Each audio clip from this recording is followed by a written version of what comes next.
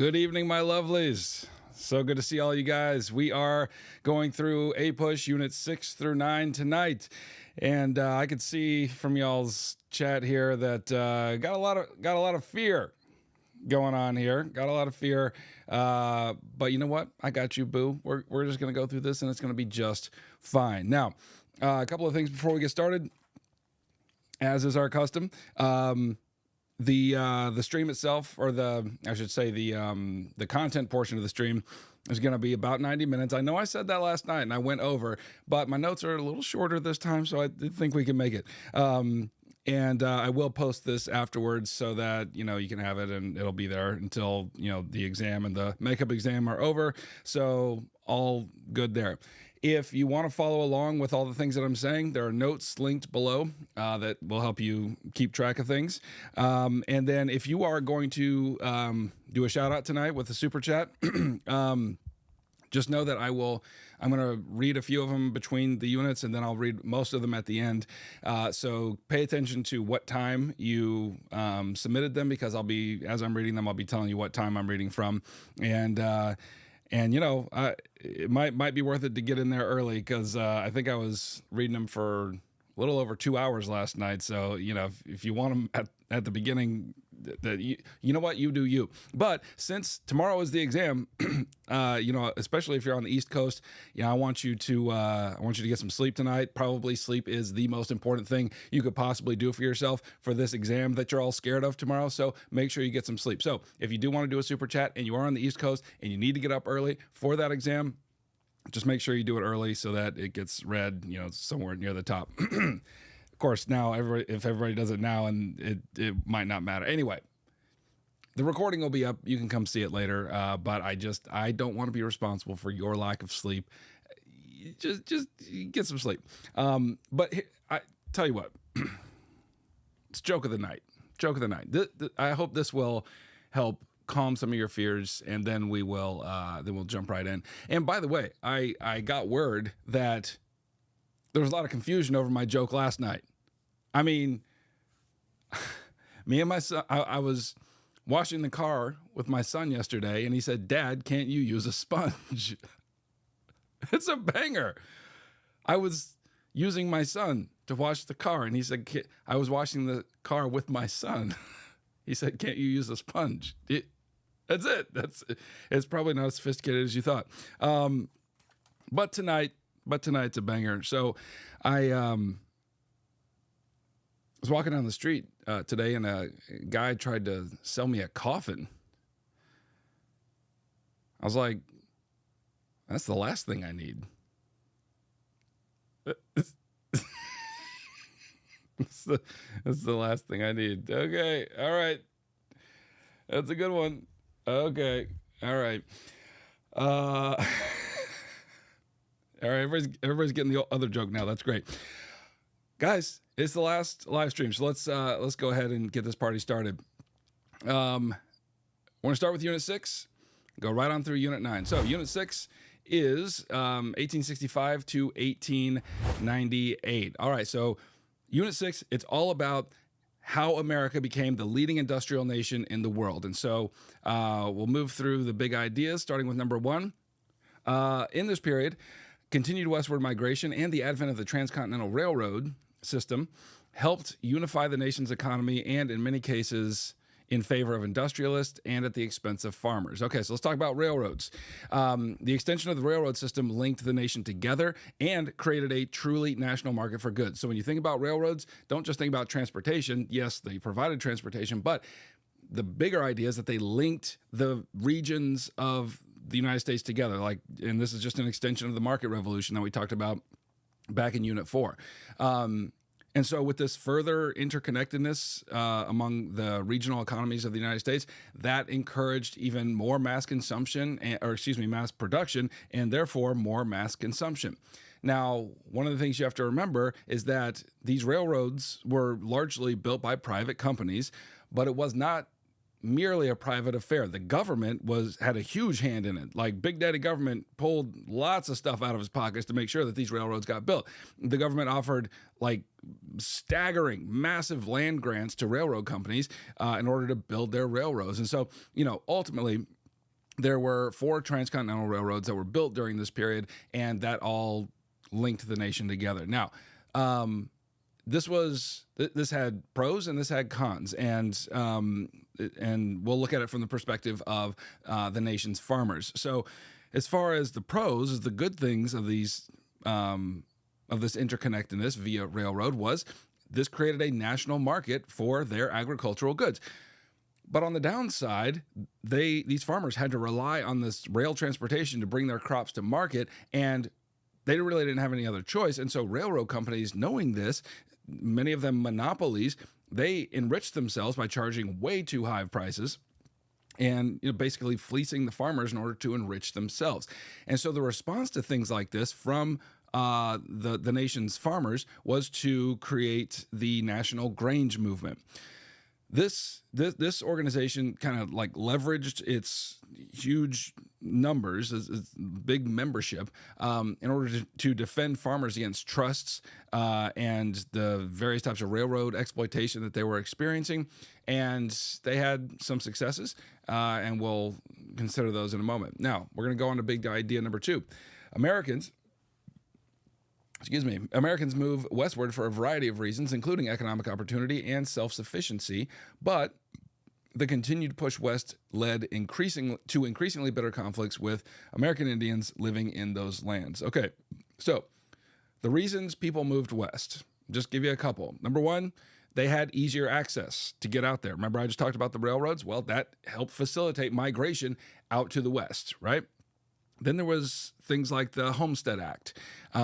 These were land grants that were given by the federal government to any American who wanted to move out west and settle a plot of land and live there for a certain period of time, and then they would own it. So the government was very invested in getting the West settled by Americans, and so that was a big reason people moved as well. And then also people just wanted to achieve self-sufficiency. They didn't want to be on somebody else's payroll, farming other people's crops, et cetera, et cetera. Now, as they were moving, just as was the case in every other period we've looked at when we've considered westward migration, the westward movement of Americans led to more conflicts with American Indians. So, the Transcontinental Railroad facilitated all this mass migration west, and that created what was called in the mind of the white majority of Americans, the Indian problem. Okay, so the solution that they came up with was the reservation system. Under the reservation system, American Indian populations were assigned to, tracts of land on which to live, and that was a means by which they could be subdued. Now, American Indians did resist this, and there's many examples of this, but I'll give you just one, and that was the Sioux Wars. So this resistance was successful at first, and then, tensions started to die down. But then came the Indian Appropriation Act, and that ended the federal recognition of Indian sovereignty on their reservations and nullified all previous treaties. That leads to another war with the Sioux, but the U.S. ultimately defeated the Sioux. And so the resistance from American Indians, in large part, is somewhat broken, okay? That leads to the push for an assimilationist movement, which attempted to get American Indians to abandon their cultural heritage and, blend in with Americans. The lawmakers are like, hey, if you want to be around here, you need to be like us, talk like us, have governments like us, et cetera, et cetera. And the chief law that to associate with that is the Dawes Act, okay? This law broke up tribal organizations. It also divided up tribal lands into like 160-acre plots and then granted them U.S. citizenship if they would assimilate. Okay, very, very American law, attempting to erase the culture and the traditions of American Indians. That leads us to big idea number 3. Despite significant efforts to create a new South, the Southern states entrenched themselves in racial segregation and a continuing adherence to agriculture. Okay, so after the Civil War, one of the reasons that one of the reasons that the South lost the war is because the North had such a superior industrial capacity. All the factories, all the manufacturing, that was up north, and that was a big reason they lost the war. So after the war, some Southern leaders wanted to reimagine the South with a much greater industrial capacity. So that's what we mean when we say the New South. And, there were some successes here. A few places in the South even exceeded the North in terms of railroads and industrial capacity, but those were very isolated examples. And for the most part, the South remained largely agricultural. So there was an attempt to create a New South, but mostly it remained like the Old South in terms of social structures, racial hierarchy, that sort of thing. For example, the Supreme Court case, Plessy v. Ferguson.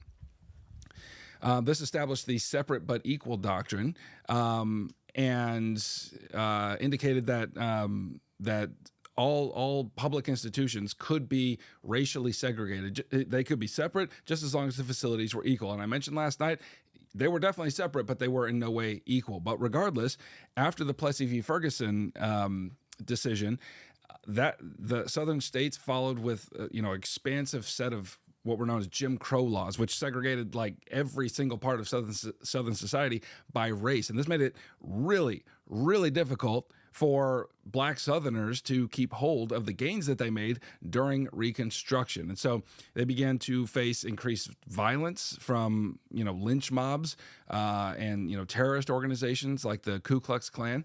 And so, after Reconstruction ended, the South wasn't so much new. It was sort of just a new version of the Old South. But there was still other examples of resistance. For example, with Ida B. Wells, she was a newspaper editor and, editorialized against lynching and Jim Crow laws. And as a result of her suffering violence, she had to move north in order to continue her efforts and continue to publish her writings. But the point is, even in the face of all the violence and the injustice, there was still resistance. And that leads us to big idea number 4. Technological innovation created the occasion for the rise and expansion of industrial capitalism. So real quick here, I just want to talk about 2 things. Number 1, westward expansion. One of the big desires for expanding west was to have greater access to natural resources that were needed by the industrial capitalists. Okay, they're always needing more raw materials, and there was this whole expansive westward frontier that they thought was full of resources, and they get it. So let's go ahead and move west. So that helped with the expansion of industrial capitalism. But there was also a lot of technological innovation. I'm just going to give you one example here, and I'll just for poops and giggles, I'll give you the Bessemer process. This was a way in which steel was made much stronger, and it doesn't really matter how, but steel was made much stronger. And, American industry on the whole was built with steel, and so that became, kind of a big deal. And that leads us to big idea number 5. Large-scale industrial production transformed the American economy during the Gilded Age. Okay, so we need to talk about business practices that enabled this, transformation of the economy during the Gilded Age. So the first one is vertical integration, and the second one is horizontal integration. Now, a lot of different people were associated with these similar practices, and even I'm going to associate vertical integration with Andrew Carnegie and horizontal integration with John D. Rockefeller, but these ideas aren't exclusive to them. In fact, they both did some of all of it. So just so you know. But with vertical integration, the idea was that the business owner would acquire all the industries that were required to manufacture their product. So, in Carnegie's case, he was a steel magnate. So, he had all the factories that made the steel. And so then he bought the transportation that would ship the steel. And, to own every part of the process, that's vertical integration. But then horizontal integration, who were associating with John D. Rockefeller, the idea there was just buy out all your competitors until you dominate your industry. Okay, he was quite good at that. Now, the name of the industrial game during the Gilded Age for businesses was get as big and as powerful as possible. In other words, like become a monopoly or, you know, if you want another word for it, and I know that you do, then it is a trust. Okay. So this was made possible by the anti-regulation atmosphere of the federal government during this time. That the government during this time was in its relationship with big businesses very laissez-faire, very hands-off. Y'all do whatever you need to do. We're not going to get involved. Okay, so that was one of the big reasons they were able to grow the way they were able to. But also there was some ideology that helped these businesses grow during the Gilded Age, and chief among them would be social Darwinism. So you know, biological Darwinism is just, you know, the strong eat the weak, the strongest survive, and are the ones who adapt in nature, the species who adapt best to the environment, they're the ones who are going to thrive, and the ones who adapt least, they're going to die out. So that's in nature, and that's where Charles Darwin was doing his work. But now we're applying this to business. We're applying this to society, okay? So these industrialists are like, hey, clearly, if we're growing wealthy and we're growing powerful, that means we are the ones who have adapted the best to this new economic, this new industrial environment. And so nobody should be like, if the principles of Darwinism are true, nobody should stop us, because this is the way the world works. But there was balance to that, and the balance came in the form of Carnegie's Gospel of Wealth, in which he argued that not against the accumulation of wealth, but he argued that the rich did have a moral obligation to better society with their riches. Okay? That'll lead us to big idea number 6. While some Americans' standard of living improved, many in the labor sector found their lives unsustainable and fought for better treatment. Okay, so we get the rise of the middle class. Industrialization creates the occasion for the rise of the middle class and the advent of white-collar work, which I'm saying the same thing there. Those are, you know, put an equal sign between those two things.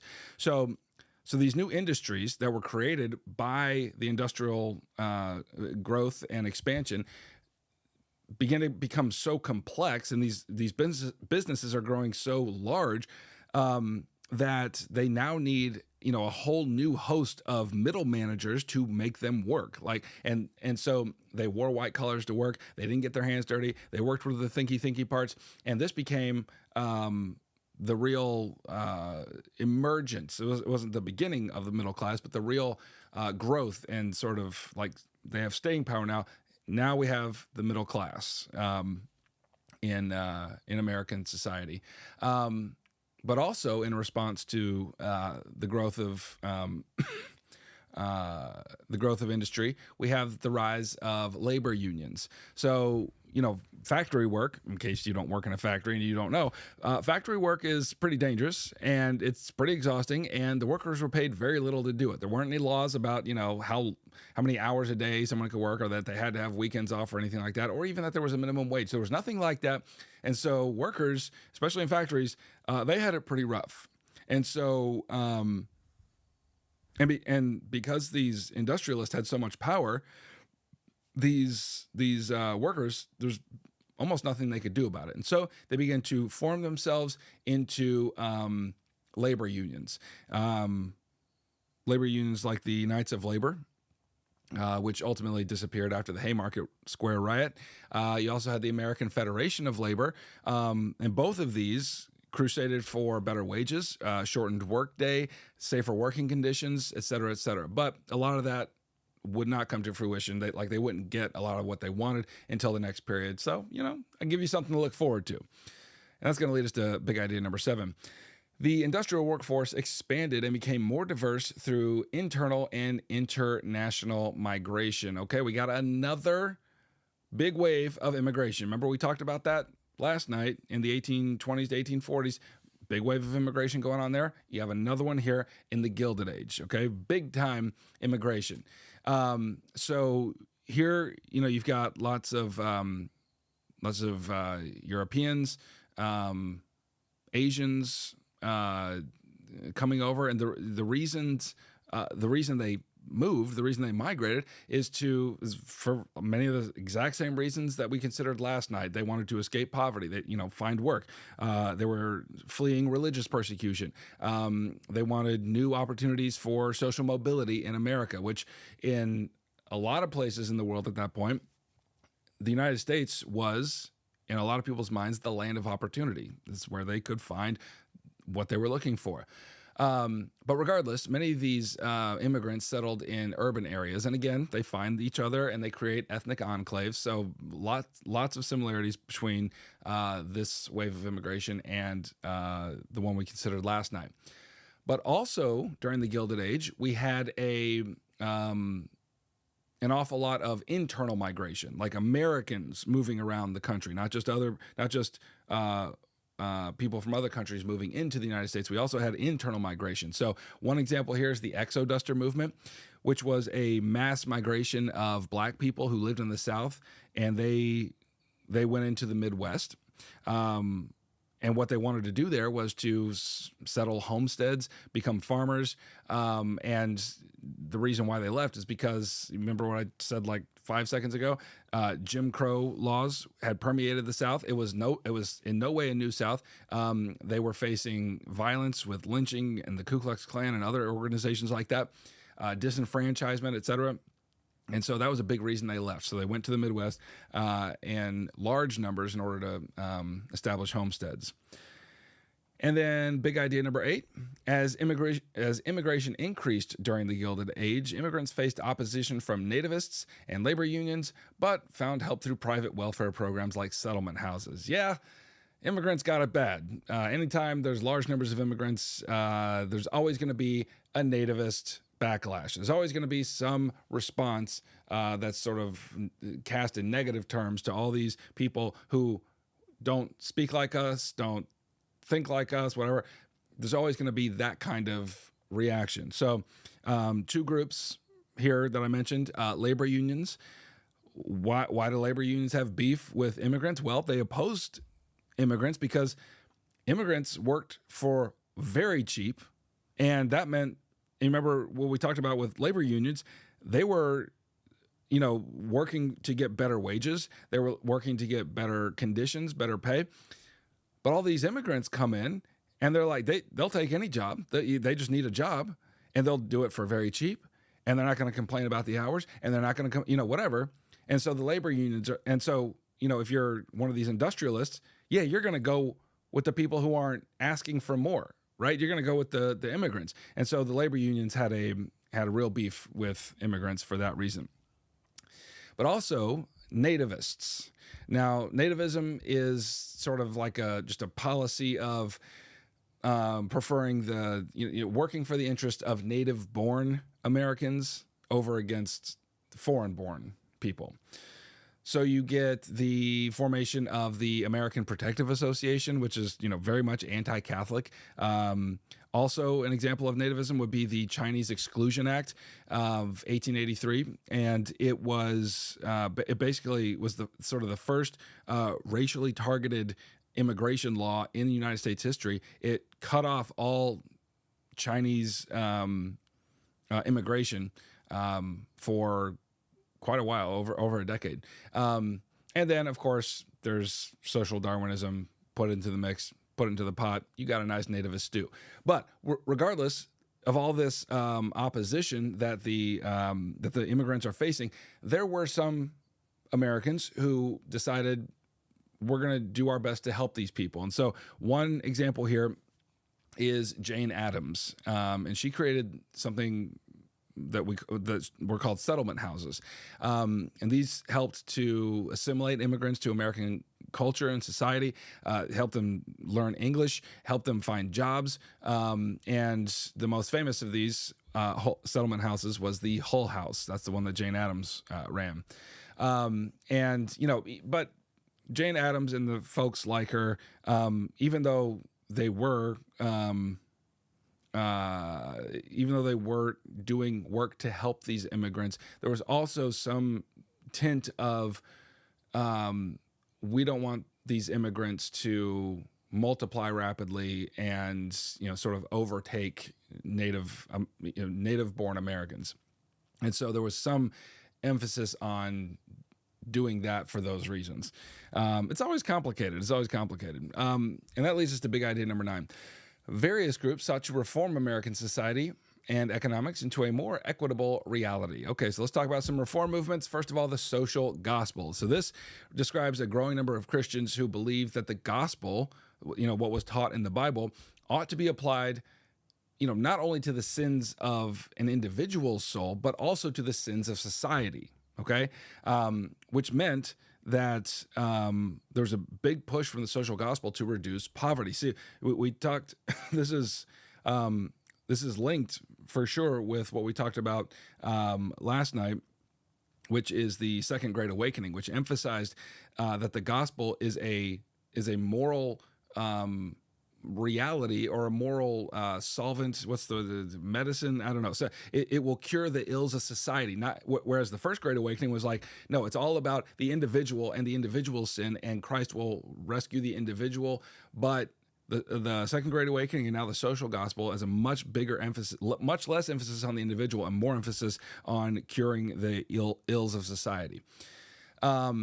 But also, in terms of reform, there was during this time an increasing interest in socialism. So when as the industrialists, there was a huge wealth gap that was occurring. The rich were getting so rich, the poor were getting so poor, and there wasn't much opportunity to close that gap, especially for those at the bottom.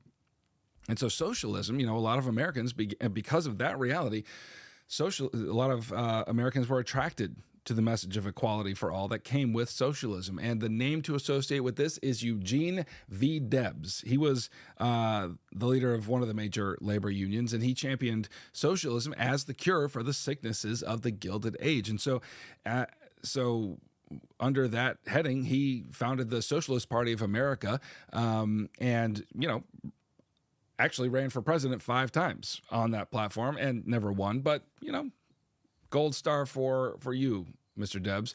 But then another area of reform during this time was the formation and rise of the Populist Party. So this party mainly represented the interests of farmers, and they wanted to correct the concentration of economic power that was held by trusts and banks. And they laid all this out in something called the Omaha Platform. So what the populists wanted was the direct election of senators, voting reforms like the initiative and the referendum, the unlimited coinage of silver, and all of these taken together would put more power into the hands of ordinary people, in this case, ordinary farmers, in order to shape the government according to how it would benefit them and not just the rich elite. Okay. Now, the populists, they didn't get too far in terms of getting a lot of these desires and the plans on their platform codified into law, but the progressives in the next unit, they're going to take up some of these things and actually get them done at the federal level. So get excited for that. There was also reform in terms of women's rights. So there was a big push during the Gilded Age for women's suffrage. The National American Woman Suffrage Association was created to work toward that end. And also women were big into the temperance movement to outlaw. This is one of the ills, what a lot of people thought was the chief ill of society, and that was the manufacture and consumption of alcohol. And so women who still could not vote at this point made the best of what they did have, and they crusaded wildly for the temperance movement. So yeah, like I said, they created the women's Christian temperance movement in order to address that, and the Anti-Saloon League, among others.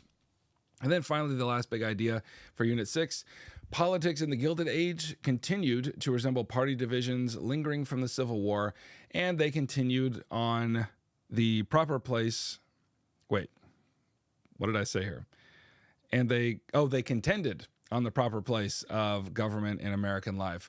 All right. So the parties at this point are the Democrats and the Republicans. Mainly, those parties coincided with the beliefs and platforms of those same parties before the Civil War. So not much has changed there. But they had endless battles, just like the parties always do. They had battles about patronage for civil service jobs, like it was extending from the spoil system with Andrew Jackson. That was ultimately corrected with the Pendleton Act of 1881, which replaced the patronage system with a competitive civil service examination. They also fought about the gold standard.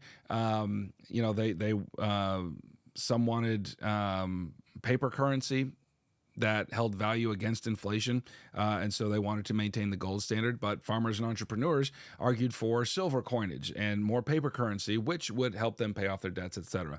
They also fought about tariffs, protective tariffs, supported American industry, but they make imports very expensive. So industrialists love the tariffs, but the farmers and ordinary citizens who have to rely on importing goods in order to live, they made it much more difficult for them. But maybe one of the defining features of politics in the Gilded Age, this is the last thing we'll say about this in Unit 6, is that it was exceedingly corrupt. So corrupt, so much corruption. And I'll just give you one example, and that was the growing influence of urban political machines. You remember old Boss Tweed over at Tammany Hall in New York? Yeah, he was the boss of one of the most infamous of these political machines. And basically what these political machines did was that they helped, especially in these urban centers where there was a lot of immigrants coming in, a lot of people who didn't know how society worked, all that. These political machines actually provided services for them where the government did not. But they did that in exchange for their votes on election day, and so they did some good for the community, yes, but they were also doing it in order to maintain their own power. And that's it for Unit 6. Woo! We did it. We did it. All right, I'm going to read a few of these super chats now. See where we get to. Glad you guys came. Thank you. Thank you for being here. Locked in on the notes. All right, all right.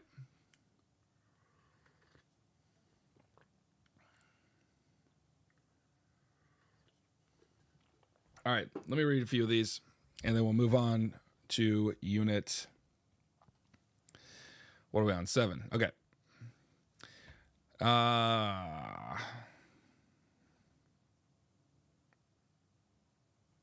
Dang it. Hold on. Stand by. My view is messed up. I can't see these. Oh, let's get some glasses on. That'll help. All right. Umbrella 98.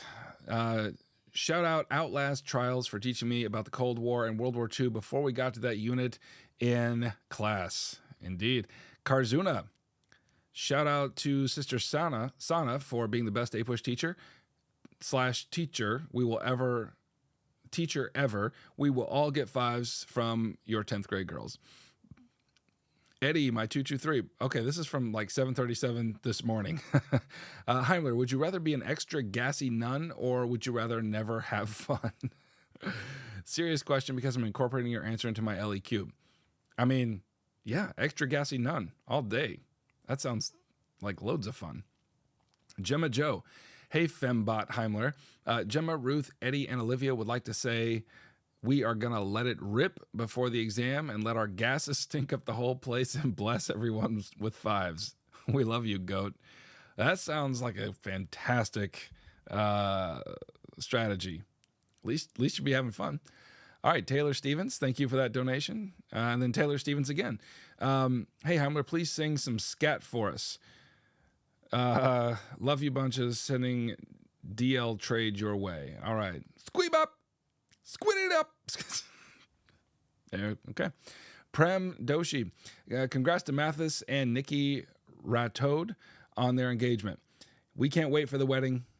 Please bless this. Shout out Tung Tung Busser Fogarty Maxing. Okay. Hey, consider that union blessed. All right, let's do a few more. Caroline T. Lilac, shout out to the GOATs, Mr. Stahlberg and Lord Williamson from Roosevelt. Go RHS. Lil Bug 10, shout out Mr. Williams from NHS. He's the GOAT. King Realistism, shout out Miss Seco Ansel. Shout out Miss Seco, Ansel, Lewis, Jordan, Sartak, Trahan, and King Nasser. Lordot, tell Ian Omer to get off the femboy sim and study. Okay, you got it. Elise Waltz, shout out Mr. Richards, and congrats on retirement. Mr. Richards, congratulations. Well done. Pretty Princess, shout out to the best APUSH teacher ever. And Mr. Andrew Dingus, also Heimler, we're your biggest fans, from Addison and Catherine. Well, thank you. All right, two more. Jack W26, shout out Miss Boye, I think, the GOAT, and her Block 4 APUSH class. Look into the camera and say, the New York Giants are worse than the Great Depression.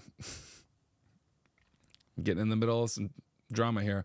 Matt EV3, shout out Miss, again, shout out Miss Boye. Oh boy, it's happening.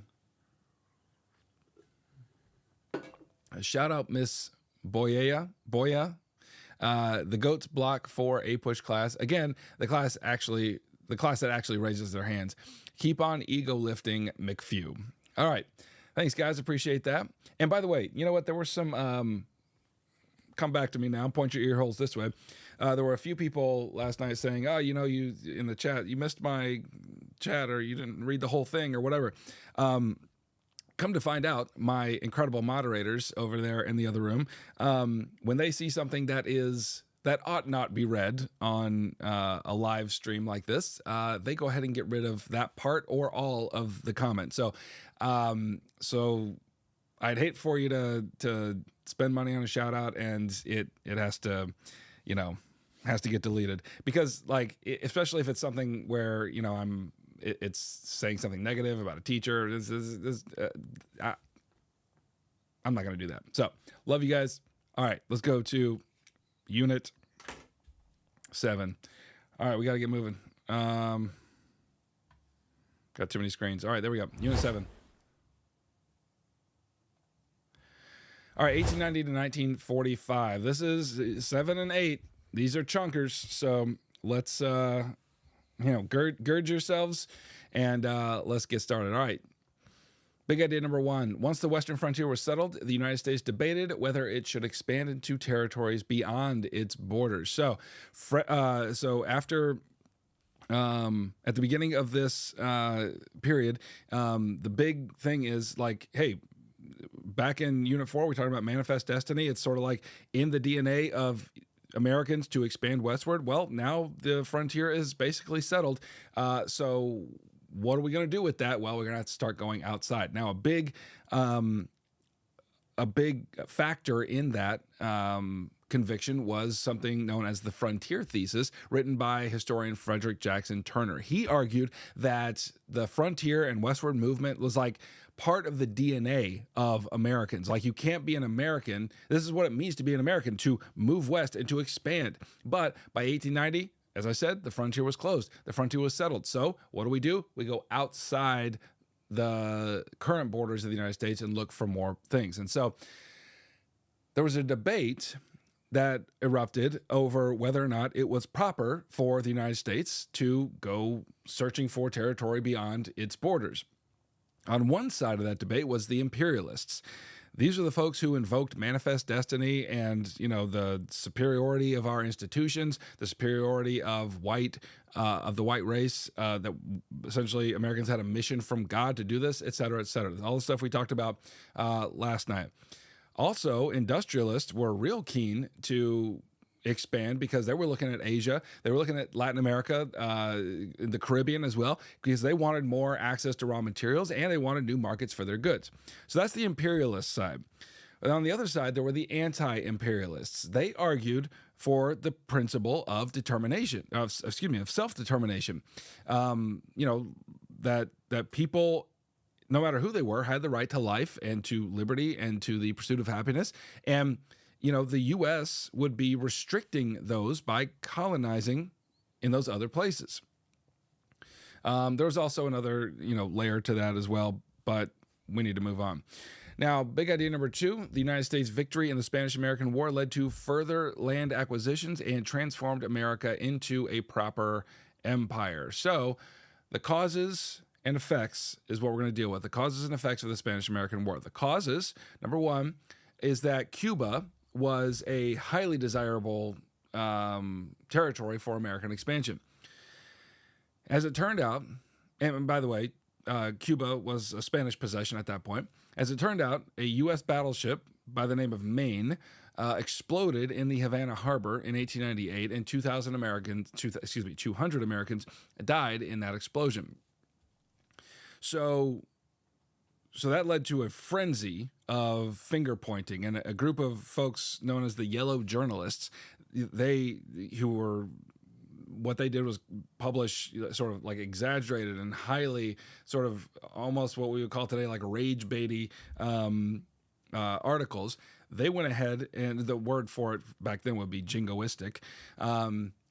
They immediately, after the Maine exploded, they immediately blamed the Spanish.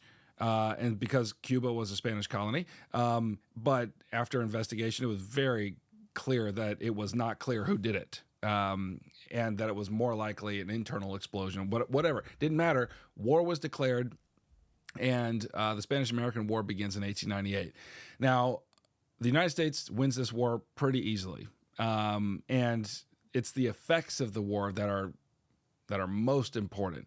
And the most important effect was that the United States became essentially now an imperial power, just like in the form of those old imperial powers over in Europe that we talked about last night. Spain had to relinquish several of its overseas territories to the United States. For example, the Philippines. The United States acquired the Philippines, which was a former Spanish colony, and then some other Caribbean and Pacific islands as well.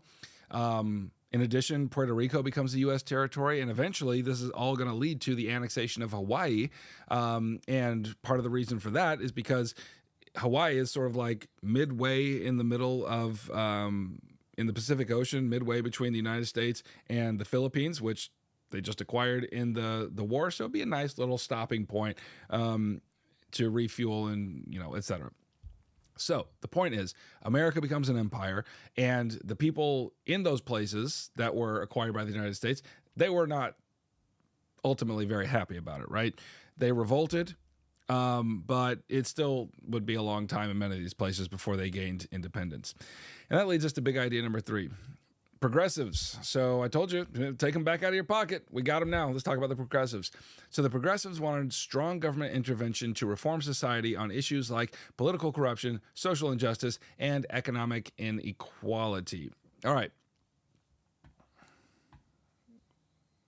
There we go. Okay. So a few things, just sort of scattershot here on the progressives.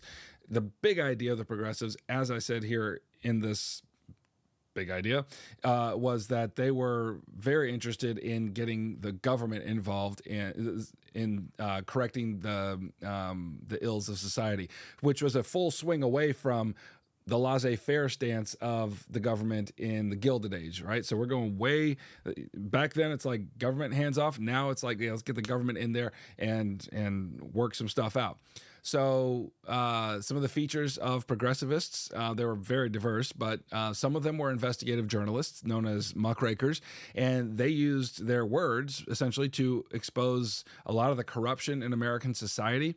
You had like Upton Sinclair with The Jungle, and Ida Tarbell with The History of the Standard Oil Company. And, there's lots of them that I'm not mentioning, but what all the muckrakers had in common was that they sought to alert the public to social inequalities and corruption and often the halls of power. And that as more and more people read this, that created the occasion for reform. It got the ear of the American public, and that created the occasion for reform. Like it did, for example, when Teddy Roosevelt read Upton Sinclair's The Jungle and then led that led to the passage of the Meat Inspection Act. So these investigative journalists were actually raising issues, and the government was responding to those issues.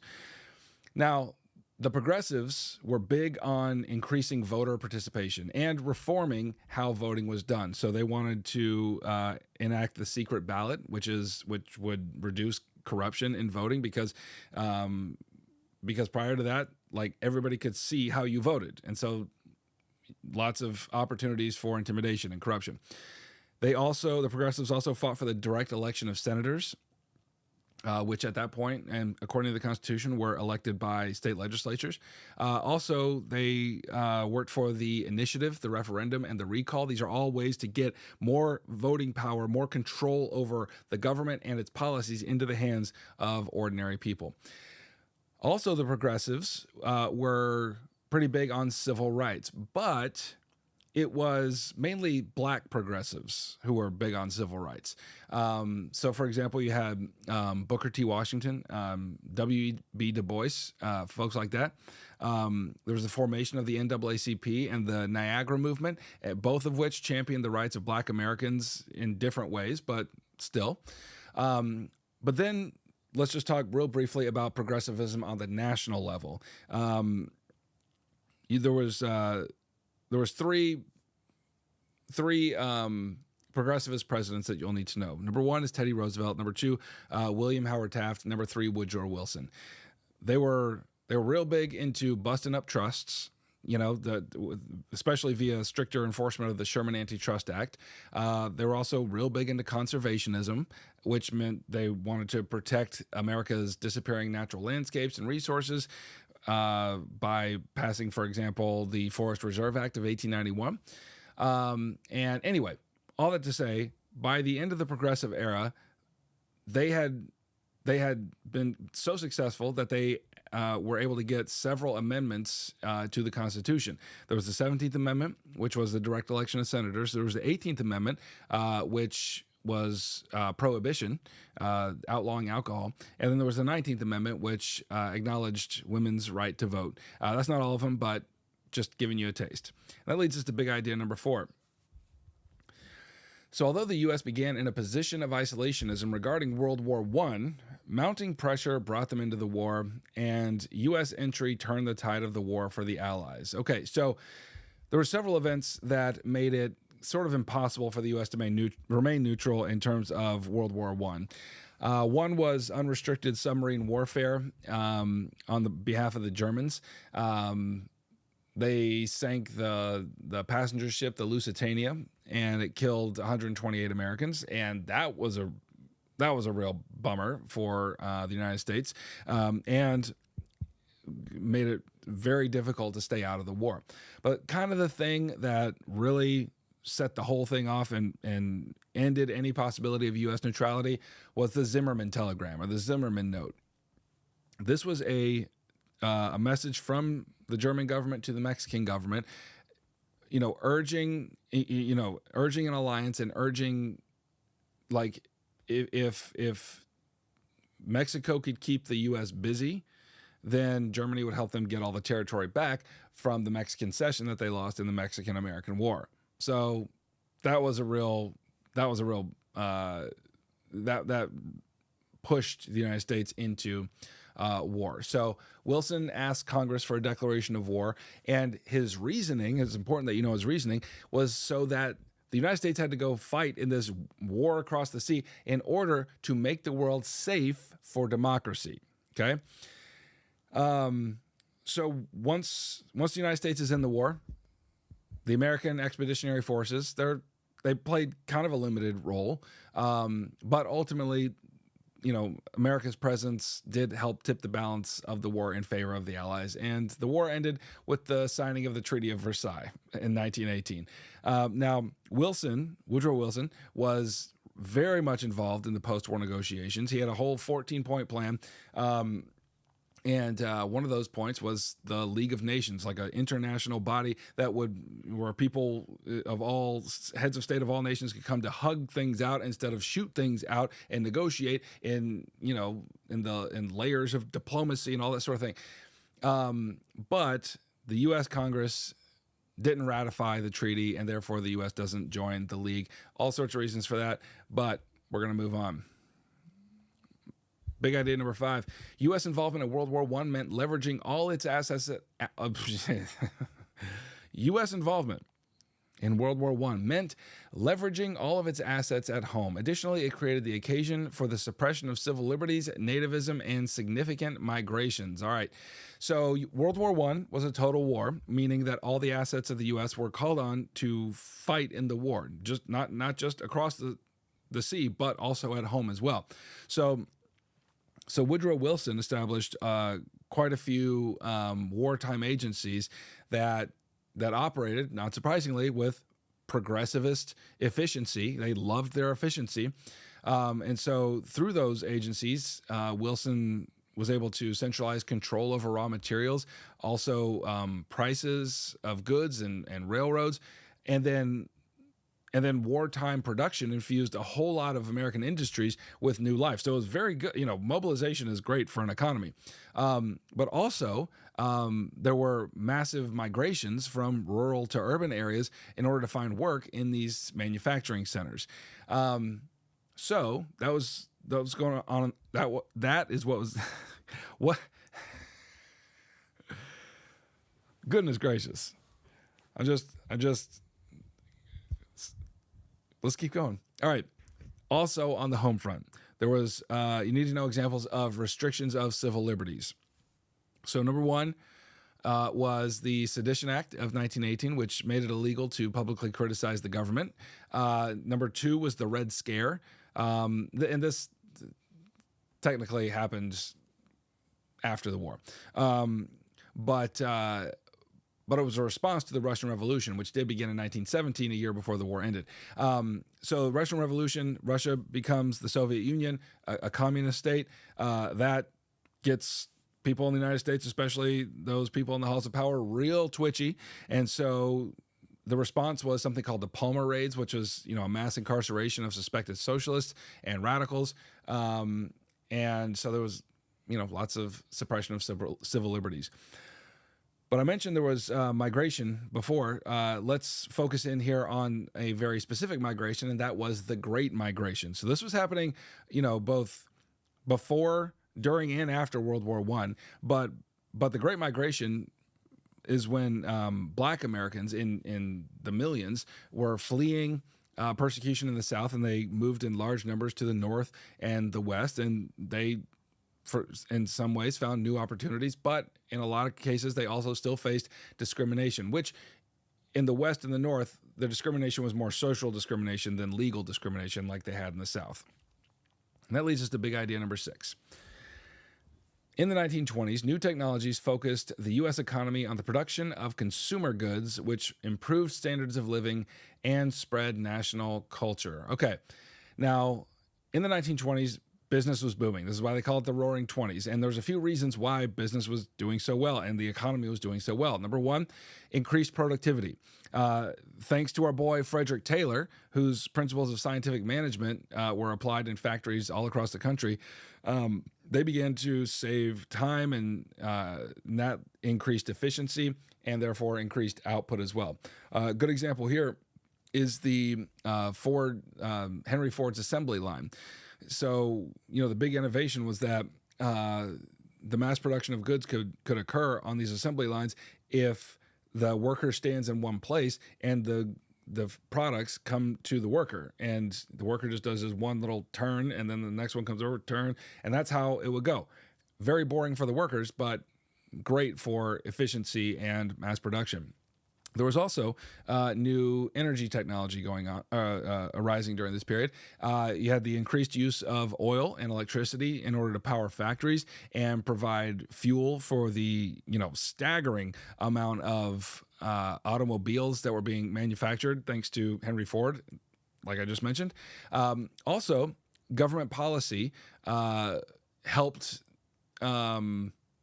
helped this expansion of business and the economy. So, during the 20s, the government backed way off of prosecuting trusts and offered corporate tax cuts, and that allowed business. So, again, we're going back and forth here, back and forth. Gilded Age, government's hands off, laissez-faire with businesses. progressive era, they're like government hands all the way on, and then we get to the 1920s, hands off again. So it goes back and forth, back and forth. But also under this heading, you need to know about the spread of mass culture through new communication technologies. The radio becomes a big thing at this point. So, by 1930, Americans had something like 800 radio stations, and that programming came into like a third of American homes. But mass culture was also spread through films, movies. This became a big business during this time, centered in Hollywood in California. And that's all I'll say about that. And we'll move on to big idea number 7, because what are we at? 8 o'clock. All right, let's go. All right, the urbanization of America granted new opportunities for women and immigrants, gave rise to new forms of art, and emphasized regional differences. All right, so by 1920, more than half of all Americans lived in cities. Now, women, let's talk about how it affected women. So most middle-class women were expected to bear children, be homemakers, that sort of thing, because the idea was the man and the woman had separate spheres, and the man, it was sort of like you couldn't really call yourself middle class as a man if you didn't make enough money for your wife to not have to work. That was not the case in the working class. Men and women often worked side by side, or not side by side, but they both had to work. So urban centers actually offered opportunities for women to enter the workforce, especially in jobs like nursing and teaching. And so this pattern of urbanization actually offered opportunities for women, but also for immigrants. So, after the war, immigration spiked again. Guess what it leads to? Another rise in nativism, which led to the passage of immigration quotas, one in 1921, one in 1924, that made it increasingly difficult for Eastern Europeans and Asians to immigrate into the United States. But also, amidst all of this, you've got new forms of art and literature. So, for example, you have the Lost Generation, which is, they're called that because, it's a group of writers called that because they're kind of disillusioned by all the sacrifices that were required during World War I. And what they saw is lots of religious hypocrisy and that sort of thing. You had folks like F. Scott Fitzgerald, Ernest Hemingway. I'm sure you guys have read their books in your classes, Gertrude Stein, etc. But also in terms of art, there was a flowering of art from Black Americans known as the Harlem Renaissance. Now, this had a lot to do with the Great Migration that we just talked about. Huge population of Black folks moved into Harlem in New York City. And so you got writers like Langston Hughes and musicians like Louis Armstrong who are creating new forms that celebrated and explored the Black experience in America. But also, last thing on this big idea, there was a crisis, so to speak, in American values and what it meant to be an American. And one particularly hot topic was religion, the Christian religion. So you had the modernists versus the fundamentalists, and the modernists were much more progressive. They thought the Bible could be read and applied to current issues, whereas the fundamentalists were much more literal with the Bible. They took the Bible literally, whereas maybe the modernists did not. And so they had a great conflict, and that conflict was put on display in the Scopes Monkey trial.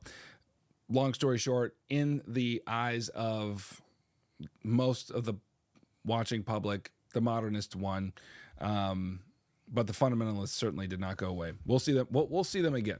We'll just wait till the next unit. We'll see them again. All right, big idea number 8. The Great Depression caused policymakers to transform the United States into a limited welfare state with the New Deal and further define the goals of modern American liberalism. All right, so the Great Depression begins with the stock market crash of 1929. Franklin Roosevelt is elected, and he has a strong belief in government intervention. Okay, swinging right back. We had during the 1920s, laissez-faire. FDR comes in. No, let's get the government's hands right back on the economy. This is based in something called Keynesian economics, and what came out of that was something called the New Deal. So Roosevelt promises to address the 3 R's: the relief for the unemployed, recovery for businesses, and then reform for economic institutions. So in terms of relief for the unemployed, he created, the law created organizations or programs like the Public Works Administration, which employed people. The government employed people to do infrastructure work like roads and dams and bridges, et cetera. And in terms of recovery and reform, a good example of a piece of legislation here was the Glass-Steagall Act, which increased regulation of banks and limited the ways that banks could invest people's money. Now, the New Deal was so much more expansive than what I just told you. It was a massive undertaking to see, could government intervention based on Keynesian economics, could all of that pull the United States out of the Great Depression? Whether it would have or not, we don't know, because World War II is about to come, and that's going to do it for us. So that leads to big idea number 9. Before entering World War II, the U.S. publicly maintained its traditional isolationism while simultaneously aiding the Allied efforts. But the U.S. entered the war after the attack on Pearl Harbor. All right, so again, just like World War I, the United States, as World War II breaks out, the United States wants to stay isolated while still helping the Allies. And so they did that through several programs like Cash and Carry, which was, an act that allowed any belligerent in the war to purchase arms from the U.S. just as long as they paid with cash and use their own ships to transport them. But since Britain effectively controlled the seas, this was really aiding Britain, okay? Then when the cash ran out, the United States put out the Lend-Lease Act. This allowed Britain to obtain the arms they needed on U.S. credit. So the U.S. is maintaining neutrality, but not really, like still helping the side that most aligns with U.S. goals and ideology. But Americans did not want to get involved in this war until the Japanese attack on Pearl Harbor and other U.S. territories around the world. That brought America into the war, and that leads us to big idea number 10. The required mobilization for the U.S. entry into World War II transformed American society economically, and while creating the occasion for violations of civil liberties. So World War II, as I mentioned, basically cures the Great Depression. Federal spending increases by like 1,000% in order to produce what the nation needed to go to war, which effectively ended the Great Depression since GDP rose like 15%, which, if you don't know, that's a lot. That's a lot. So mobilization for war was fantastically productive for the United States. And because of the industrial capacity the United States already had, it was able to contribute that strength to the war effort and ultimately lead to victory. But again, we also have to talk about the other side, which is, just like in World War I, there was a significant trampling of civil liberties during World War II. The biggest example would be the internment of Japanese Americans. So despite many of them being American citizens, the Japanese population of America, mostly on the West Coast, they were associated with the Japanese who bombed Pearl Harbor. And so, and because, the people in power held racist beliefs, and which led to irrational fears, over 100,000 Japanese American citizens were forced into internment camps. And so this was challenged in Korematsu v. the United States, but the court did uphold Roosevelt's executive order as a wartime necessity. And then we get to big idea number 11, last one of Unit 7. So once the U.S. committed to the war, Americans saw the war as a fight for the survival of democracy and freedom against fascist totalitarianism. All right, so quick on the war. The turning point of the war in the European theater with U.S. involvement was D-Day. It was the largest amphibious assault in the history of the world, and as the Allies were effective there in recapturing France from the Germans, that began their march to Berlin, and then, long story short, Germany surrenders on May 7th, 1945. There you go. And then in the Pacific Theater, after a decisive victory at Midway Island, U.S. forces engaged in what was known as the island hopping campaign, or an island hopping campaign, which meant that they bypassed heavily fortified islands in order to land on less strategically advantageous islands, and basically effectively cut off the Japanese supply line. And ultimately, it was the deployment of a devastating new weapon, namely the atomic bomb, that ended the war in Japan. So Americans dropped 2 of these atomic bombs, one on Hiroshima, one on Nagasaki, and these bombs had a destructive power unlike anything anyone had ever seen. And it led to an awful lot of debate about the morality of such a weapon. But regardless, Japan did surrender, and the war at that point was over. And that's all for Unit 7, ladies and gentlemen. Right on. Will you play Fortnite with your fans after the exams? Hey, you know what? We could just turn this stream into a Fortnite stream as far as I'm concerned. Dang, that'd be fun. That would be fun.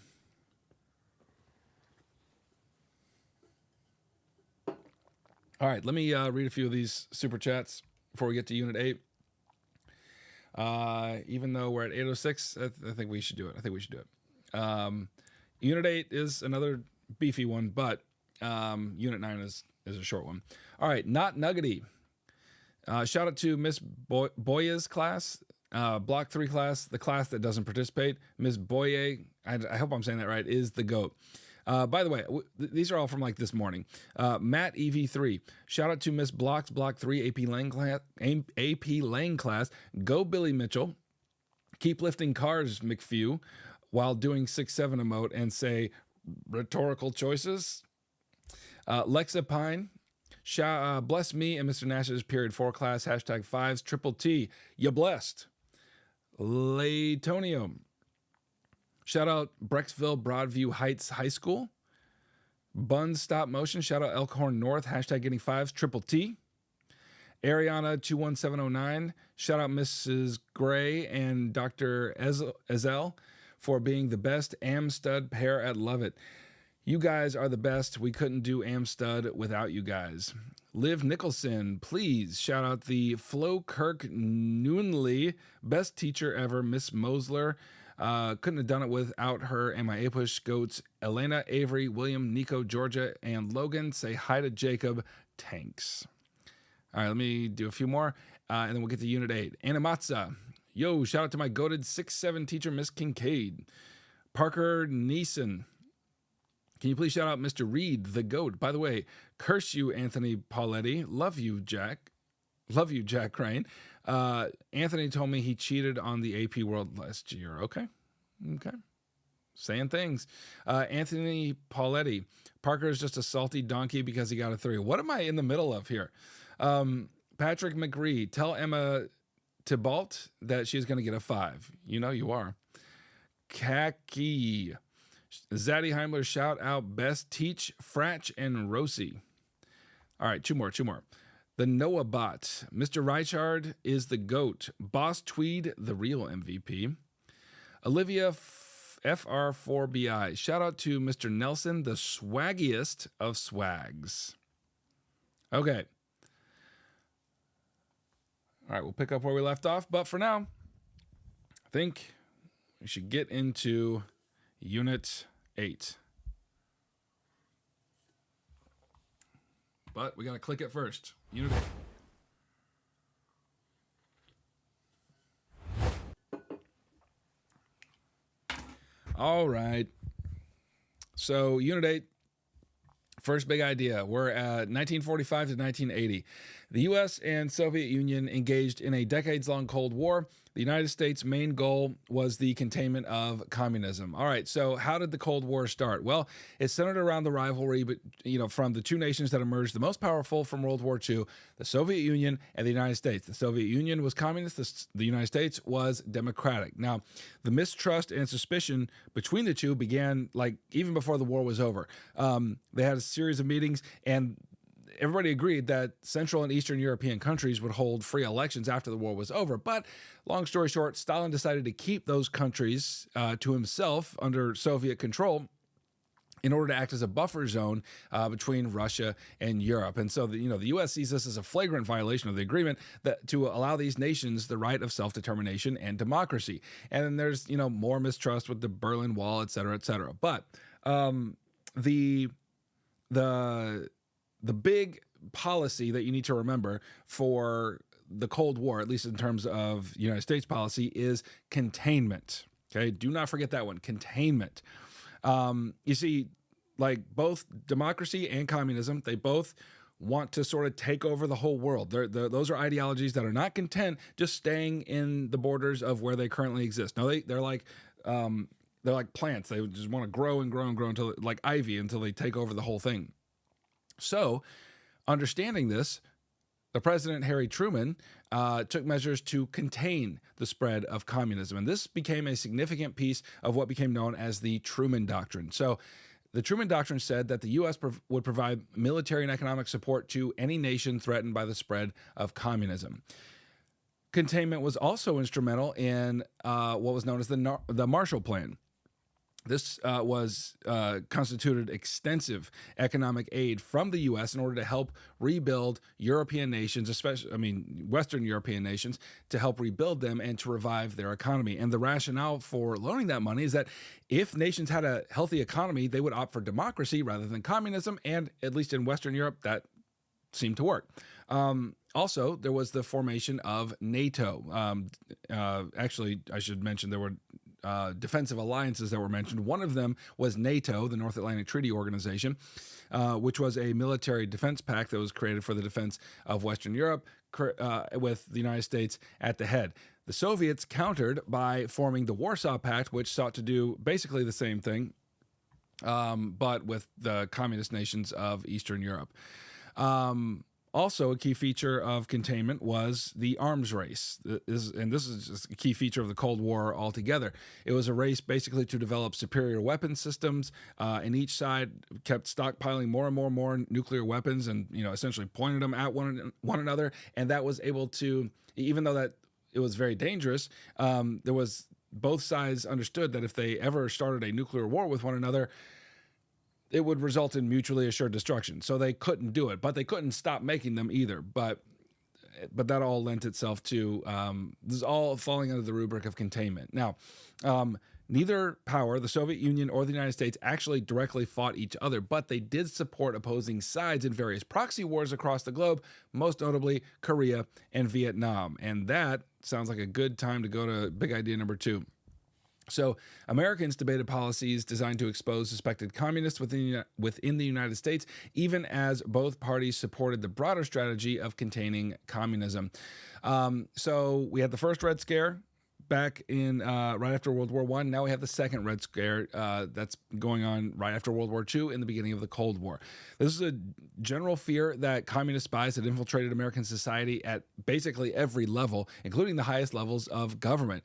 And the most sensational person responsible for spreading this he was not the only one, but he definitely exacerbated it a lot, was Joseph McCarthy. And he was so influential that we call this sort of fear, this irrational fear over communists everywhere, we call it McCarthyism. Like, he claimed that he had a list of 205 communists that were working in the State Department, and that had the effect of creating sort of a mass hysteria. And ultimately, McCarthy, he didn't have a list. It was all lies. He couldn't prove his claims, and ultimately he was disgraced. But that didn't mean that anti-communist fervor didn't sort of stick around, because it very much did. And that leads us to big idea number 3. The U.S. economy grew significantly in the 1950s, creating the occasion for the baby boom, cultural conformity, and an increase in migration. All right, so let's talk about the baby boom first. This was a post-war explosion in babies being born, like 50 million added to the population between 1945 and 1980. That led to a big increase in the demand for housing construction, and so that growth mostly took place in suburbs. Okay, example is Levittown, which was sort of the the model for how mass-produced houses could be set up in neighborhoods and expand the housing capacity of the United States very fast.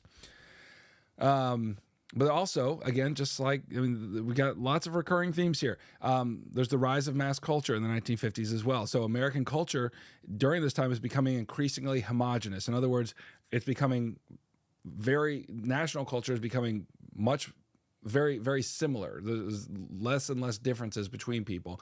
And there's lots of causes for that. One is the television.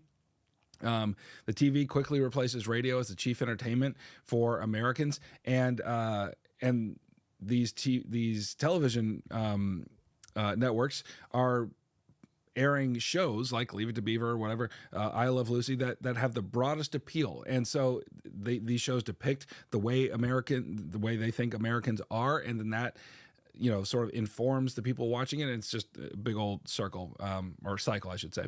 But with that conformity comes a rebellion, and this is largely from artists. So you've got folks like J.D. Salinger and The Catcher in the Rye, and his guy, Holden Caulfield, who is all massive distaste for phoniness.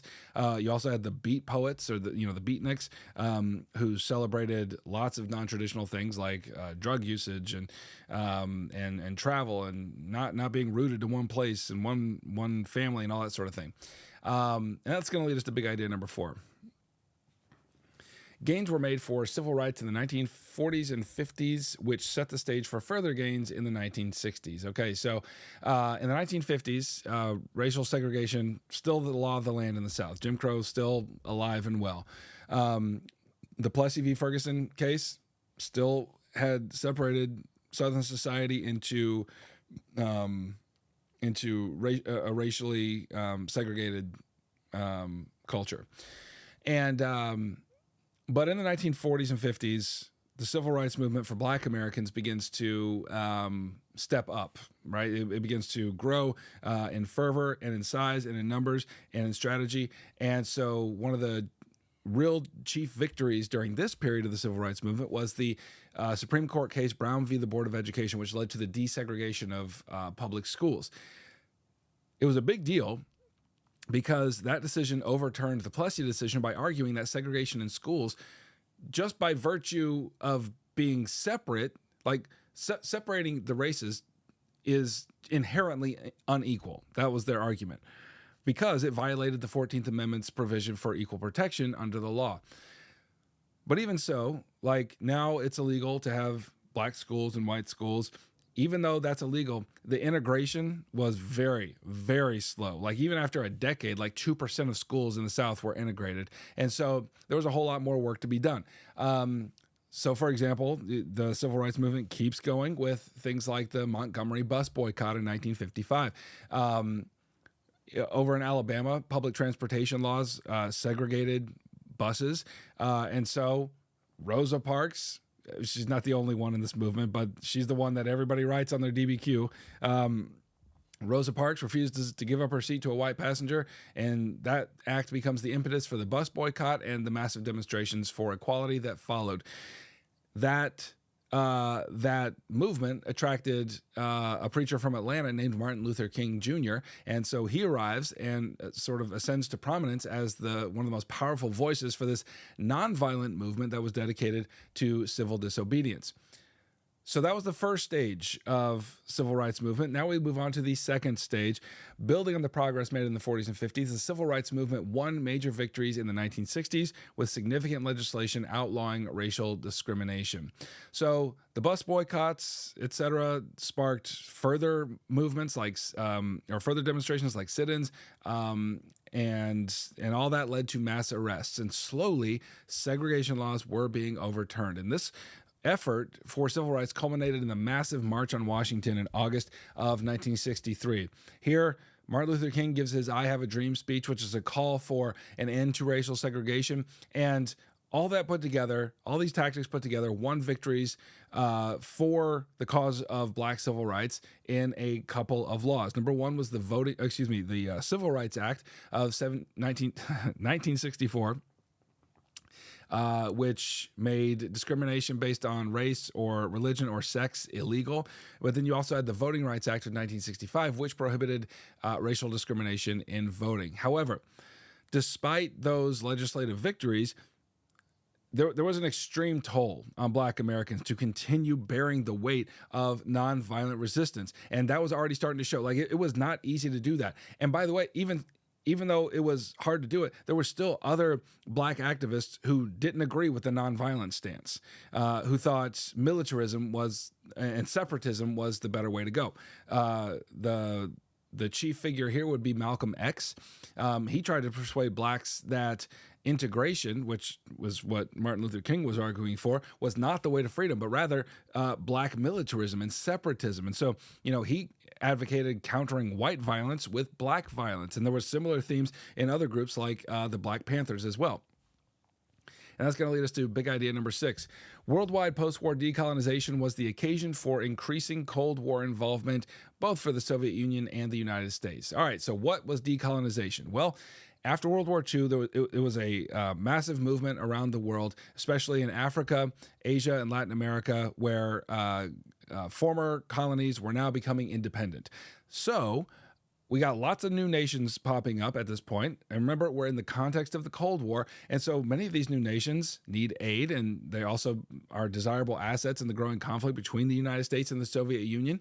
And so both powers are sort of racing to influence these new states to come to their side, one side or the other.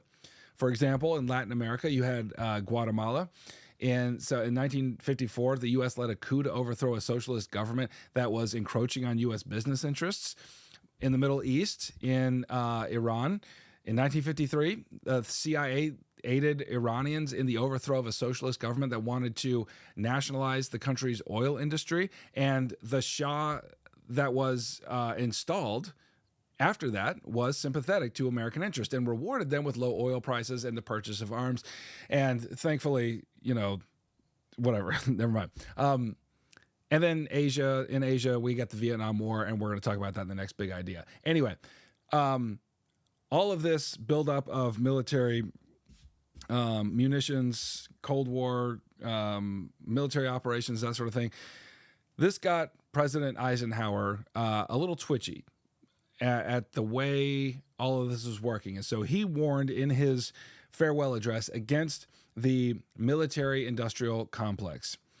So he said this was a sort of a negative impact, a negative consequence of the Cold War. What he meant was that in the midst of the arms race with the USSR and all the military interventions trying to overthrow communist or socialist governments in order to install whatever, all that stuff, the U.S. was in danger of becoming kind of like a military state. Like the economy and the lawmakers were very dependent on these private munitions manufacturers. And so it's like this, he was envisioning a moment where public policy was made in order to, influenced by the need to continue manufacturing materials for war. Not a great thing. And then big idea number 7. The Vietnam War was fought under the rubric of communist containment, and it created deep divisions among Americans about America's proper place in the world. All right, so Vietnam basically starts under John F. Kennedy, sort of soft start. But then Lyndon Johnson becomes president after Kennedy's assassinated, and under his term, something called the Gulf of Tonkin incident occurs, and it was sort of a questionable firing on U.S. ships. But regardless, that incident gave the Gulf of Tonkin resolution was passed, and that basically gave the president a blank check to exercise whatever powers were necessary to protect American interests in that region. Now, it's not technically a war that had been declared by Congress, and that became a huge debate at home because, had the executive branch actually abused its power by conducting foreign policy with military action apart from congressional approval?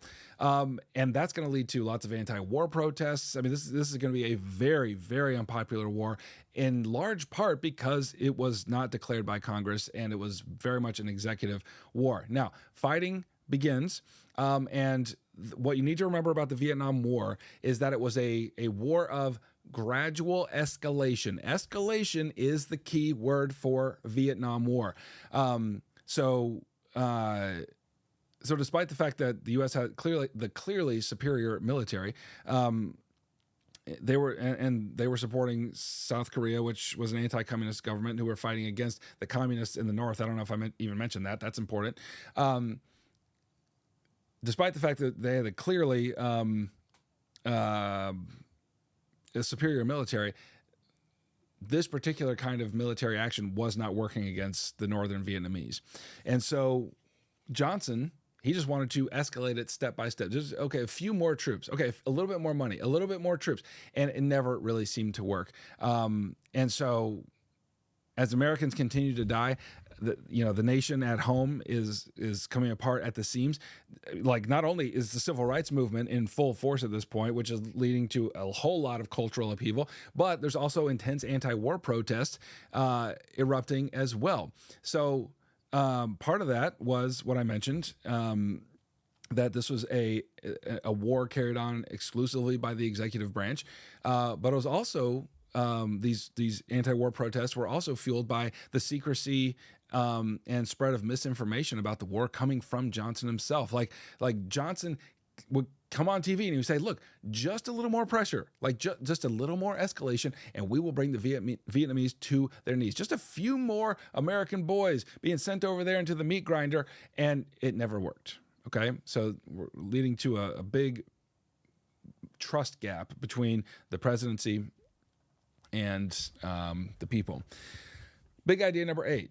Despite all that turdish behavior from Lyndon Johnson, he was trying to do something good at home. Lyndon Johnson's Great Society carried on the legacies of the New Deal and is considered the high mark of American liberalism. So despite all those criticisms of national waste and the immorality of the Vietnam War, Johnson did work very hard to create at home what he called the Great Society. So basically, when you think of Great Society, think of New Deal 2.0. It's basically an expansion of the social reforms introduced by the New Deal. And the key tenet, the Great Society was so much more complicated than I'm about to tell you, but one of the key proponents, one of the key purposes of the New Deal was what was known as the War on Poverty.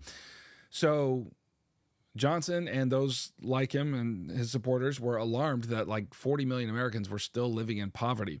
And since the Congress was a majority Democrat, they basically gave Johnson a blank check to do whatever he wanted in terms of creating the Great Society. So he created the Office of Economic Opportunity, which implemented self-help programs for impoverished Americans, things like literacy programs and vocational training. And it was very, very expansive. Now, when it came time for an election, Johnson was made the president properly, and therefore he interpreted that as a mandate to continue to expand the Great Society. And so we had an expansion in terms of healthcare, for example, with Medicare, which was health insurance for people, government-sponsored health insurance for people over 65. And you had Medicaid, which was government-sponsored health insurance for those in poverty. You also had the Immigration Act, which abolished immigration quotas, which they saw as unjust. And so anyway, just picking a few little grapes off the vine of the Great Society, but you get the idea. It's government intervention in order to create a liberal vision of what society should be, where all people had equal opportunity. That brings us to big idea number 9. Oh my gosh, it's almost 8:30. I didn't do it. I tried. So don't forget the super chats are turning off at 8:30. So if you want to get them in, get them in. But I'm going to keep going. All right. Civil rights movement expanded to include Latinos, American Indians, Asian Americans, women, and gay and lesbian Americans. So the point is, as Black Americans were successful in their civil rights movement, that sort of led to an expansion of other groups taking up similar causes. Latino Americans, a lot of Latino laborers were exploited and they were paid low wages. And so under the leadership of a guy named Cesar Chavez, they undertook some boycotts and protests. In 1975, they won collective bargaining rights in order to address all this wage disparity that was so hard on them. Then there was civil rights expansion with American Indians. The American Indian movement was founded in 1968, and their goal was to reclaim tribal traditions and achieve self-determination and address the raging systemic poverty that was shared by a lot of American Indians. And the key moment for this movement was the occupation of Alcatraz Island, which became a cornerstone for American Indian activism. Then there was the gay liberation movement. The key event here was the raid on the Stonewall Inn, which was a gay bar in 1969 in New York City. And that was not an unusual occurrence during that time in New York City for police to raid gay bars looking for men to arrest because they were gay and that was illegal. But in this particular case, for various reasons, the patrons of that bar spontaneously erupted in resistance, and that led to a growing and very organized protests in the following months, and their efforts did pay off. So, for example, in the 1970s, homosexuality was changed in its status from a mental illness to a legitimate sexual orientation. And there were so many more gains as well, but we're moving on. We also had the women's rights movement. So the women's rights movement has been going on since the beginning of the country. But in this particular iteration, one of the big starting points was the publication of The Feminine Mystique by Betty Friedan, which explored the boredom and the imprisonment of the typical housewife who was like just there to serve her husband and family at the expense of her own needs.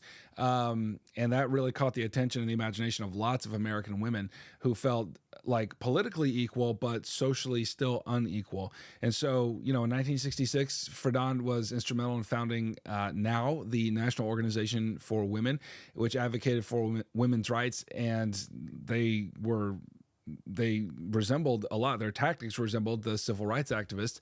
And they went on these marches and protests in order to secure equal opportunity and equal pay for women. All right, that leads us to big idea number 10.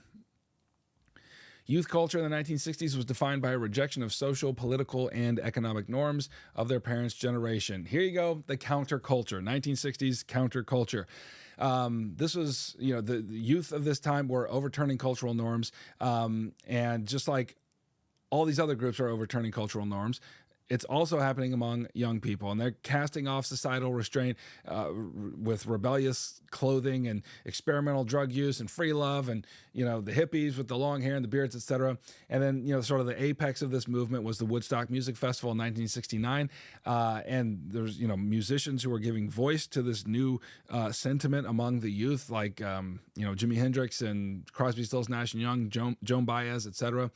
And ultimately the counterculture kind of fizzled out in the 1970s because it was a pretty hard thing to stuff one's brain with that many drugs. That leads us to big idea number 11. A growing concern over environmental degradation led to the rise of the environmental movement. All right, real quick here. During the 60s and 70s, there was a growing concern over damage to the environment. One big impetus for people paying attention to this was the publication of Rachel Carson's Silent Spring. It's a book called Silent Spring, which warned of the very dangerous effects of the use of pesticides. There was also that was too late. I'm not going to say that one. And then anyway, lots of environmental things going on, rivers catching on fire, etc. And so in 1970, Congress created a new agency to address these, namely the Environmental Protection Agency, which regulated the environmental impact of business. And that leads us to big idea number 12. Public trust in the government rapidly declined during the Vietnam War and the Watergate scandal, and that led to growing clashes between liberals and conservatives over the role of the federal government. Okay, so from the 60s up to 1980 and beyond, but in this period, American society is in the midst of a significant transition. It's going to last until the end of this period and throughout the next one as well. There was economic turmoil, first of all. That was a big thing. There was a recession that began in the 1970s that had lots of causes, but it sort of ended up with a unique combination of inflation and economic sluggishness and economic stagnation. So it was called stagflation, which was a sort of a novel economic problem that nobody had ever seen before. And so none of the models for how to solve economic problems actually worked. And so it was a real problem. Then there was another thing that harmed the trust of Americans was the Watergate scandal. So Richard Nixon, who came after Lyndon Johnson, Republican, he was reelected in 1972. He had his first term starting in 1968. He was reelected in 1972. But as it turned out, men hired by his reelection committee were caught breaking into the Watergate Hotel, where the Democratic Party's headquarters had been set up in an attempt to bug phones, steal documents, etc. Now, once this was found out, Nixon denied it. He said, not me, had nothing to do with it. But later it was apparent that he was deeply involved in it. And once it became clear that he was going to get impeached and removed from office, he just went ahead and resigned.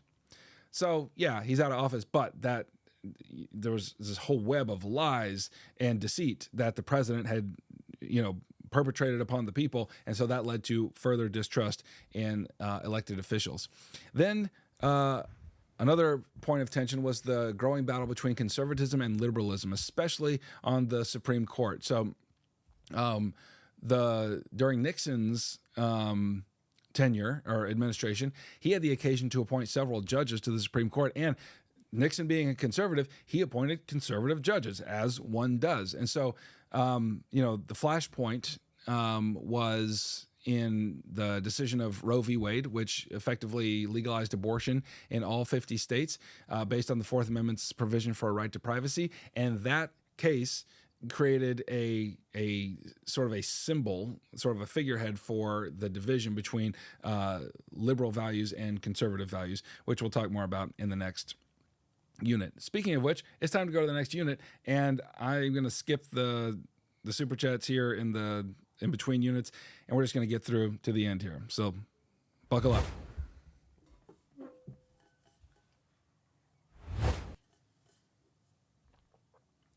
How are you feeling? No, I would not like to take the exam for you. That sounds like a hard 3 hours and 15 minutes. I think I'd rather play Fortnite. Okay, good. Glad you guys are doing good. All right. Unit 9 is short. So let's get to it. All right. Unit 9. 1980 to the present. Big idea number 1. The election of Ronald Reagan marked a significant shift in American politics from liberalism to a new kind of conservatism. And by the way, I know that some of you didn't get much on Unit 9. I'm just going to try to give you the pieces that you really, really need to know. And by the way, Unit 9 is very small representation on the exam, so don't freak out. Anyway, Ronald Reagan elected in 1980. He effected big changes. His campaign promises included reducing taxes, cutting government spending, increasing military resources, appointing conservative judges, and all the rest. And so let's just take a gander at how that worked out. Let's look at how it worked out in economics. So Reagan implemented a economic strategy that was so associated with him and so intertwined with the way he thought about things that it became called Reaganomics. The proper term for it was supply-side economics, which said that economic growth occurs when taxes are decreased and business regulations are removed. And that meant that, consumers were going to benefit if that happened because more goods would be available at a lower price. So when you think of supply-side economics, basically think it is the polar opposite of Keynesian economics, which was the darling of liberal presidents like FDR and Lyndon B. Johnson. So also in terms of the economy, Reagan led quite a few spending cuts. He promised to reduce government spending, and he did. But, big but, massive but, it depends on what kind of government spending you mean. Reagan cut spending on welfare programs all day, every day, and twice on Sunday. But he spent massive amounts of government money on military buildup. So Reagan was not, he was not shy about government spending. It just depends on what kind you're talking about. Public welfare, no likey. Military government spending, he likey a lot. But he was also, in terms of economics, big on deregulation of businesses. So he made lots of cuts,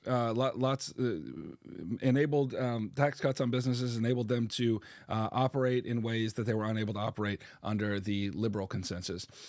He also appointed several conservative judges like Sandra Day O'Connor, Antonin Scalia, Anthony Kennedy, and under their tenures, several conservative values were put into place, like the restriction of the scope of affirmative action, did make abortion more difficult, even though they did not overturn Roe v. Wade. That comes much later in 2022.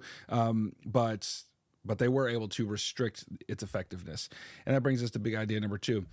Ronald Reagan helped bring an end to the Cold War through speeches, diplomatic efforts, and military buildup. Okay, so Reagan basically inherits the dwindling embers of the Cold War and did his best to bring it to an end. God bless him. It didn't come to an end under his administration. It would come under the next one, but he did a lot to make it happen. So military interventions. One example here, the Iran-Contra affair. So this is kind of complicated, but long story short, since about 1980, Iran and Iraq had been at war, and so the U.S. was seeking to aid Iran and was secretly selling weapons to Iran, and then something else was going on over in Nicaragua where the U.S. was trying to aid a group called the Contras in order to depose a socialist government there. But Congress was like, no, you can't do that. We're not going to be in that business. So what Reagan did is, I should say his administration, he claimed to have no knowledge of it. They took the profits of the sale of the weapons to Iran and then shifted it right over to the Contras. It was an illegal diversion of funds because, Congress has budgetary authority. But regardless, these kind of military interventions did contribute to the end of the Cold War. I wish I could say more about that, but I can't. Also, the buildup of nuclear weapons and other weapon systems helped end the Cold War. So Reagan increased military spending, like I said before, in programs like the Strategic Defense Initiative, also known as Star Wars, which basically they wanted to put little satellites in space with lasers to destroy missiles as they were launched. So this cost enormous amounts of money, and so did other programs like it, and so did nuclear proliferation, all of it. And so the Soviets attempted to increase their deployment of their buildup of military weapons as well.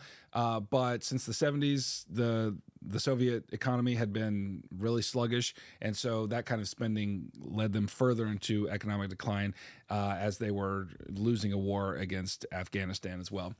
Now, all those factors contributed to the end of the Cold War. But Reagan leaves office before it happens. George H.W. Bush is elected in 1988, and he's the one who finally oversaw the Cold War. And so because of all the reasons I just said, and then in the Soviet Union, they elected Mikhail Gorbachev came to power, and he implemented all kinds of reforms. Those reforms inadvertently kind of made the Soviet Union crumble. And so in 1991, the Soviet Union itself was dissolved, and the Cold War was over. Okay? And that leads us to big idea number 3. The U.S. economy underwent significant changes in the 1990s due to the advent of new technological innovations like the computer and the transition to a service-based economy. Okay, so Bill Clinton is elected in 1992. He does an awful lot for the economy. His whole catchphrase is, "It's the economy, stupid." Doesn't matter what what other questions there are in terms of winning an election? It's about the economy. And so he did a lot to help the economy. So during his 2 terms, America experienced its longest peacetime economic boom. And that was in part due to technological advancements like in digital communications, like the internet. There was also technological advancements that increased productivity in the economic sector. So like the industrial and agricultural sectors were becoming more and more mechanized. And then you had technological innovations that changed society, like digital mobile technology in cell phones, and the creation of social media platforms like Facebook, Twitter. All of those, basically, they transform the life of many daily Americans. But with all of that, a new organization, a new global distribution of work is occurring as well, where the manufacturing of actual goods is shifting to developing countries, whereas wealthier Western nations are becoming more and more focused on knowledge work and service-based work. And so that's how it continues to the present, actually. And that leads us to big idea number 4. After 1980, migration and immigration affected U.S. culture and economics significantly. All right. So, yes, there's immigration. Let me just focus on migration here. Remember I talked about, actually, I don't know if we talked about Sunbelt migration in Unit 8. But the Sunbelt migration is probably the biggest, most consequential internal migration in the current period that we're in. A lot of Americans moved from the North and Midwest states down to the South and the Southwest. And a lot of that was because there were defense jobs down there. There's a lot of investment from the federal government to create defense jobs during the Cold War. Also, people are just tired of living in the butt cold all the time, and so it's nice and warm down in the South. Anyway, the point is, it was a massive migration that had political consequences. The balance of power for politics shifted to the Sunbelt states and away from those. But anyway, another significant portion of that growing population during this time was immigrants, and that by the 1990s, immigrants accounted for nearly like 30% of the population growth in that decade. So as a result of all that immigration, we get the Immigration Reform and Control Act of 1986, which basically it created a fair process for immigrant entry into America, but it also drew criticism for granting amnesty to some Mexican immigrants who had entered illegally. That's all I'll say about that. And then finally, last big idea. All right, let's lock in. Point your ear holes this way. Last one. The attacks of September 11th, 2001 marked the beginning of the War on Terror. Some Americans registered a growing concern over climate change. 2 different things there, but we'll take them together. So September 11th, 2001, the United States is attacked by a group named Al-Qaeda, terrorist organization Al-Qaeda. Attacks occurred in New York and in Washington, D.C. on the Pentagon, and then another plane crashed in the Pennsylvania wilderness. So as a result of that, President George W. Bush, different from H.W. Bush, George W. Bush led America into what he called a war on terror. So he demanded that the Taliban government in Afghanistan hand over Osama bin Laden, who was the mastermind of the attacks and the leader of Al-Qaeda, but the Taliban government refused to do so. And so George W. Bush sent troops into Afghanistan in order to extract bin Laden. Now, the Taliban was quickly overthrown, but in pursuing the terrorists into the wilderness of Afghanistan and the mountains and everything, Americans quickly found themselves in a losing battle, very similar to the way that the Vietnam War played out. A lot of differences, but similar in that the strongest, most funded military in the world, and they can't seem to win this war against a much weaker power. But regardless, because of the public sentiment following the attacks, a lot of Americans were willing to accept a lot more invasive measures taken by the government to root out terrorists in the homeland. So you get the Patriot Act, the USA Patriot Act, which increased government permission to surveil its citizens from phone calls to emails. Like it was wild. Eventually, the extent of that was leaked by Edward Snowden, and that caused Americans to wonder, like, is this a violation of our Fourth Amendment rights to privacy? Anyway, it was a whole thing. But I'm going to move on to environmental concerns, and that will be the end of it. So in this period, after, in the 21st century, a debate is renewed over America's dependence on fossil fuels. And that was highlighted by two developments. Number one was Iraq's invasion of Kuwait in 1990. And Kuwait was a big source of oil for the United States. And so because of how much we needed that oil, that led us into a war with Iraq. And so that's getting people to think, like, if we're so dependent on Middle Eastern oil and it gets disrupted and that leads us into war, should we think of something else? Should we try another way? So that was what the debate was. But then there was a debate over the growing concern of climate change. So this movement was sort of brought to popular attention by Al Gore, who was a presidential hopeful but did not win in 2000.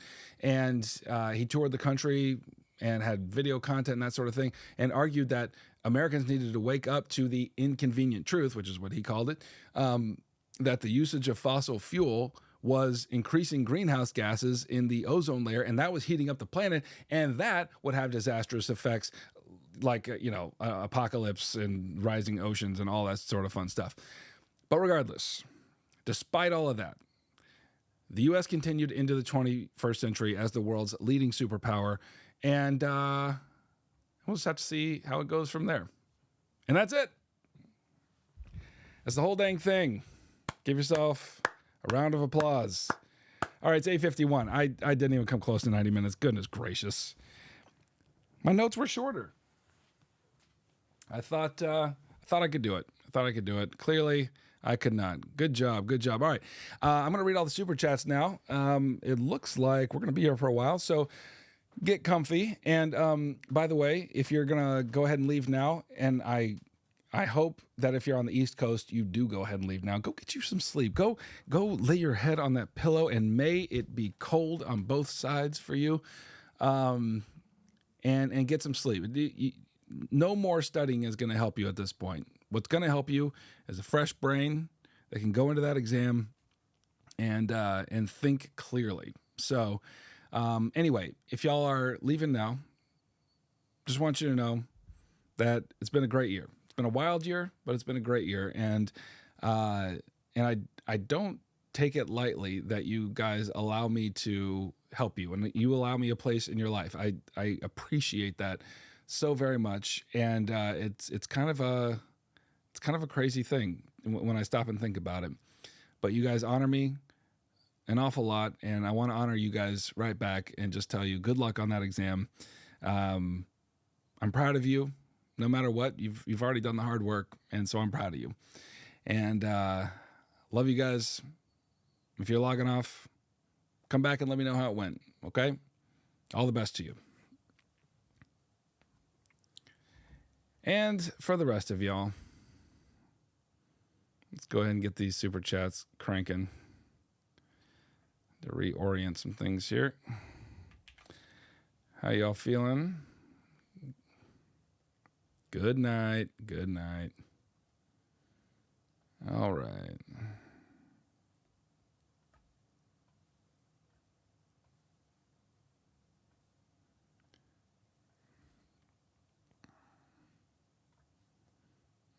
Getting emotional. Oh, come on.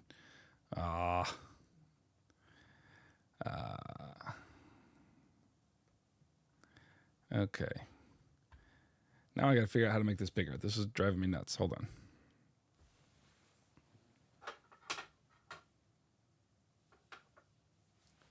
on. Be right back.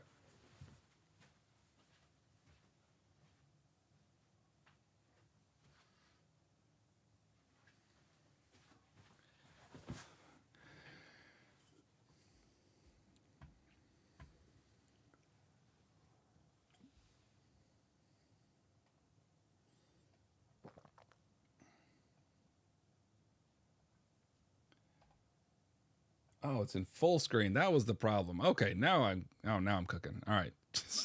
That was so easy. All right. Now we got it. All right, let's go.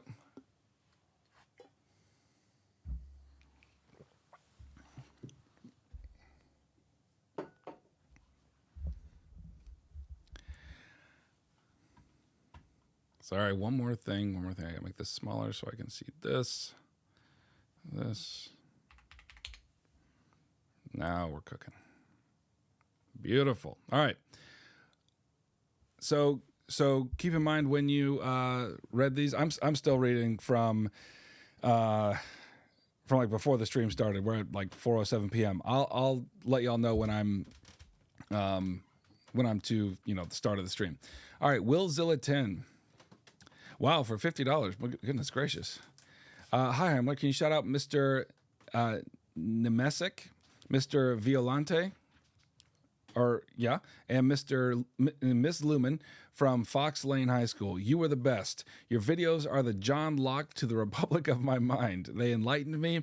We love the scuba dance. Long live APUSH. Man, Willzilla, what a shout out. Thank you so much. And I'm glad you love the scuba dance. I just learned it like 2 nights ago. I didn't even know what it was. And apparently my kids tell me I'm doing too much movement in it. So I guess I'm a 46-year-old bald man. What are you going to do? All right. Sunstar Mooner. Shout out to Mr. Carey, who makes learning interesting and fun. Tung Tung Tung Sahur. Shout out to Miss Snyder from Parkland High School, and tell my friend Henry that you are Tung Tung Tung so sure that he will get a 5 on the exam. Music Lover 3821. Thank you for that donation. Trey T. Cobb. Shout out Mr. Rudy, the best redheaded APUSH teacher out there from your Mod 3 APUSH class. Sahir Ramani. Shout out to Tung David Wabel and Tung Vince Namba from Foothill High School. Music Lover 3821. Can you look at the camera and say in a theatrical voice, Miss Lorenzana? Miss Lorenzana, we knows you love war. Connecticut 511. Shout out St. Paul Catholic period A and Jack B. You can throw in Miss Kelly if you want to. Yeah, I do. Hey, Miss Kelly. Ethan 2962. Shout out Miss Shiroma's 3rd period at Torrance High. Finland Brianna. Heimler, you saved us. Shout out the GOAT, Mr. St. Jean, future president, twin George of the Man, Washington. Twin of George the Man, Washington. Bless us with 5s on the exam. You're blessed. Bryce J28. Shout out the best APUSH teacher, Jason DeFranco. Nevin George 6767. Can you shout out Miss Ruzinski and Miss Demura? They've been milking our brain cows, so I'm glad to hear that. Just 2 spaces. Shout out Hallbright and Hallbright's 5th period. We're all John locking in and getting 5s. Yeah, you are. Leard. Shout out Mr. Otter from GVHS, please. All right, I'm still reading from like 5 o'clock. Ada Z4S. Shout out Mr. Stiegel, Utah Goat, Center Reach High School. Evelyn Hansen. Shout out Mr. Martin and his 3rd period class, OPRH High School. We love you so much, Mr. Martin. You're the best. Thanks for being a great teacher. Man, if you don't feel something when I read that, you need to go get some therapy or something. Dang, I love that.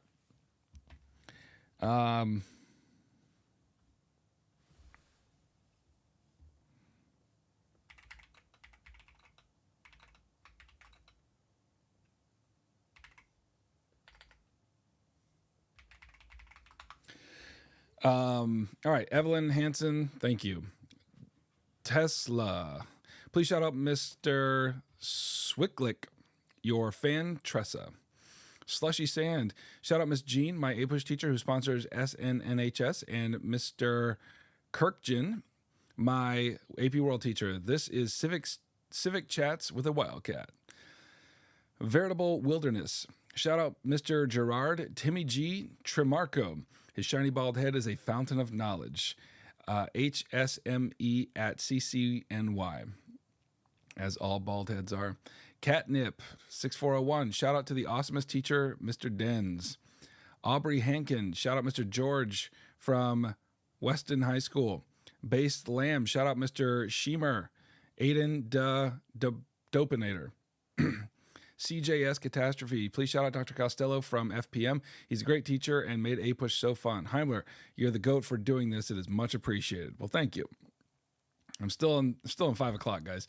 Jerp, shout out Mr. Hansen, goated teacher period 4 on top.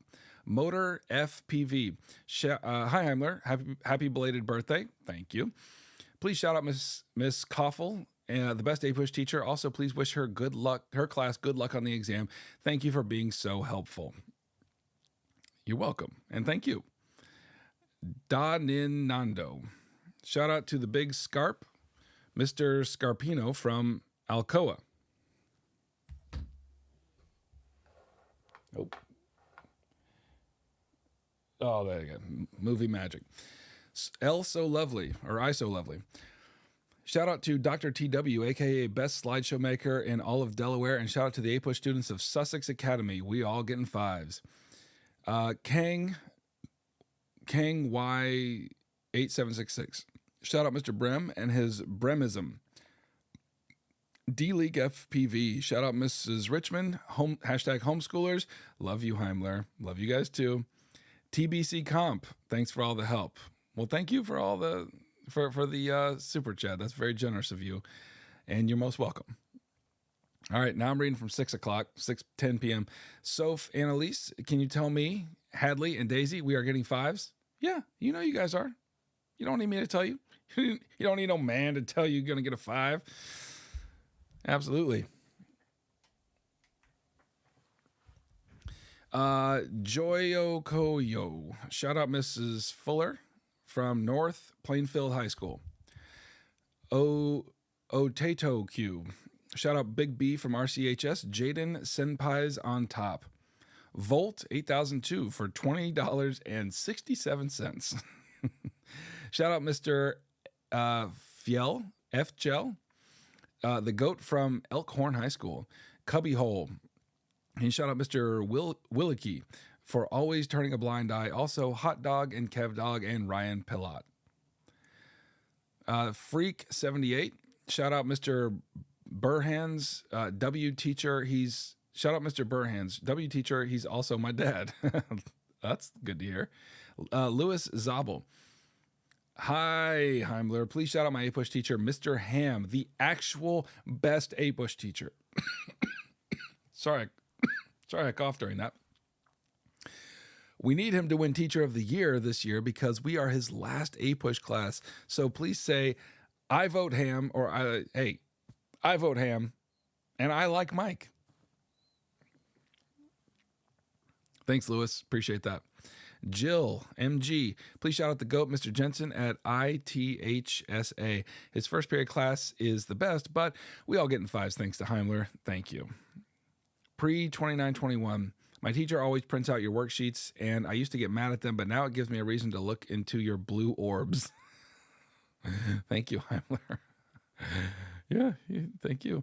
Electro Sponge, shout out to the GOAT, Mr. Waxland, and tell him to eat an Arby's Meat Mountain in APUSH second period. We love you, Mr. Heimler. Man, the Meat Mountain. Maybe I should go eat a Meat Mountain while y'all are taking your exam tomorrow, and in honor of the APUSH students. I don't know if they're open that early. They're probably not serving Meat Mountains at 8 a.m. All right, it's Sam. Can you say hi to Miss Virtue? And give her a little message to her because she's making Rice Krispies for all her students for the break. She's watching your stream. Best APUSH teacher ever. Man, Miss Virtue, gotta love that. She's doing y'all right. She's doing y'all right. DO shout out to Mr. Nagy and Jordan Craig Turk. Love from Central Islip High School. We shall get a 5. I'm reading from 627 now. Juan Lopez. Heimler, please shout out Mr. Blatz and say, we are APUSH. Jackie Oko. Please shout out Mr. Yarnell from New Jersey and wish some luck to us taking the makeup test. We love you, Heimler. Oh, makeup test already. Rough. but good luck. Animal Funsies. Can you shout out my APUSH teacher, Mr. Hellwig, and his fourth period class, especially my short king, Benjamin Piper? Educational account. Shout out Mr. Chabau, MHSHS again. Worm on a string. I'm at 641 now. Shout out Coach Shoemake from Covington High School. He made class so interesting, I'm going to miss his class. Heimler's long lost son. Papa Heimler. Please shout out Mr. Bain's father. His class from Jesuit. Long lost son. Aurelia Zohar. Shout out my APUSH teacher, Mr. Waxland. He's a cool person. Also, shout out Miss Weeks' APUSH class. Let's manifest destiny and happy retirement, Miss Barber. Yes, Miss Barber. Happy retirement. I'm at 643. Santa saw Johnny. Shout out Miss Jackenwitz, 7th period class. L3 IFO. Shout out Mr. Strickler and his class. V Via. Shout out to DeYoung, Miller, Campbell, Taylor at PHS. Noah Moffat. Hi, Mr. Heimler. Can you please bless us at Ashley High School with 5s tomorrow? Thanks to you, our wonderful teacher, Miss Coonrat. I feel like, and thanks to you and our wonderful teacher, Miss Coonrat, I feel like I'll get a 5. Well, that's good to know. And you know what? You're blessed. Good luck, Noah. Oliver Mox. Shout out to my teacher, Miss Lacertosa. On Brooks Becker, we are all getting 5s. Tomorrow, we all got to say, tung tung tung sa here. Please bless me up tomorrow. You're blessed. Broken Plates are at 645 now. Shout out to the big Jerkovich at Minnehaha Academy. The absolute goat with the coolest ties ever. Will miss your class. Oh. Destina Moyle. Give a shout out to Mr. Walther. Sabrina Diana. Shout out Miss Roach's APUSH class for being goated. Barry P. Shout out to Dr. Dawkins from Eastside. Maggie EX7PB. With the time we have left, maybe possibly shout out Mr. Kozak and his classes. 5s all around. I'm at 647 now. Shout out my friends Ariel and Sophie. We conquered APUSH together. Please bless us all with 5s. You're blessed. Crack this 7. Adi Kotamraj buys cheese pizza for $25 like hello. Bread yet. Can you shout out the awesome Northwest Collegiate Academy APUSH teacher, Mr. Reagan, and his pet snail, Boss Tweed? Can you also shout out my buddy, Sarek? I would like to see Boss Tweed. That's a fantastic name for a snail. Reading from 650. Mossy Mark. Shout out to Tom Pearl and his amazing videos. Alteril. Shout out to the big MTB, a.k.a. Mr. Brizette at CHS. Sarah Phillips, $10. Thank you. Matt Bat. Can you shout out Ryan Graw and say he reminds you of Freddie Mercury, and shout out the 8th period Miss Collins class and her being a goated APUSH teacher. The Pecking Order. Shout out Miss Shoemaker and 2nd period APUSH. Nathan Amadala. Shout out to Miss Rudolph at Gilderland and especially 3AC. We are all getting 5s and my bestie Grace. GD5326. Adi Kotamraj got 80 out of 130 on the midterm. He's Raj 2.0. Tanner E3G. Shout out Dr. Acevedo and his favorite class, C period. Vote Owen 3 for prom king. The One Piece is real. Star YSKI. Shout out Mr. Wolf for being a dedicated history teacher, blessing us with unpaid extra help from his period 9 class, saved us all from failing. Sounds like Mr. Wolf's a real one. All right, I'm reading from 653. Vivid Zest. Shout out to Miss Enreal from Arbor View High School. She seriously helped us prepping for the APUSH test. Class N6I. Look into the camera and say, Mr. Allen is goated. Ash K is amazing. And this project you just saw is amazing and deserves an A+. This is for a project. Okay. Oh, A plus? No, 100 plus. It deserves 100 plus. Nolia Raber. Shout out Miss Rossi Potter's 4th period class. Hope we get a 5. And thank you. That's so generous. Hope you guys get a 5 too. I believe that you will. It's raining again. Shout out Miss Couch's 5th period. John Lock In. Ollie Oop. Please shout out Miss Biases, period 3 APUSH class, and Christian Moyak, a.k.a. The Sheep. BBZL2. To all the real ones who were in AP World last year, mangoes are delicious. If you know, you know. Lehman's memory will never die. Hooked ones. Shout outs to Mr. Tallerine from Wantagh High School. I'm reading from 655 now. Alicia Weberstein. Shout out to Mr. Yu and bless the Memo class of 27 with 5s. You blessed. Also vote Sheva for class rep Tung Tung Tung Sahor. And Sheva's dad says hi. Oh, hey, Sheva's dad. Nicole Spratt. Shout out Nicole and Taylor. You're the GOAT and got us through AP World. And now APUSH. We love you, King. Scuba, please. All right, let's see if I can do it with less movement. it's felt no. Okay, there it is. Glad to be with you guys. Yeah, Dinosaur. Can you look in the camera and say, Miss Parvin and Miss Park are goats. Juicebox. Shout out to Miss Gray, best history teacher I've ever had, and a big shout out to the APUSH class at Great Crossing High School.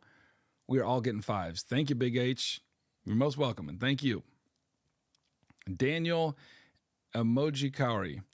Go Miss Campbell's class, 6767, 5s all over, go Weka, W-E-C-A. Cara Doherty. Shout out Miss Mosa, best AP World and APUSH teacher. All right, I'm at 657 now. Francesca BJ. Shout out Miss Hill from Trinity Hall High School, the best APUSH teacher in the nation. We will APUSH through this exam and get 5s. Also, can you please hit a scuba, Heimler? You got it. I just hitting that scuba. Thank you, Francesca. Logan Balin, shout out Mr. Crawford from Leon M. Goldstein High School. Could you please say ye in the message? Dr. Veras, please shout out Mr. Doherty's APUSH class at WWT. I'm at 657 now. Danny LaRusso from Webster Thomas High School. Shout out Miss Leahy for being the best APUSH teacher on earth. Byler is getting us all 5s from your favorite 5th block table. Luke NY got a 3 in world, locked in for a 5 on APUSH. Thank you. Yeah, you are. Ainsley 3976. Shout out Mr. Shipes and his 2nd block APUSH class. Also, shout out to Heimler for getting me a 4 on AP World 2 years ago. Back to pass this exam. Yeah, you are. I'm feeling a 5. I don't know why. I'm feeling a 5 for Ainsley here. Planet Venus. Heimtung. Who is Loken Kirkuli, your favorite president? Loken Kirkuenly, your fave president. Oh my gosh, that's a hard choice. I do love Teddy Roosevelt. Such a boss. CXBRA, shout out to Miss Nguyen, the best APUSH teacher ever. Genesis Roberts, can you shout out Mr. Schmidt, the GOAT? He carried. Monica Niculcia. Shout out to Mr. Scott, his 2nd period at WHS. Meg444, shout out Miss Spar Thomas, and her 2nd period. Oh, and by the way, if you're coming in, just looking for the review, that's at the beginning. I'm just doing super chats now, so you can go back to the beginning of the review. I do all the content there. I'm seeing a lot of stuff about Canvas being hacked. Is that right? Is that true?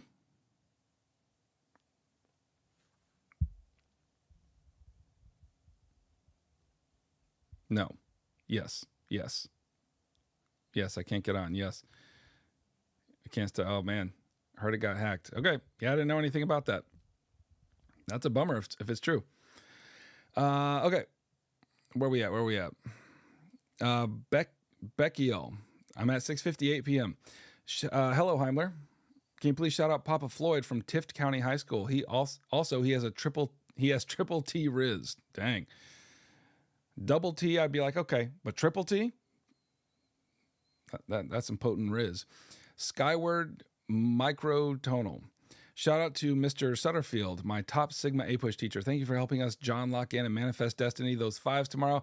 Also, thank you, Ian Jaspers, for info maxing with me. Nard. Kira Connolly. Look in the camera, scuba, and say, Costello is the best. Chargraves. Shout out Miss Khan's first period APUSH class at William Howard Taft in Chicago. Reading from 6:59 now. Jack Rich. Shout out Mr. Gotcha, a.k.a. Aiden. We getting 5s. Derek Rodriguez, D2D. Shout out to Miss Nunez from Terra Environmental. She is the GOAT, even though she doesn't want to teach the class no more. I can relate at the end of the year, yeah. I'm getting a 5 tomorrow. Yeah, you are. Axe Jag Films. Can you please look dead in the camera and say, that's a lot to say. Dr. Swierzinski. Okay. Shout out to Dr. Swierzinski and Mr. Roland from LOLHS. Please keep what? Please keep mailing the school coffee creamer. I hope I got that right. Bruh 5266. Shout out Mr. Fisher from Schuylkill Valley High School, or Schuylkill. He gives it his all to help us and is the best APUSH teacher. Please say he is tung sussy. I love hearing that. That's beautiful. Swade the Goat. Love from PHS, and shout out to Mr. Watson and Turner. That one guy. Shout out to Mr. Nepful and Mr. Kieser's APUSH class. Still at 6:59. Phoenix Sohn with a $10 donation. Thank you. Hannah HFG. Shout out Miss Sklar. Who's the favorite now? Astronel 7284. Shout out Mr. Roldy. AP1 and AP3 appreciates you. All right, ladies and gentlemen, we've gotten to 7 p.m. now. This is now from when the stream officially started. Swaggy Humu. Shout out Mr. Hibbs from sunny Florida. Also, do you prefer Triple T or Henry Clay? Oh, man. You know I'm all about that, Henry Clay. Chris Bizantz. Can you shout out my son, Jordan Bizantz, at Burleson High School? Thank you. Jordan, consider yourself shouted out. Pratt MVIII. Hello, Mr. Heimler. Can you please shout out my dad, Clint, for watching your streams with me in preparation of the test tomorrow? Thank you, Goat. Well, that is lovely and sweet. So I'm glad that you guys got to do that together. Bunger Bunga. Shout out Miss Adamo. Guillermo Reacts. My son, Triple T. RGC Airsoft. Shout out Mr. Hack. And the big 7th period. Easy 5 for Big T. Rachel Boswell. Shout out Mommy Harger and all 6th and 7th period APUSH. And Heimler, thank you, Papa, for all your vids. One of these. All right back at you. Sunday Poops. Shout JC and the Big T, Mr. Tax. Ms. Areza. Shout out to Miss Amato from BHS and NYC. Big H. Can you please mention how much you love 1989 by Taylor Swift and you guys are twins? She's a major Swiftie. Well, then she's my best friend. Yeah. I mean, I've only started listening to Taylor Swift since January. And so there's a lot to listen to. But I kind of passed over 1989, except for the last few weeks. What a banger. Such a good album. Oh my gosh. I love it. I got to discipline myself not to talk too much about that. Okay. Jordan DeBarros. Shout out to Miss Malone, Third, we're going to get fives and Arby's after to celebrate. Bonjour 7822. Shout out Miss Schools. What's your favorite T Swift album? Oh, that's too hard. That's too hard. The first one I ever really listened to was Folklore. That's got a special place in my heart. But then I got real into Reputation. But I keep coming back to Red. I keep coming back. But I love the new one. I love them all. Marvin Guevara. Big shout out to Mr. Amato's class from Central Gwinnett High School. May we all get fives. Lumi52. Heimler Chan. Please bless Scholars Academy with fives. Okay. You're blessed. Noah Sipersky. Shout out Miss Herding for being the GOAT APUSH teacher from 7th period. Bosco L. Shout out Miss, I'm at 701 now. Shout out Mr. Walsh for making APUSH fun and engaging class this year. We are all getting fives tomorrow. Yeah, you are. Penelope Young. Shout out Mr. Pickett's 3rd and 1st period APUSH class. He is the GOAT, and we will all be getting fives. Trust. Tung Tung Tung Sahur. Shout out Stella Coombe High School. Good luck, guys. I trust y'all getting fives. Definitely. Caleb Salmon, shout out Bork. He the GOAT, and good luck, everyone. Bonnie Gill. Hi, Heimler. I want to shout out my teacher, Mr. Aranda. Thank you for being such an amazing teacher. I'm so grateful to have had you for both AP Seminar and APUSH. Happy Teacher Appreciation Week. Love hearing that kids appreciate their teachers. That must mean that Mr. Aranda is one of the good ones. APUSH Monster. Happy Jers Day. Shout out Graz in her 3rd period. Adam745. Shout out Mr. Kiefer and Kiefer DHS 4th period.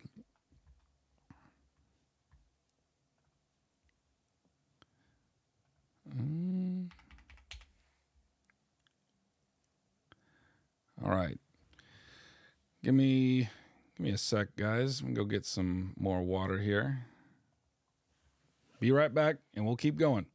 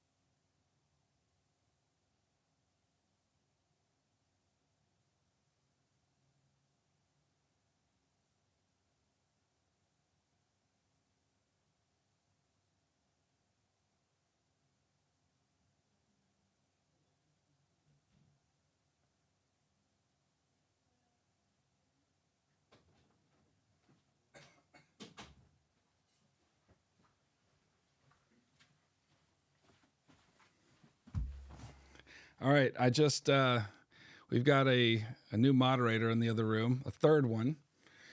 Let me get that off. Who is of y'all's age? She's in high school, and she just let me know that it was Lokerkenuenly. I still don't know what it means, but now I know how to say it. I hope I said that right. Anyway, since she's new, go ahead and give a W May in the chat. Let her know you love her. It's MAE. Hit it with a W May. And then we're going to keep going. All right. There she is. Thanks, guys. Let her know you love her. All right. Michael Litvinsky. I'm still reading from 701. Shout out Bob Nant, APUSH teacher. Yay. Sup, awesome. Shout out my GOAT, Mr. Gizlandy. We are all getting fives. Nazumi Riza. Shout out Miss Robinson, little R and big R for the win. They are my GOATs. Olivia Wolf. Shout out Sam Prendergrast. He has been amazing help. B Story. Shout out Miss Cole for being the best APUSH teacher. Ryan X, shout out CHS and Miss Wood. We're all getting 5s on this exam because it was promised to us 3,000 years ago. Okay, so the prophecy shall be fulfilled. Please Tung Tung bless us, and Ryan is the best CHS student ever. Tung Tung, you're blessed. Intrepid APUSH students, please say really loud, Greetings, Intrepid APUSH students. Are you listening, Kansas's kids? Okay, let me try it again. Greetings, Intrepid APUSH students. Are you listening, Kansas's kids? Please listen, Wesleyan's Intrepid APUSH students. Oh, Kansas? Oh, yeah. I know that guy. He's a good one. Rough Puff. Rafa will get a 5, and Lucas sucks at Overwatch. Zuli XYZ, shout out St. Mary's Jacket and Mr. Rogers, best history teacher on God. Shout out to his precarious relationship. Kramer Caden, shout out to Mr. Thompson, to him and Triple T. Declan Hutkoff, shout out me and my cousin Lauren. Declan, by the way. Ilya Parker, shout out Mr. Velardo, wish me, Dulce, good luck tomorrow. Good luck. Fanta Cole, shout out Ardrey Kell High School and Triple T. Luke NY, who is Destiny and why are we manifesting him? Laugh, please. It's a good one. Phoenix Sohn. Can you tell Krish to get off his phone during class? And do you think Arby's is tung tung tung so good? I'm going to go ahead and keep it 100.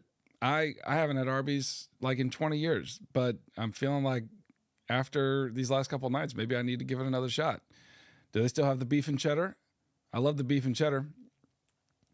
Yeah, I'm at 702, guys. 702. There was a lot there at the beginning. And if you're looking for the review, that's all the way at the beginning of the stream. This is all just shout outs. Where am I at? Jusha JKE. Yeah, 702. Shout out Miss Taveras from SPHS, best APUSH teacher to ever do it.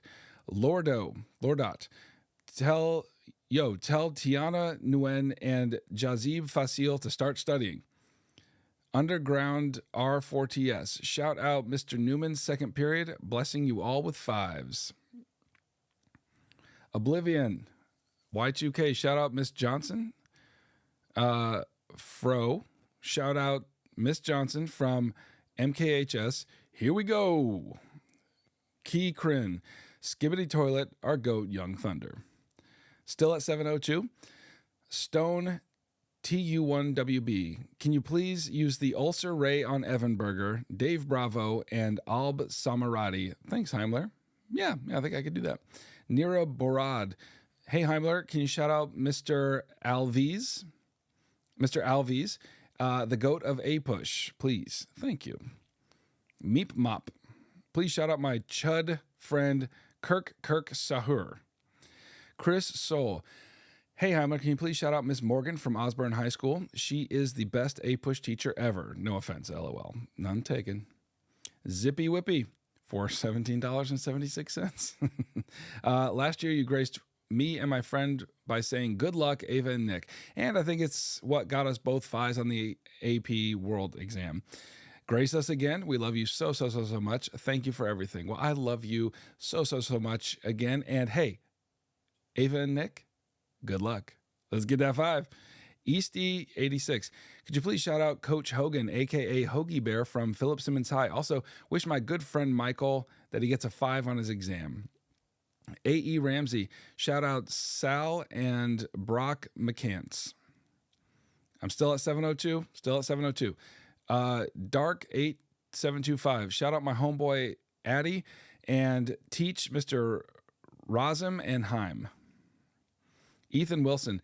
Shout out Mr. Cleary and Jonathan Sayward for restarting our school's APUSH program. Also, please bless us, Heimler. We need help getting a 5.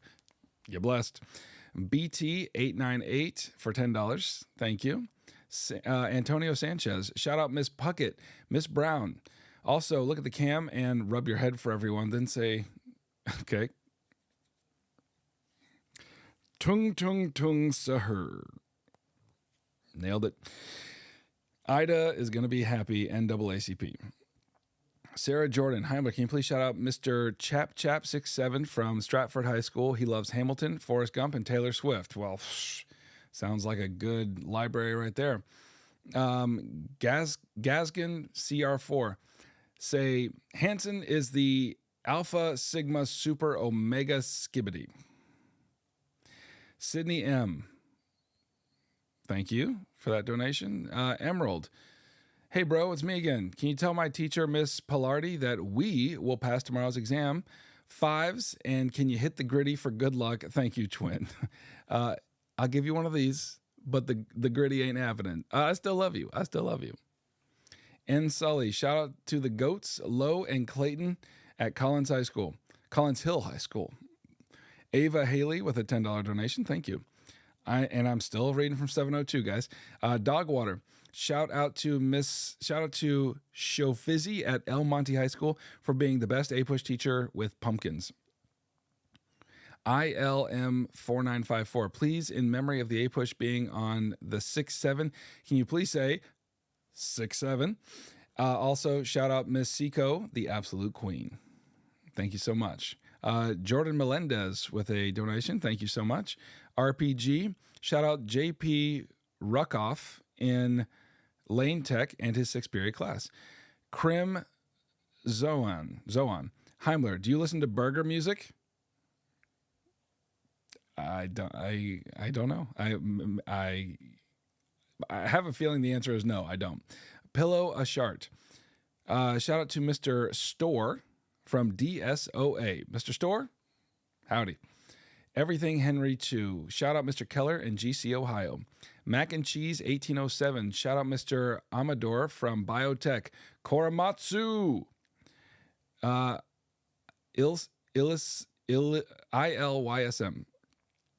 Heimler, bless thou KC with a 5. KC, you blessed. Chen Lin, shout out Mr. Escoto, the goat. Alyssa Timikov. Oh, I'm at 703. The AP World Test was light.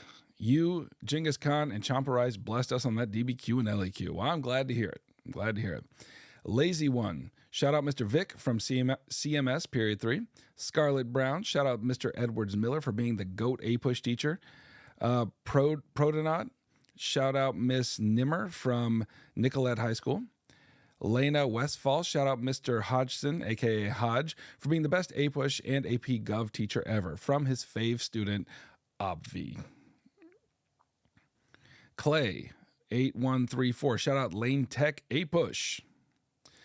Ella MZ6. Lauren said yes to prom. Thank you, Heimler.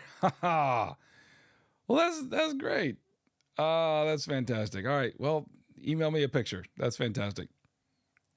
Ashley Avendano. Heimler, thank you for saving me for this exam. Please shout out Asa and Dingy for defeating the war devil during the 1990s. A huge moment in U.S. history. That is a big one. And you're welcome. Rieger Boxy. Shout out Miss Neal's 4th period APUSH and WDHS. We're all getting 5s. Sir Noob. Shout out to the best APUSH teacher, Ms. Gaudio from HHS and her 7th period class. Also, shout out the best AP Chem teacher, Ms. Tulio. Charlie Wellman. Can you please shout out Mr. Chadwick? He was a big help to me and all of his other students. Mr. Chadwick, good work. Frosta YT. Shout out to Mr. Phillips, a.k.a. Phil, a.k.a. the GOAT of the Social Studies Department. On top of being a goated teacher, he was a D1 athlete, and he absolutely mogs and frame mogs the entire school. Wow, sounds like Mr. Phillips has got it going on in every way. Bandit Bonito, can you shout out Samantha Kung and tell her that she needs to lock in on her exam? Nirav Barad. Heimler, can you say, Ya Proshal, Penumbral? Yeah, sure. I'm at 703. Did I already say that? Will S. Shout out my legendary APUSH teacher, Mr. Sarandella. Let's get beefy for that test tomorrow. Let's get beefy for that. Okay. Swastik Nanda. Shout out to Miss Matthias from CJCP in New Jersey. Cooper May. Hello, Heimler. I want to shout out Miss Mercer's B4 class, especially shout out Sawyer, Jason, and Gray. Maddie DQ, please bless us with 5s. You blessed. Ferris Monkey Dude. Shout out Miss Fiore the Goat. Brett Ritten. Still reading from 703. Please shout out Mr. Commander General Czar Sir Hall. He's a great APUSH teacher and is getting foot surgery right now. Wish him a safe healing, please. Yes. Mr. Commander General Czar Sir Hall, get better soon. Hope it goes well. Hall Fataz. Please look at the camera and say, huzzah! Huzzah for Mr. Herring. M. Larkin Cool. Heimler, shout out Miss Skalski from Summer Creek High School. She's the goat. That LaBelle kid. Please give a shout out to Mr. LaBelle's APUSH class. They've got this. Yeah, they do. Drinkable Yogurt. Shout out to Mr. Field and Mr. Rickert, my squad. Rylix6932. Shout out Mr. Luzan, and our amazing class. BT898. Shout out Miss Aguilar for making APUSH fun. That's nice. Buffy Love. Hey, Heimler, you're literally the APUSH GOAT. My class, BCTHS, loves you. Could you give a shout out to our teacher, Mr. Haas? MZ, by the way. Yeah, Mr. Haas. Howdy, and thanks for the kind words, guys. Ace Leets. Hey, can you give a shout out to Miss Grandi? Best APUSH teacher ever, and my mom. Aw. Gemma, the biggest history buff I know. Man, when that happens, when it's a parent and they're the best, saying they're the best, that's just, I love it. Rodent enthusiast, please shout out Miss Blanchard, 7th period. Were her favorites? Please, my bald king. Lemons, 6936. Oh, and I'm at 704 now. Hey, Heimler, please shout out my teacher, Dr. Yeakley from Peachtree City, Georgia. Also, thanks for helping me get a 4 on World and Human Geo. Nice work. Allie Michelle, please shout out Mr. Reichart, 9th period, Mr. Reichardt's 9th period APUSH. Even though we yell at him a lot and he's an amazing teacher, and we are all getting 5s. Hashtag roll slip. Beanie Weenie with a donation. Thank you. B Mitch F. Shout out Bailey, you, and my class, 5s for all. My cat, 395. Shout out to Dr. Boyum's APUSH class. Heimler, please. Ava Haley. Shout out Ava Nguyen, Najib, Farida, and Tyler. King, True Duck. Can you shout out my goated teacher, Mr. Lamine, and my friends Hirsch Awab and Henry? We passed AP World because of you last year. We love you. And I love you guys right back. Sammy Gershebeck. Shout out Mr. Buckland. Thanks for massaging our grades. Angelo Linz. Shout out our fellow bald but goated APUSH teacher, Mr. Karan at Dematha. Red Grunt 1. Shout out Mr. Lovell from Grosse Pointe North. Chris Halal. Please shout out Mr. Ocampo from Waco, Texas. Wash. Shout out the GOAT, Mr. Botello at WH. I love Very. Shout out Mr. Lowe and Mr. Clayton from Collins Hill High School. Strive for a 5. Narthan Amadala. Nartana and Grace will get 5s. Still at 704. Mo Harari. Shout out Mrs. Tokayer. Milk and Dice with a donation. Thank you. Chargraves. Shout out to Miss Khan's 1st period APUSH class. Pro-use. FJK. Shout out Mr. Maynard and say, Inshallah Youssef gets a 4. Way Films. Heimler, please bless the Gag Monkey Discord server. Discord server? You're blessed. Dinosaur. In case my other one isn't read, please look into the camera and say, Miss Parvin and Miss Park, you guys are great. Also, opinions on dinosaurs. Love them. Dinosaurs. It's like dinosaurs feel like a fairy tale, you know, like in the beginning, dragons roamed the earth. You know, it seems like how a fairy tale would start, but it's wild when you just anyway. I should move on. Pups TXRXL. Shout out to Coach Austin, my period 9 APUSH teacher. Hayes Plays. Shout out my favorite AP World APUSH teacher, Mr. Frensdorf. Karthik Reveluri. Shout out Mr. Beamsterbor from Whitney Young High School in 6th period, the best one. Dave KO1, still at 704, guys. Shout out Mr. John Daniel, Mr. Dave Dugan, and Mr. Mike Trainer. Y'all are the best. And thank you, Dave. That's very kind, very generous. Blue Flame. Shout out Mr. Corkles, 1st and 2nd period. Dev Master I. Thanks for helping me in APUSH. Shout out Devin Shetty and Skibbity Toilet, Mr. Hayes F period, APUSH, 6767676767. Growing. Wendy, you will pass the exam tomorrow on Tung Tung. D. Eats Fries. Hey, we're at 7:05 p.m. Eats Fries.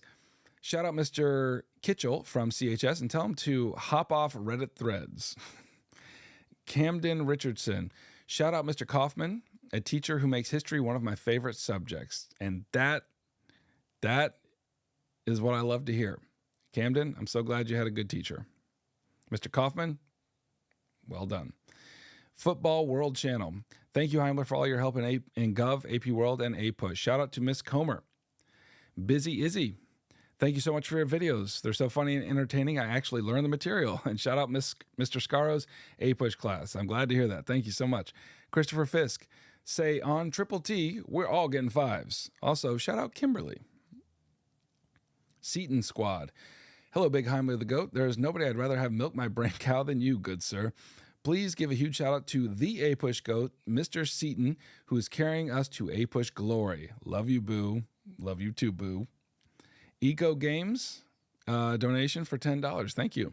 Kit 5571. Please shout out Mr. Kastner and wish me a 5. I hope you get a 5. Soupy Soup Man.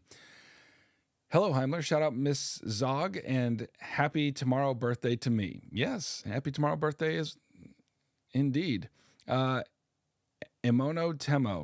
Timo. Please, hi, Heimler. Can you please shout out the Clayhoon shippers of East Chapel High School? Also, please remind Stephanie of her old age. Much love, Emerson. Stephanie, I mean, you heard it here. I'm sorry. Sorry. Monkey, Y1D. Shout out Miss Sears from Westward Academy in our A block class. We are getting 5s. Nirav Borad. Heimler, can you shout out Vanguard High School? Holden Walagowski. Shout out Charlotte Catholic High School and my teacher, Christopher Martin Kosman, for making APUSH tung-tung-tastic. Sophia 254. Can you shout out Miss Lyons VHS? Low-key, only reason I got through AP World. And 2 little teary emojis. Also, Genghis Khan blessed us up. Glad to hear he came out for that. Oh, din. Could you please shout out Mr. Nepo? Also, will Odin Din save me during the exam? Yeah, I got a feeling he will. Bat L. Miller. Mr. Williams from San Martin High School, best APUSH teacher, 4th period. Emmanuel Burbos. AP World exam was great. Thanks for your help. I'm still at 705. Akiximo. Big H. Shout out Yasin, Yusuf, Sebastian, and Abdul FDRHS. Livia Klein.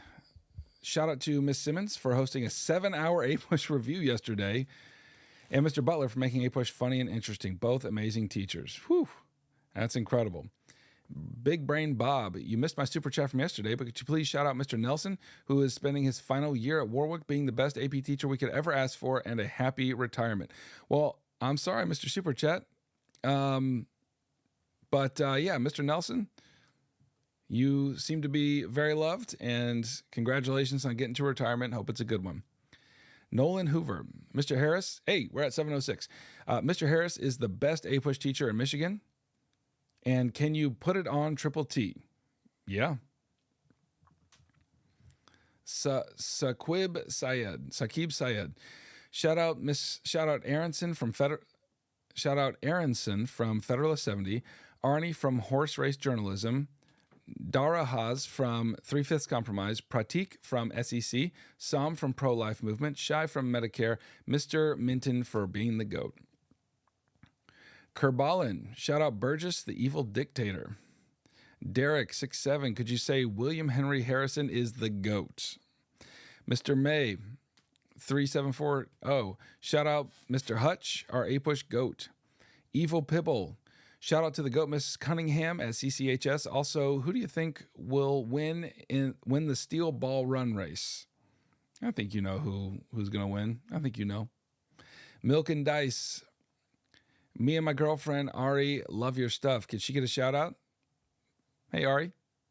Can you look at the camera and say, #Guackward? Love you, Big H. Thanks for your help. Dolph Ace Disaster. Still reading from 706. You're coming in and out. Focus. Oh. Thank you. My focus is coming in and out. Hold on. Let me see if I can. Hold on.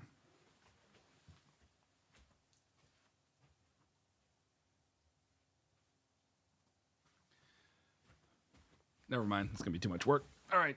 Let's just keep going. I'll sit here. Maybe that will help. Got to be in focus. All right. Where were we? Dolph Ace Disaster. Shout out Big Dog Nelson in 8th period. Bailey Gordy. You should start calling your subscribers the Heimlings. That's kind of nice. I like that. Malia 1.0. Say, Dr. Feely loves Heimler and good luck to his APUSH class.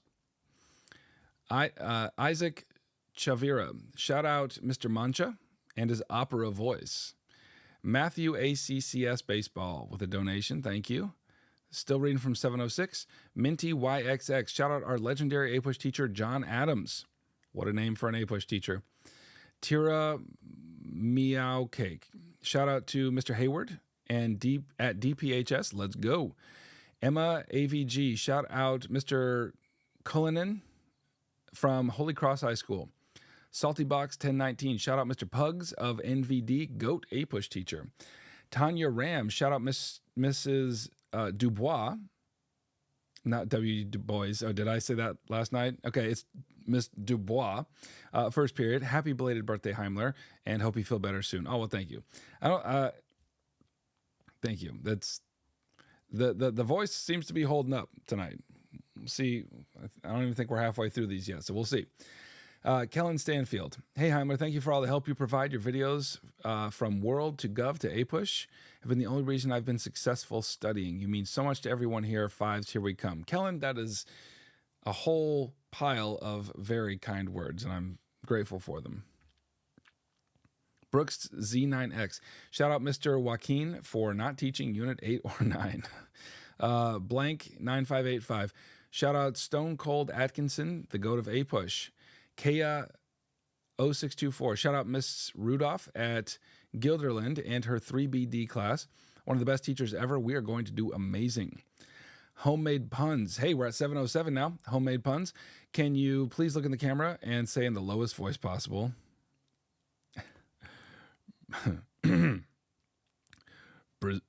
Preserve the Union. Also, thanks to Papa Witkowicz, a.k.a. Mama Bird, for pushing us to the limit from Morgan and Ian. Okay, when I looked at that, I thought it said punishing us. It doesn't. That's the good version.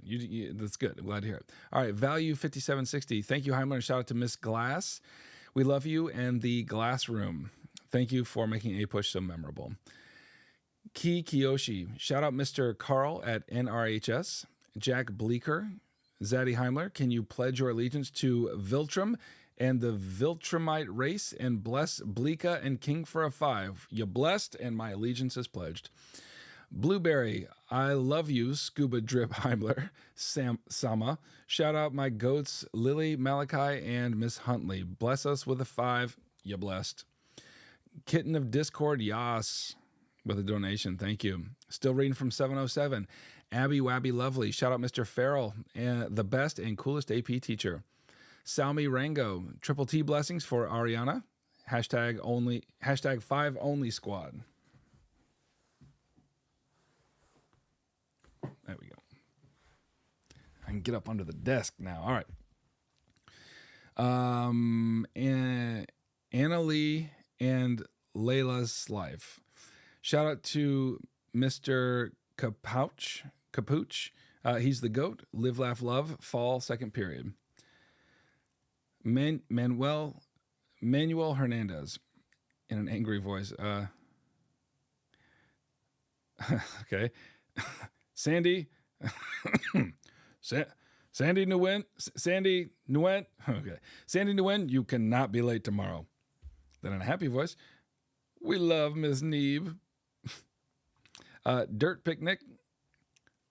We're at 7:08 p.m.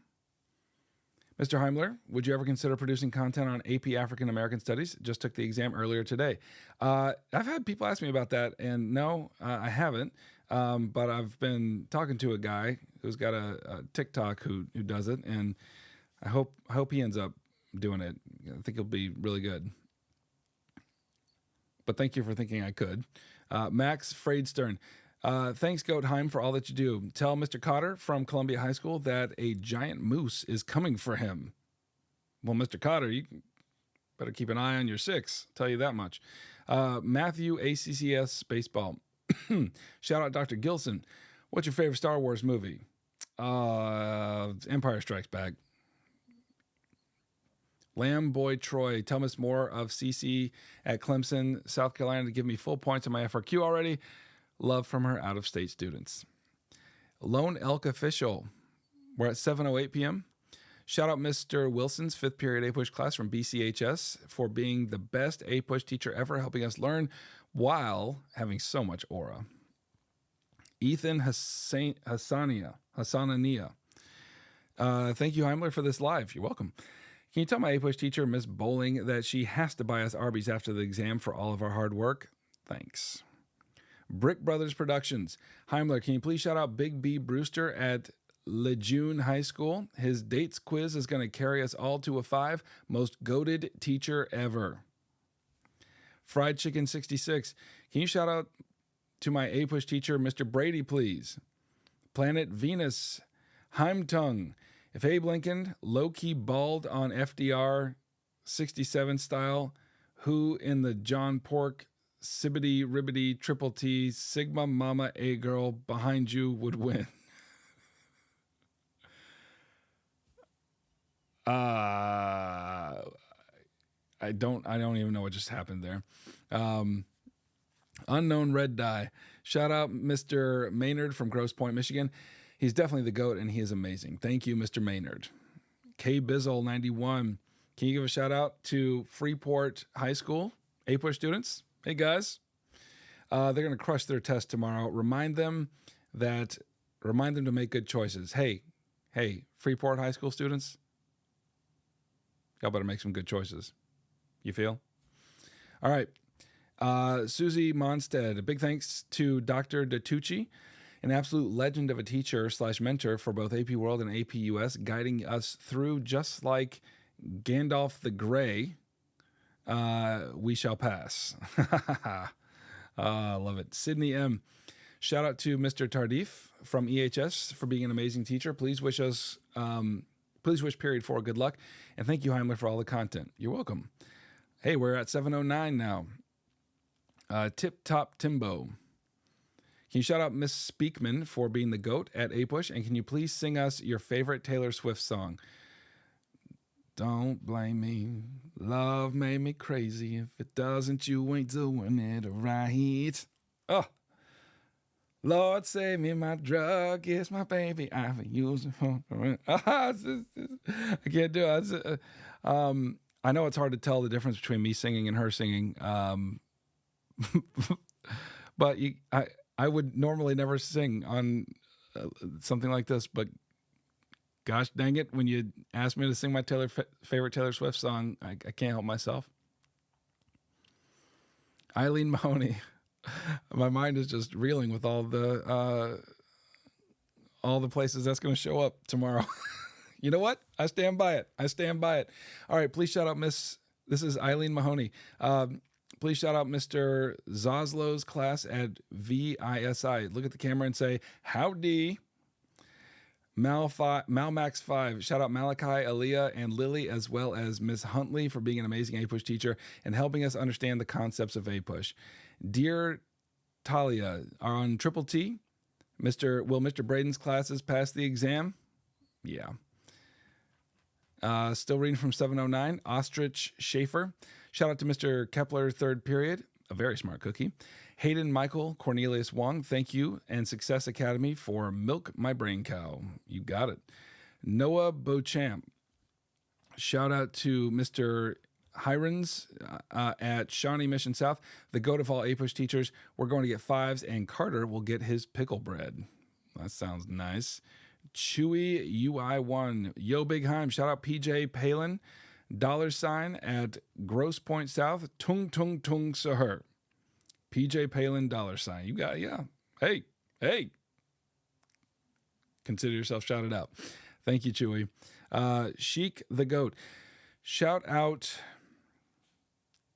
Miss Alioto. She the APUSH goat, but also Pistons in 6. Cade Cunningham run the league, but for real, everybody, in 2nd, 5th, 6th, and 7th hour, all getting 5s. You the goat too, though. Heimler also. My neighborhood. Hey, Heimler, my class is worried for the exam. Can you look into the camera and wish Miss Watson? Okay. Miss Watson's third period. Good luck. Thank you. Camilla Joffrey. Dr. Gouet is the best APUSH teacher. Shout out Gouet-Cons Rebellion, Gouet Perry, Goueler Swift, Gouet McCarthy, Gouet Kamoli. Lauren 13, shout out to Mr. Dickey. We love you, Lauren. We love you, Lauren. Rosie. Okay. Shout out Mr. Dickey. We love you. Lauren, Rosie, Gunit. Holden Walagowski. Please bless Mr. Kosman's F period class with only 5s and bless Theodore Ransom with a tung tung tung tung tung 5. Yes, Mr. Kosman's class, F period. You're blessed. You're blessed. I'm at 710 right now, guys.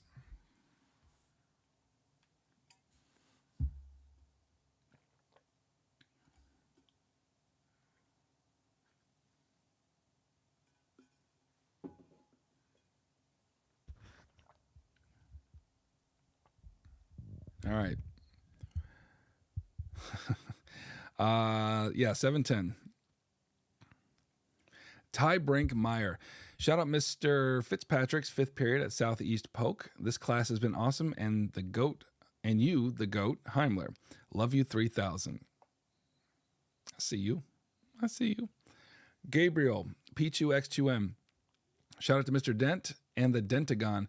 P.S. Love your content, Mr. Heimler. May we all get 5s.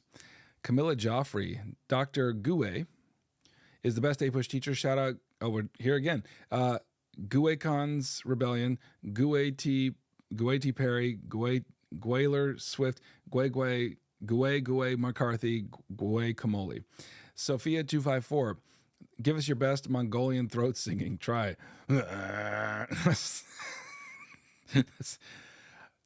Whatever that's going to require, I don't have it right now. I just went for it though. I'm not ashamed. DTD Bald Bandit. Hey Heimler, can you say hello to Mr. Buckley's class? Hey guys. Still reading from 710. Silly Cam 15. Heimler, Mr. Nastasi. Mr. Anastasi is trying to copy your beard. Please tell him not to take one of your 2 trademarks, the other is being bald. Love you, Heimler. You the real APUSH. Hey, Mr. Anastasi, you do you, boo. You do you. Gentle Puppy. Shout out Mr. Josh from UAMA, top 1 APUSH teacher. Oat. I'm assuming that was supposed to be goat. But if not, he's the oat. Sonia Wang. Shout out Miss Mandia of the Knox School. She is our APUSH diva.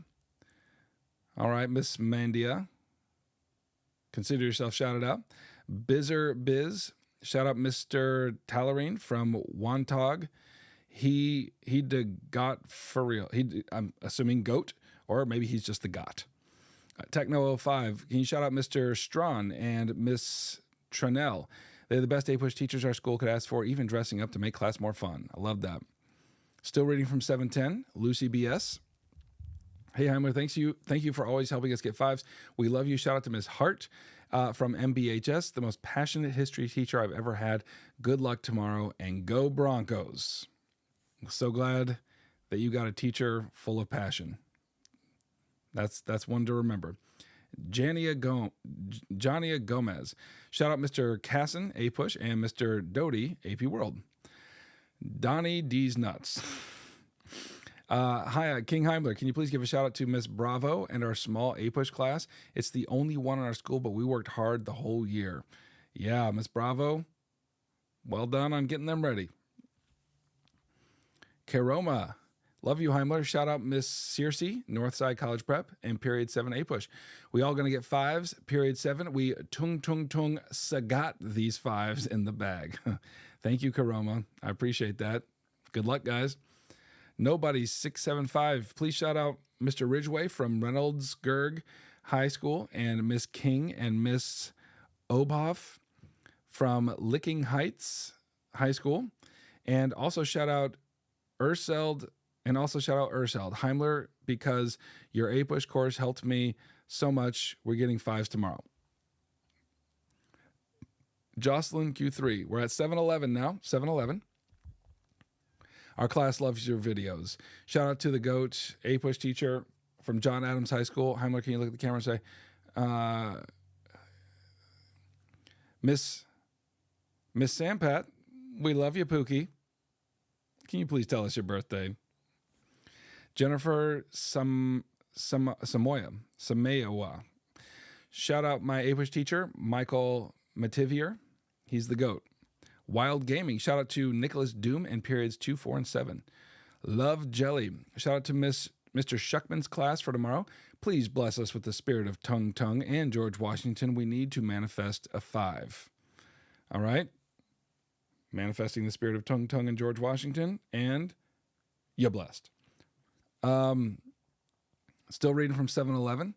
Michaelin Barracks. Shout out to my teacher, Miss Collins, for giving us APUSH this year. I see what you did there. Yeah, I did. I was about to say that, and then you actually wrote it. G-Man Fur. Shout out to Mr. May, the GOAT, the best APUSH teacher. Patterson Mill on Triple T. Mr. May's APUSH class will all get 5s. MJ's Art and Violin Studio. Shout out to my study buddy, Julia Pookie Carnegie. My buddy Julia and Pookie Carnegie. Max Potatoes. Shout out my favorite teacher, Meter Galt. WHHS, #67. We're at 712 now. Hyper 909. Shout out to Malteser, Massa, Matt Currian. Nirav Barad. Can you say hi to Miles Burdett and for him to please get a haircut? Shaq the Goat. Shout out to the GOAT APUSH teacher, Mr. Prem. Love you, big dog. Bizzer Biz. Shout out Mr. Fulton in Wantag. Sebaceous 3000. Shout out Mr. Eichmann and Mr. Akipinti, my history goats, and to my class because we're all getting 5s. Extra shout out to Amber and Raquel because I love them. Beanie Weenie. Can you please bless Danny and Layla with the 5? Danny and Layla, you're blessed.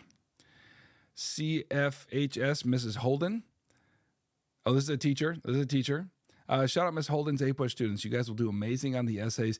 Just remember to source your documents so you don't get a 6767. Teacher knows where it's at. Miss Holden. She's doing it right. Empowerment HS. Shout out to Mr. Shout out to Mr. Omi. Give a shout out to him, to our AP history teacher. Cool man, yes. Can you shout out the Colonel, Mr. Rizzo? Tell him he is Wendy's warrior. Also, we are all getting 5s on Huak. Helena Gele. Shout out Miss Fisher from Newark Academy.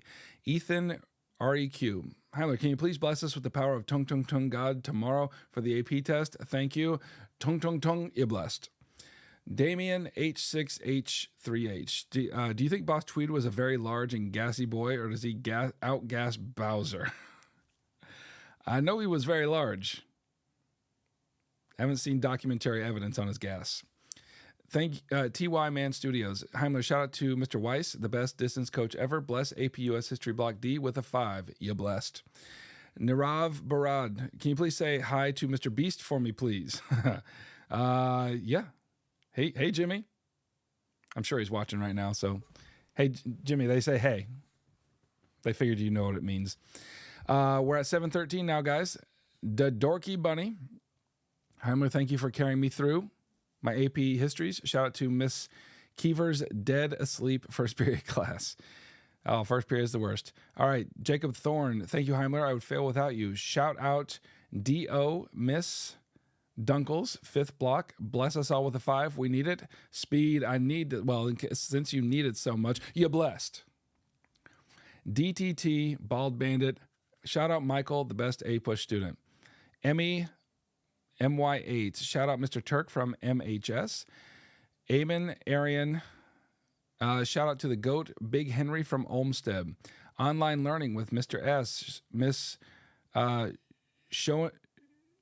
Shoneman are here representing River City Science Academy in Jacksonville, Florida. Thanks for all your content this year and every year. Good luck all. May the ghost of Henry Clay be with you. Well, that's lovely. Glad to see you guys. Glad you came. All right, I'm reading from 7:14 p.m. Icy Youns. Shout out Big B for helping us out with another year. May his heart be smaller than the Grinch's, but he's still our cute fuzzy senpai. MXAWZI, shout out, thank you, Mr. Floyd from TCHS.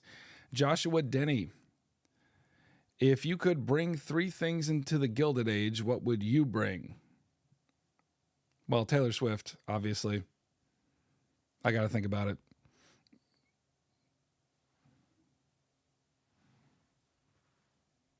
Fortnite. If I had to live there, I'd need me some Taylor Swift. I'd need me some Fortnite. And I would need my family too. So they're not thirds. Unfortunately, they occurred to me, but they would be first. They would be first. Oh my gosh, I know my family is watching this. Love you guys. I love you guys. You would be first. I bring you to the Gilded Age. All right, Sal Marengo. Flavia likes Arby's raw chitlins. # 5 squad only. Andrew David. Shout out Miss Pratis for being such an amazing APUSH teacher this year. She's the GOAT for real. We all about to get 5s. Shout out my boy, Timmy. We're at 7:15 now. Kitten of Discord. Shout out my GOAT, Miss Muldowney. I'm getting a 5. JB5000. Shout out Mr. Davis. D Block, APUSH, the GOAT. Alan is smart. Please shout out Dr. Akbar, Mr. House, and Mr. Battorf. They are the best APUSH teachers. Please tongue bless us juniors at BOMLA for our APUSH test. Tongue, you're blessed. Jackson Daly. Hey, want to shout out Mr. Tolliver. APUSH period 4. Orca Trout. Tongue sa blessing to Walled Lake Northerns Timor. Angel 18. Shout out Mr. Norvillas and his love for tacos. Nirav Barad. Can you tell the edible lemon I don't know what he's saying? Yeah, sure. I don't know what he's saying. Less sure. Shout out William Jr. Valdivia for real. He put me on. Clouds 3063. Shout out Mr. Rogan and Mr. Barone at Wilson. Christian Edits. Umberto got into AP Spanish. Womp womp, Chris. I'm at 716 now. Tommy 824. Corbat. CJ Pazmino. Shout out to Mr. Vargas from Miami Palmetto Senior High School. He's the best teacher out there and has prepared us all to get 5s. Well, Mr. Vargas, sounds like you're doing it right over there, and your kids love you. Couldn't ask for more than that. Cherry loves you. I'm at 717. Shout out to Espinoza. Madison Wu. Hi, Heimler. Can you shout out Mr. Cole Glazer? and Miss Sadlin from AHS, and thank them for being an amazing APUSH teachers. Zandaz7752, shout out Miss Settle, aka Saggy Metal. She made me nocturnal. Please tell her to double the guided readings for next year. Jackson Corona. Shout out Mr. Helmstedter's first period class. Me and Bryce are getting 5s, and Ike and Bish are getting 1s. Mr. H. the Goat. Mastermind Gaming. Shout out Mr. Whalen and the Edsel Ford High School. Infro SY6. I'm at 718. Darwin from Gumball or nah? I love me some Gumball. And Darwin he's the goat. I love Darwin. Furzud. Shout out Miss Colts from Cactus High. Hey, Miss Colts. Hope you're well. Congrats on getting to the end of the year. Cal M4P. Heimlich, can you shout out Vicente Fortes. Sarah Dubois. Shout out Dr. Halloran. She is a go-to teacher, and her book on Thomas Nast is fire. Wish her a tung superb time in San Francisco. Wait a minute.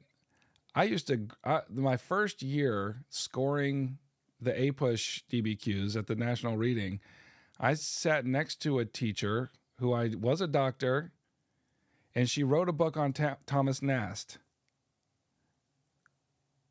I wonder if she's the same one. That would be wild. Anyway, Sarah, ask her if she remembers me. She wouldn't have known who I was. I was the noob there, and I was sitting next to her, and she helped me so much. So if it is her, that's great. I love her. Tell her thank you. Taylor X8H. Can you give a shout out to Jessica Jones from Burns High School for being the absolute GOAT? She's truly the best teacher ever. Not to mention she has a 100% pass rate. Dang. We love you, Miss Jones. 100% pass rate. That's wild. Well done. JDen25. Shout out Mr. Colvin's. Shout out Mr. Colvin's second and fourth period at LHS. Still reading from 718. Jag051. Shout out to all my APUSH students at Universal Learning Academy. I'm really so proud of you. And remember, sing this part in Barney's voice. Me sing it? I've done my singing. Oh, I've done my singing for the night. I love you. You know how it goes. I love you. You love me. Barney would have loved Wilson's 14-point policy. That's amazing. All right. Thank you. Good luck, guys. J Diamond Kid, can you look in the camera and say, happy birthday, Smalogan. Smalogan. It's his birthday on the APUSH exam. Thank you, Heimler. Audrey Condon. Shout out Miss Rowley's E-Block class, better than Miss Edsel's classes. Nirav Barab, what kind of impossible timing? I don't know. DTD Bald Bandit. Confirm that West Greenwich, Rhode Island is greater than Exeter, Rhode Island? Thanks. I don't want to get in the middle of anybody's rivalry. I'm not here to cook the beef. Is that a saying? Cook the beef? Did I just make that up? If so, I like it. I don't remember hearing it anywhere. I ain't here to cook nobody's beef. Let's get that started. Maybe somebody already did. Maybe it's just like I'd heard that. It's in the back of my mind, but I don't think that's the new egg in the sock. I ain't here to cook nobody's beef.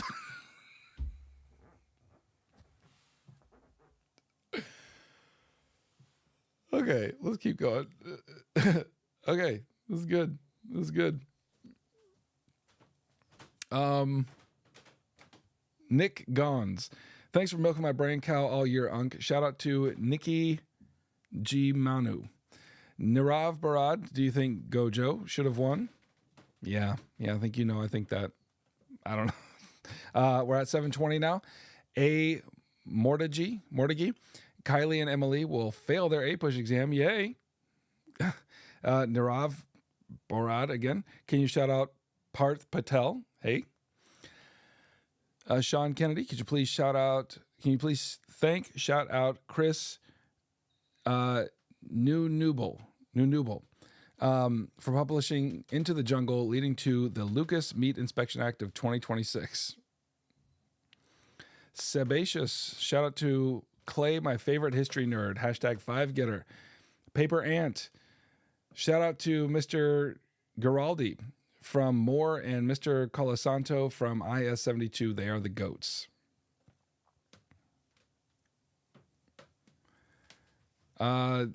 Yeah, if you're looking for the content for the live stream, that's at the beginning. So it's like 2 hours at the beginning.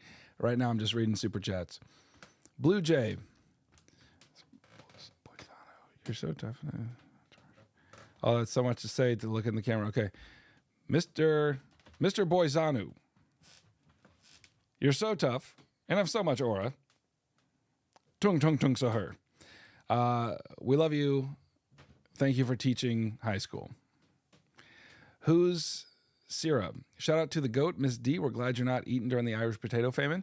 Mr. Heimler, can you please scuba on her? Nailed it. Nirav Barad, are we shouting out Ravi Matthews or nah? Yeah, let's do it. Ander Blues. Shout out to my, I'm reading from 722. Shout out to my APUSH teacher, Michael Mativier. He loves assigning your videos for review. Well, I'm glad. Big A and Big L. Yo Ibby Wibby. Shout out Mr. Resnick from MHS and his period 6 class. We are hungry to learn. Headlights. Bald head like lamp. I wish for a 5 genie. All right, 724. H Cone 0. Shout out the whole Cov Life APUSH class. Mr. Bronson, Enoch, Micah, Nara, Mesa, Tim, Maddie, Hannah, Eva, Hope, James, Tilly, Noah, Jesse, Sammy, Chloe, Camilla, Sam. Space Alex. Please say, may Tung Tung bless up the gag monkey. Malik Ahmed. Shout out Mr. Soizen for being a great teacher. Pickle Forgers. Heimler, you're my goat. You came in clutch for studying. Such a skibbity sigma. Thanks. Curry Mackier. Shout out Brendan. Harris Cookies. Chris's PS5. The AP Physics FRQ. Stav 747. Craig Martin from Decula High School. And Spotify Premium for my 5 in APUSH. Takes a village. It does. All right, we're at 725. Elizabeth Green. Hello, Mr. Boss Tweed Heimler. Can you please shout out Miss O at Seaholm High School and tell Claire and Ava to stop talking during the lectures. Just stop talking. DV and Andrade. Shout out to the GOAT Meter Galt. WHHS 67. Nirav Borad. Who is the edible lemon? I think you know. You should tell us. Siba, G71. Hi, Heimler. You are awesome and funny. Thank you. Please shout out my APUSH teacher, Mr. Fisher from Warren Hill High School. Can you also say his catchphrase, sick, bro? Arlene Duran, please give a shout out to Miss KB. Scorched Candle. Shout out to Miss Colts from Cactus. B Block is the greatest block. Picklehead to TO7. Can you give a shout out to Mr. Ruger, the GOAT? He has videos on his class website. He has your videos on his class website. Nice. Nirav Barad, my guy, you just emptying that wallet, saying so many things, and I don't know the answers to, but thank you. Can you shout out Daniel Lurie? Oh, well, that's something the least mysterious one yet. Dylan Anderson for $2. Thank you. I'm at 727 now. Andy 8 calls. Shout out to my APUSH teacher, Mr. Foster. Loco 9825. I appreciate the review. Big Mud. Shout out to my study partners, Jet Ziri and Sabia, as well as Miss Mangone from SHS. Buff Tomato. Can you yell squeeze for me like Mr. Harnett Heimgoat? Squeeze. I don't know how he says it. I hope there you go. I hope it's good. Jackson Long. Shout out Mr. Hoskins, please put Thor on the Wall of Fame. Oh, please put Thor on the Wall of Fame. He deserves it. Plus, he's super good at water polo and definitely going to get a 5 on the AP test because he is locked. And his study style is easily the most influential. Sounds like a lot of evidence for Thor there. Might want to consider it. King Chaz with a donation. Thank you. Logan Kelly. Shout out Mr. Haney from North Bay. Happy belated birthday, and please bless me with a 5. You should also bless Connor. He was doing Connor things. All right. Well, yeah. Bless you both. You blessed. Nirav Barad with another one. Thank you. Elise Waltz. Please save us, Champa Rice. Squibble. Shout out Mr. Haynes from HTHS. Creamy Noodle. Thank you, Heimler, for everything. Could you wish Viviana Brambila from Mountain View High School good luck? Good luck. 7-7 Spider. I just lost the game, and so did you. Okay. Gotcha. Moy oh moy. Shout out 300 Clemens. Gabu 7796 with a donation at 7:30. We're at 7:30. Thank you. Jeff Lemer. Hi, Mike. Can you shout out my APUSH teacher, Dr. Nathan, and wish the APUSH class of Brooklyn Studio good luck, and wish we all get 5s, and a little shout out to my friends, Kat Cleo. Yeah, Dr. Nathan. Howdy. And good luck, guys. I feel 5s in your future. Shelby Wood. Shout out to my APUSH peeps at Enterprise High School. Strive for a 5 from Miss Wood. Aw, she loves you guys. Dylan Anderson. Still reading from 7:30. Dylan Anderson with a donation. Thank you. Kremexoen. Would you rather have Tung Tung Tung Sahur or Arby's? Yeah, I'm going with Arby's. Drago. Shout out Miss Shirley. I'm going to get a 5. Trust. 7:31. Miles Stack. Hello, Heimler. Your videos are the main reason I received a 5 on AP World. Hey, congrats. Shout out Riley's classroom. And can you say, Larry, what was the Marshall Plan? Holden Walagowski. Please say, I'm not happy, Bob. Not happy. Jag051. Heimler, you rock. Can you please shout out Angie, Yasin, Aya, Salih, Suleiman, Assad, Mahdi, Hiba, Hala, and Tabarak from ULA. Miguel CK. Shout out to Mr. Ashby and period 3 from Alisal High School. Excuse me.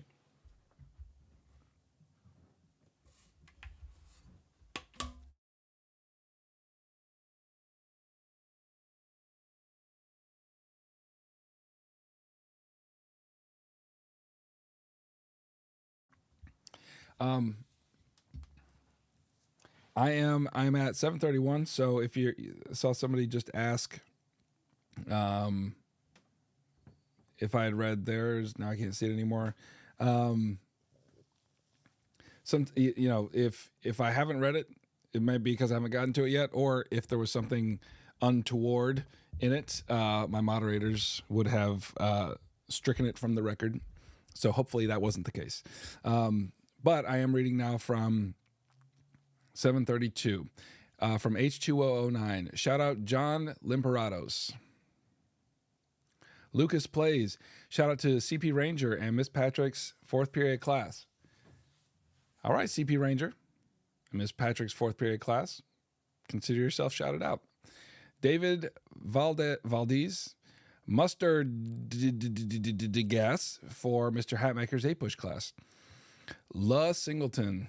Commies of the world unite. Hashtag Brian, hashtag Jamie, hashtag Big Brian. Salmarango. Aubrey, salty woman, may or may not do good on this. Spin Ninja. This is 7:33, by the way.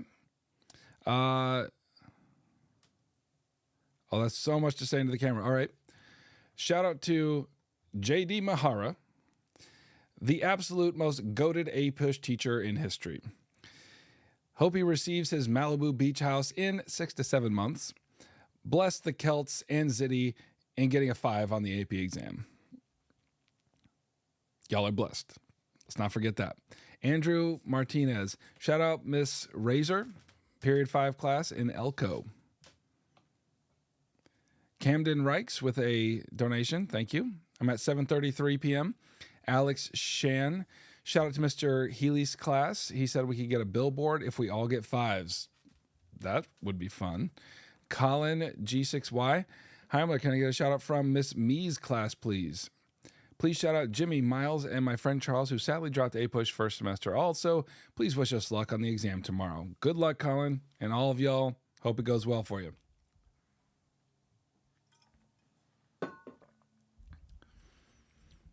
Taylor, please give a shout out to Jessica Jones from Burns High School for being the absolute GOAT. She is truly the best teacher ever. We love you, Miss Jones. Duke of Zaza, shout out Maurice Almacher. Loves Jeans by Two Hollis. Pandas Need Sleep. Shout out Mr. DeGidio, 6th and 7th period APUSH class from Klein Forest High School. Liv Slokey. Shout out Mr. Curtis from LHS. HUD Hat. Thank you so much, Heimler. Your tutorials are the best. Shout out Dr. Elliott, one of the GOATs. Dr. Elliott. You heard HUD Hat. Jeff Cast, shout out Mr. Fitch, and call out Yusuf for not studying at all until today. Unwon Cray Kib, shout out to the GOAT, Mr. Myers. Sincerely Petal, shout out Mr. Wood. Please say Kaiser Exness Cannon. I hope I said that right. Joel M. the Awesome. Tung Tung, shout out Mr. Crompton, and Scuba, please. You know I'll be Scuba. HQRTS, shout out the best APUSH teacher, Miss Allie Wepner, and the best AP World teacher, Miss Brenda Siles from Lincoln, Nicaragua. All right, I'm at 734 now, 734. Gabriel Viteri, thank you for milking my brain cows for a year. You were always 2 days behind our tests. I'll miss class so I can take the test after you posted. That is a strategy. Voyager is taken. Shout out, APUSH, Mr. Nevin, the GOAT, got us for real. Caleb Espinoza, shout out Mr. Patrizo, Tung Tung Tung Sahur gets 5. Alapar 27, shout out Miss Casanave, aka the Big Knave from Azusa High School. Wormy Z, Wormzy ZZZ, shout out Mr. Bagner, best teacher. All right, I'm reading from 735 now. Juan Diego, shout out to Miss Sampat, best APUSH teacher. Thank you for all, Miss Sampat. JX Remy FN, shout out Coach Jackson, APUSH Army. King Raditz Music, can you shout out my friend Robbins? Joey Bowers, thank you for all the studying help, Heimler. Can you shout out Miss Clark? You're welcome. Excuse me. You're welcome. Jonah Dabbs, can you please give a shout out to my APUSH teacher, Miss Halperin? Also, do you want to get Arby's with me? I do love, I say I love Arby's. I used to get the dang big beef and cheese. I don't even know if they still have that anymore. But I used to crush that. I used to crush it. I haven't even gone to Arby's with my own kids. I probably should go with them first. Leon Nem, shout out to my teacher, Miss Lynn at Timberland. Fioza 99, shout out Mr. Heiss. Can you say, Mr. Heiss, you're the GOAT? Gavster 4414 with a donation. Thank you. Still reading from 735. Ryan Tennis, shout out Mr. Peterson, Fondy High 8th hour. Aubrey Hines, shout out Mr. Peel at John Marshall High School. I know we got a shout out yesterday, but he is an amazing teacher and makes us laugh. Well, there's a lot to be said for that. I'll tell you that much. M. Kirby, shout out Mr. Coyle. Shout out first period APUSH. We are all friends. Thank you, Heimler. We are all making 6s tomorrow. And shout out Maria Goat Kirby. You guys go get those 6s. Allison Dury, thank you. Gabriella Maddock. Shout out to Miss Zatikian from NDHS. Thank you. Nico Gus Fari. Hey, Heimler, can you shout out Miss Calendar's class at East Forsyth High School? Say that we will get a 5 on the exam tomorrow, and Nico is a Mager 6'7". Y'all gonna get a 5 tomorrow. Don't worry.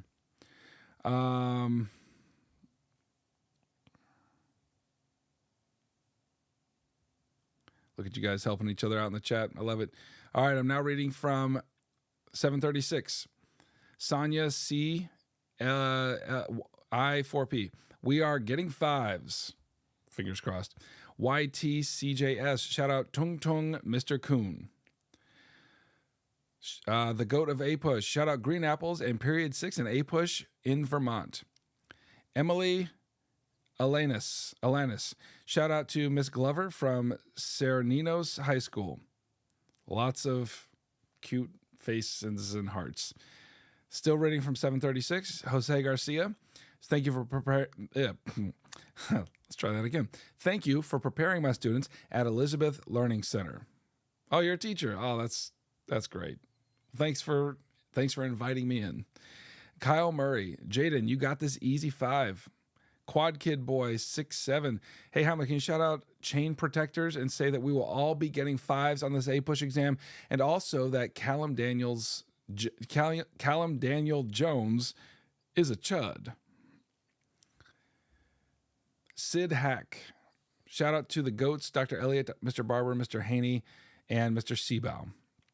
Hannah Miller, shout out Miss Fitzhenry. She's an awesome teacher, and we will all get 5s. Can you look into the camera and say, Miss Fitzhenry, you are the goat. Toasty Films, shout out Mr. Hummel, best APUSH teacher at LHS. 3rd period loves you. From Hummel's Musketeers. I love when there's like a name, like the class has a name. I love that. Like real identity. That's awesome. Is It Tubes with a donation. Still reading from 736. Fart Master is back. Hey, Fart Master. Shout out to Team Taft and Miss Richard's class on triple tough Taft Sahur. We are getting 1600s on the APUSH exam and 100s on the SAT. There's so much going on there. But yeah, good luck, guys. Good luck. So furry meow. Shout out Ms. Riley. She's the bestest APUSH teacher. GVNNQRR. Shout out Adam Slabodnik. Kenzie. Shout out Ava Shannon. Hair FHGG. Please bless my APUSH and AP Chinese B2B exam tomorrow. Rough. That's rough. But yes, you're blessed. Back to back blessed. We're at 737 now. Kitten of Discord. Shout out Miss Muldowney. EYHS APUSH. Juan Ramirez. Shout out Miss Marzo and her 3rd period. Adam Schaefer, please shout out my teacher, Mr. Caff, and wish him luck at his new school next year and for a lasting marriage. Yeah, good luck, Mr. Caff. Sounds like a lot's going on. Jaden Watts, shout out Mr. Hinkle at SMHS. Jose Pacheco, shout out Miss Machado from SCCS. Got into NHS now. Nice. Unknown person. Can you shout out the goat, Miss Kin Kizzle, and her friend Michael? Yeah. Hey, Miss Kin Kizzle. And Michael, hey. Ibu, 1417, please say Miss Varian and Miss Vizone are the goats. South Street. Please shout out to the big Mr. Reynolds and let him know that he is tung sa cool, especially at Walmart after school. DCC 024. Shout out Mr. Liebernecht. Definitely Geo. Shout out Jay Spence and Coffee Buzz. Alvin Chen 7034. Shout out to Leo. Good luck, Leo. Cohen B with a donation. Thank you. Still reading from 737. Oh, right about 738. William Taft. Shout out Mr. Kasner's class. Please wish us luck. Good luck. Slay Leb. Shout out my teacher, Miss Hicks, the goat. For real. Brett McGee. Can you give a shout out to Mr. O and say the ocean is a soup? MXN 1075. Can you tell Chow? Is it Chow or Cow to hit the gym? Moron Dome. Mr. Henry and Heimler after carrying me through APUSH. DEC 9871. Mr. Kobliska's class. Can you tongue bless? Yeah, tongue bless. You're blessed. Defter MC. Shout out Miss Stewart. She is the goat of a history teacher. Well, Miss Stewart, you heard it here. You are indeed the goat. You're the Simone Biles of APUSH teaching. Thanks, Defter. Milky85969. Shout out to Cameron Franklin for being a chud and helping me out with computer science when I needed it. Miles Turney. Shout out Mr. Petratus at Cuyahoga Falls. All right, moving on.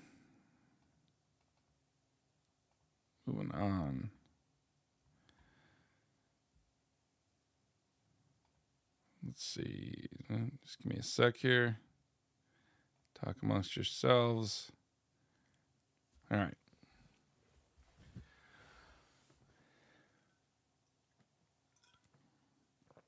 My exam is tomorrow and I know nothing. Well, just watch these streams. That could help.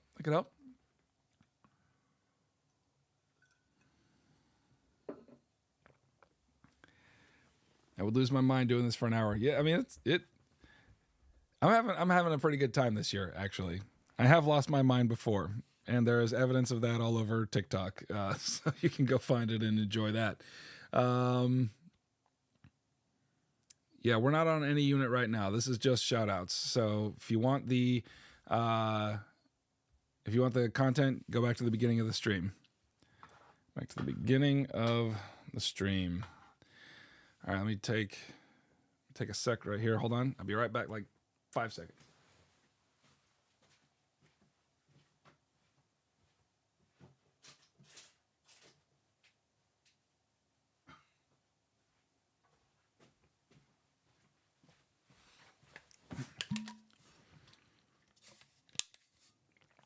All right. Let's keep going. Boo. I'm at 738. Boo 8394. Shout out Miss Sanchez, 8th period class from MBHS. Leo Floric. Shout out Miss Carp and period 5 APUSH. Cosac U. Shout out Miss Reardon at Norview High School, the GOAT. Chloe Widener. Shout out Mr. Miller from ALA. He's the birthday. Iraq Nam. Shout out to brought to you by Tony, Liam, Matthew, Gianni, Dan, Sarah, Emma, Ashlyn, and Jules. 3rd period, Lake Catholic, Mr. Shockley's class. Lathan Chesney. Shout out Miss Van Beelen, and Mason High School. Press Terra. Shout out Miss Green from Metro High School. A Justice Doss. Can you bless Irwin and Masterman? Tongue bless. Okay, Irwin and Masterman. Tongue bless. Senfi. Shout out Mr. Walker and Mr. Thomas from PHS. Quarix. Shout out Mr. Cullen, and please bless all the kids taking the exam at Medford High School tomorrow with all 5s. And please look at the camera and say, Mr. Cullen wears a fanny pack, and the Ravens suck. Don't come at me. I'm not here to cook anybody's beef. Yeah. All right. Medford High School, you blessed. Match Mind Tennis. Can you look at the camera and say in a serious voice, focus up? Can you also shout out Mr. Cronin and Mr. Day from BHS? Jania Gomez. Shout out Mr. Casson, APUSH, and Mr. Doty, AP World, or Dowdy. Shock Flame 420. I'm at 739 now. Shout out to Charles Leclerc. Nobody 675. Thank you, Heimler, for all that you've done. Shout out Mr. Ridgway from Reynoldsburg again, and Miss Obhoff and Miss King from Lincoln Heights from Ecam Judge. Cohen B. Shout out Miss Brooks, Austin High School. We get 5s. Zachary Jones. Shout out Miss Campbell, best APUSH teacher ever. Miss Cherub. Hi, Heimler. I'm so grateful for your videos. Also, shout out to Dr. Poland's 5th period class, as well as Mr. Bartel's classes from Norwin. Vlogger Boy 912. Shout out to E. Sullivan and Ethan K. Zorger. My goats for real. M. Exawizi. Thank you, Mr. Floyd, from Max at TCHS. Still reading from 739. Clay 8134. Can you shout out our glorious King Pete Crow Armstrong? Xylosaur.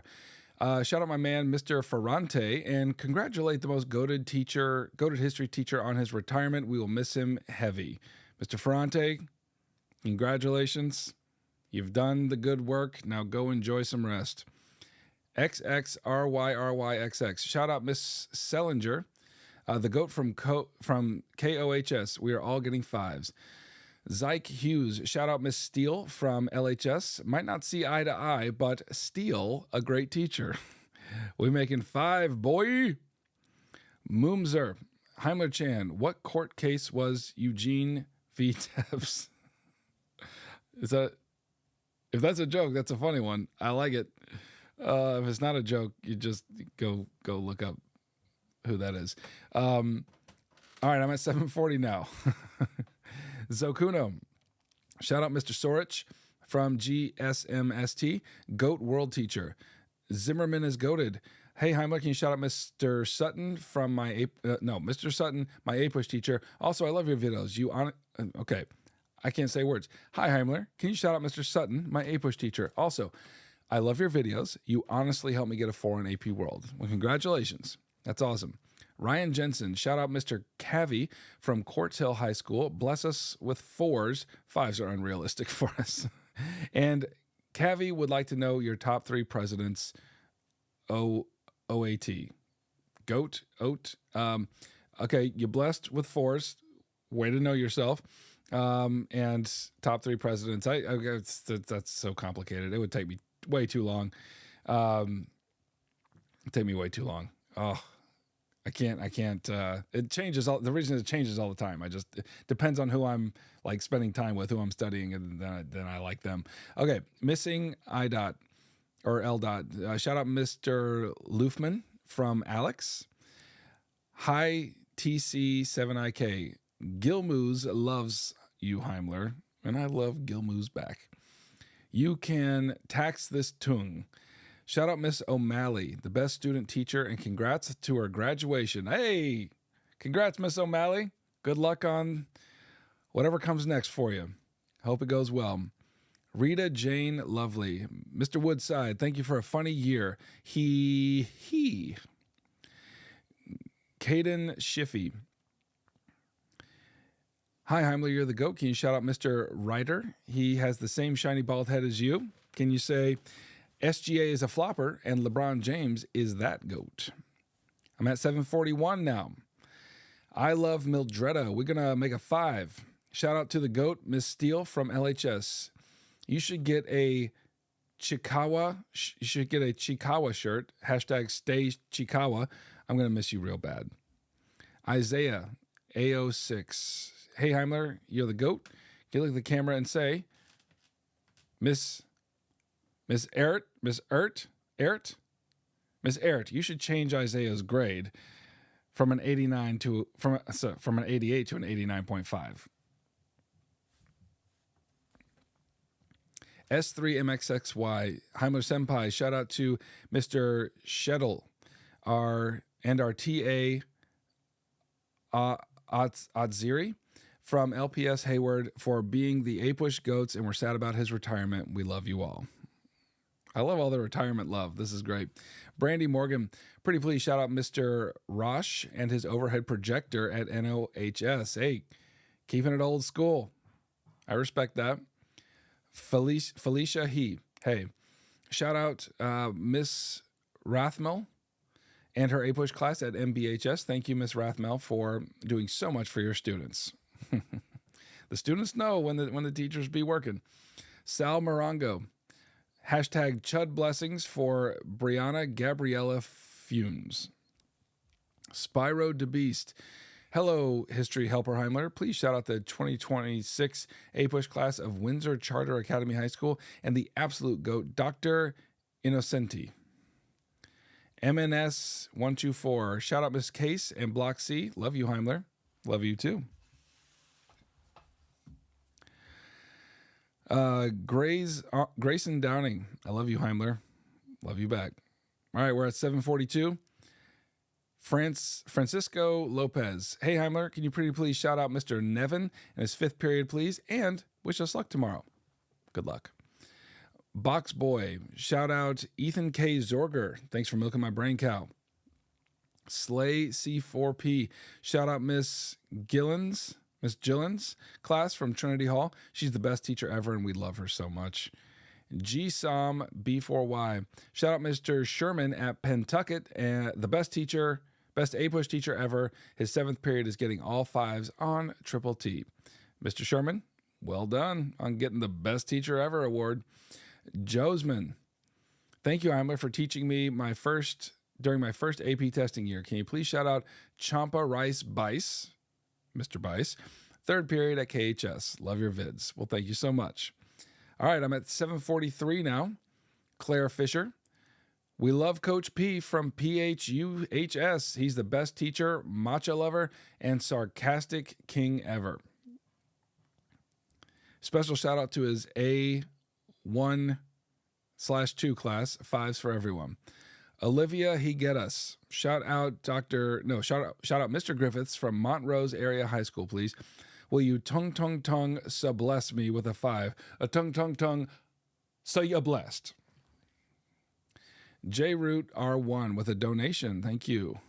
Henry Tift, shout out to Big Shafe from Oak Ridge High. Noob Bob. Hey, Heimler, what do you call an Italian with a rubber toe? Roberto. That's nice. Also, can you shout out Mr. Rom and please tell him to give us extra credit? DeBomb A5479. Hey, Heimler, can you please shout out John Suet High School and Mr. LaBelle? Best APUSH teacher ever. And please bless our APUSH class for tomorrow. Well, you're blessed. Gold in my city cards.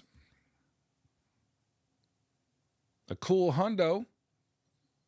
Very generous of gold in my city. Thank you.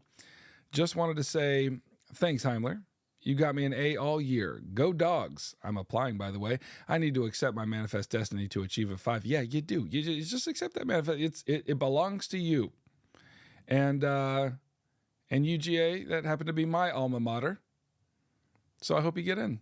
We'll be alma besties. Thank you very much. Matias Restifo. Hello, Heimler. It's me, John APUSH. Can you please shout out Miss Seco, the loyalist, Sartak, Trahan, Sid, Joseph, Mardini, and Chris Daza. I love Triple T. Still reading 743. Summer McCann. Shout out Mr. Morin from WHS. He's the GOAT and the best APUSH teacher. All of us 3rd period students are getting a 5 thanks to him. Saw 007. Heimler, I feel like you deserve a shout out. So shout out you from Slater. Well, thank you, Slater. Could you also look at the camera and say, no cap on God, bro? The peak. Thank you. Straven. Heimler, please bless Amrit and Subodip with your aura. Please, Heimler. Also, shout out Miss Matthias, APUSH teacher. You got the aura, baby. You're blessed. B Heights, Hemi History, and a bunch of laughing emojis. Akira Mead, shout out to Miss Clark. We're at 744 now. Ella Siamiadzko. Can you please shout out Miss Shocks and Miss Van's APUSH classes? They're the best teachers ever. We love them so much. Yo Dude. Shout out Renee Munoz for making world history fun. Fioza 99. I love you, Heimler. Can you say Mr. Heiss loves Arby's and AI? John with a Fox. Shout out Miss Hanley. Happy retirement to her. Miss Hanley, congratulations. I'm at 745 now. Exaley. Hey, Heimler, can you please shout out President Funny Valentine, Johnny Joestar, and my wife, Rias Gremery. We also getting 5s on this exam. Jute R1. Hey, Heimler. Thank you so much for helping out my entire class for APUSH. Please shout out Miss Cruz. She's a great teacher and loves your videos. Well, I love her too. Gavin Mahan. Tell Abu to lock in, and he's getting a 5, please. Jen Sharkey, shout out to Mr. Santos from LACS, best teacher. Madeline Duffy, hi, messed up my first one. Shout out to Mr. Portent from his not lame 5th period class. Would love to know your top amendments court cases. Thank you, Heimler. Oh, that's my top amendments.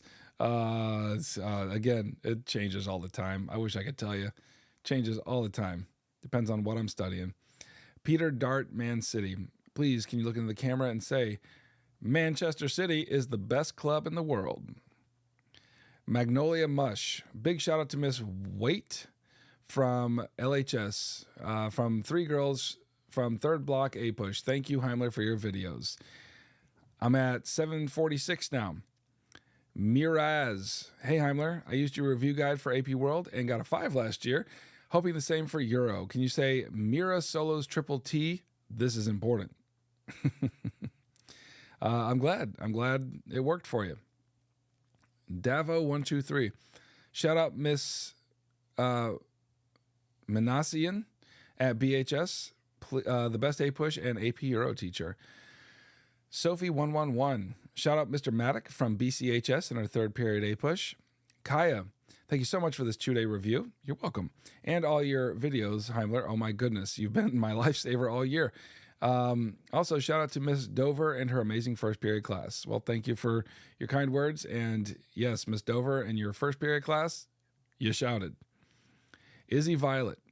Hi, Heimler. Can you shout out Izzy and Sophia? And can you do the scuba? Scuba. Thank you, King. Izzy and Sophia. This one's for you. Flash Edits. Shout out the GOAT, Mr. Shear from MHS, for making APUSH good, great, and grand this year. Emmer Funny. I'm at 748 now. Thank you for the goated reviews and sacrificing sleep for us for real. Also, please say hello to Pete from Palm Beach. Palm Beach Pete. You can tax this, Tung Tung. Please bless Miss Barrage's 5th hour with all 5s. Y'all are blessed. Rick MC. Hey, Heimler, where does Darth Vader get his shoes from? There's no answer. Oh, yeah, I want to know. Pickle Forgers. Shout out my GOAT, Mr. Young from Santa Paula High School. He's a goated APUSH. He's a goated teacher that helped make APUSH fun to learn. 749. Raz the Nerd. Yo, teach. When lunch? Nia Lalal. Hey, Heimler, thank you for making us all end in A's and APUSH this year. Congrats. That's amazing. Please shout out our amazing teacher, Mr. Yeager, and our APUSH squad, Naya, Shaya, and Ali. Thanks, guys. Congrats. We're now at 7:50 p.m. Aditi Asingla. Shout out Mr. Coleman, the coolest APUSH teacher. Ness Gelman. Shout out to Champa Rice and the GOATs, Mr. Patton and Dr. Prechter, and manifesting that 5 destiny. Landon CO9. Shout out to Mr. Chow. We know period 5 is your fave. Hannah Harral. Shout out Mr. Downs. Allie Mortensen. Shout out Miss McConville from CHHS. Angelina Howe, can you ask for Tung Tung Sahur's blessing on the test tomorrow? Also, shout out Senpai Kitten Ainsley with a low XP bar to lock in for psych. Yes, give me a second. Okay, blessing asked, blessing received. Alpha Tunkara with a donation, thank you. Sham Jr., shout out Miss Gillette from Ames High. Fart Master coming in again. Heimler, who would win? Tough Taft or recessed Chud Wilson? I'm going with Taft.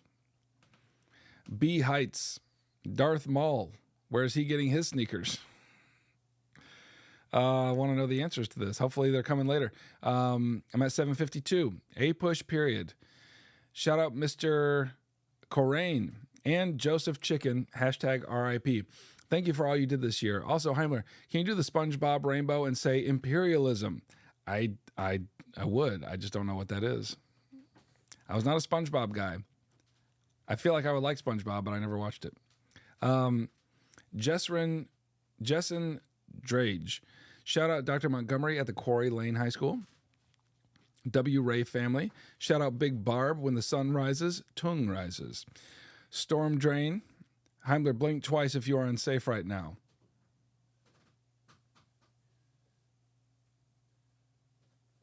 All good. Kenzel. Ken ZZZ1E. Shout out Lunch Gang, Antonia, and Miss O'Mara. At 7:54 now, Gabriel Viteri with a donation. Thank you. Joshua Haviland. Can you give a shout out to J-Hav, Nikhil, and Miss Sailor from Highland? All glory to Triple T. Add 901. Can you shout out Luca, Gio, and do scuba for him? Luca and Gio, that one goes out to you. Annis Dietz with a $10 donation. Thank you so much. The AK Vault. Shout out to Mr. Mark Vincent, Barcelona, GOAT teacher from Claremont High School, Claremont, California. He uses memes and jokes to teach APUSH. Go, GOAT Heimler. Valamend, Vil. King Heimler, you're the greatest. Can you give a shout out to my GOATs, Mr. Gonzalez, Mrs. Gonzalez at Costa Mesa High School, and good luck, Valentina. Chad Bod, Heimler, my GOAT. Could you please shout out Mr. Taylor from Sun Lake High? And Nora the Scholar, please shout out Mr. Leightonberger. He's, excuse me, Mr. Try that again. Please shout out Mr. Leightonberger. He's the GOAT APUSH teacher. Inv, shout out to Miss Alioto at UOFD. I'm at 7:56 now. Ryan Willis, GOAT Heimler, shout out to Miss Lincoln and Mr. Doby for being the best APUSH teachers. Also, can you look into the camera and say, let's have a conversation about this? Annis Dietz. Shout out Mr. Mora. I'm at 7:56 now. ARITG92. May is Mental Health Month. Make sure to prioritize yourself and resting after APUSH exam and give yourself grace. Also, shout out to Miss Jacobson, period 2 at Durfee High. That's all good advice right there. Hi, it's Haley. Can you shout out Mr. Newman from GUHS? Also, can you do the Baby Boo dance? This is one I don't even have to think about. I don't know what it is. I'm sure my kids will tell me after we're done with this, but I'm doing it in spirit. I'm doing it in my heart. Doing it for you in my heart. Hudson Smith, shout out to Mr. Garcia's class in Grapevine, Texas. Kelly Wheeler, I'm at 7:57 now.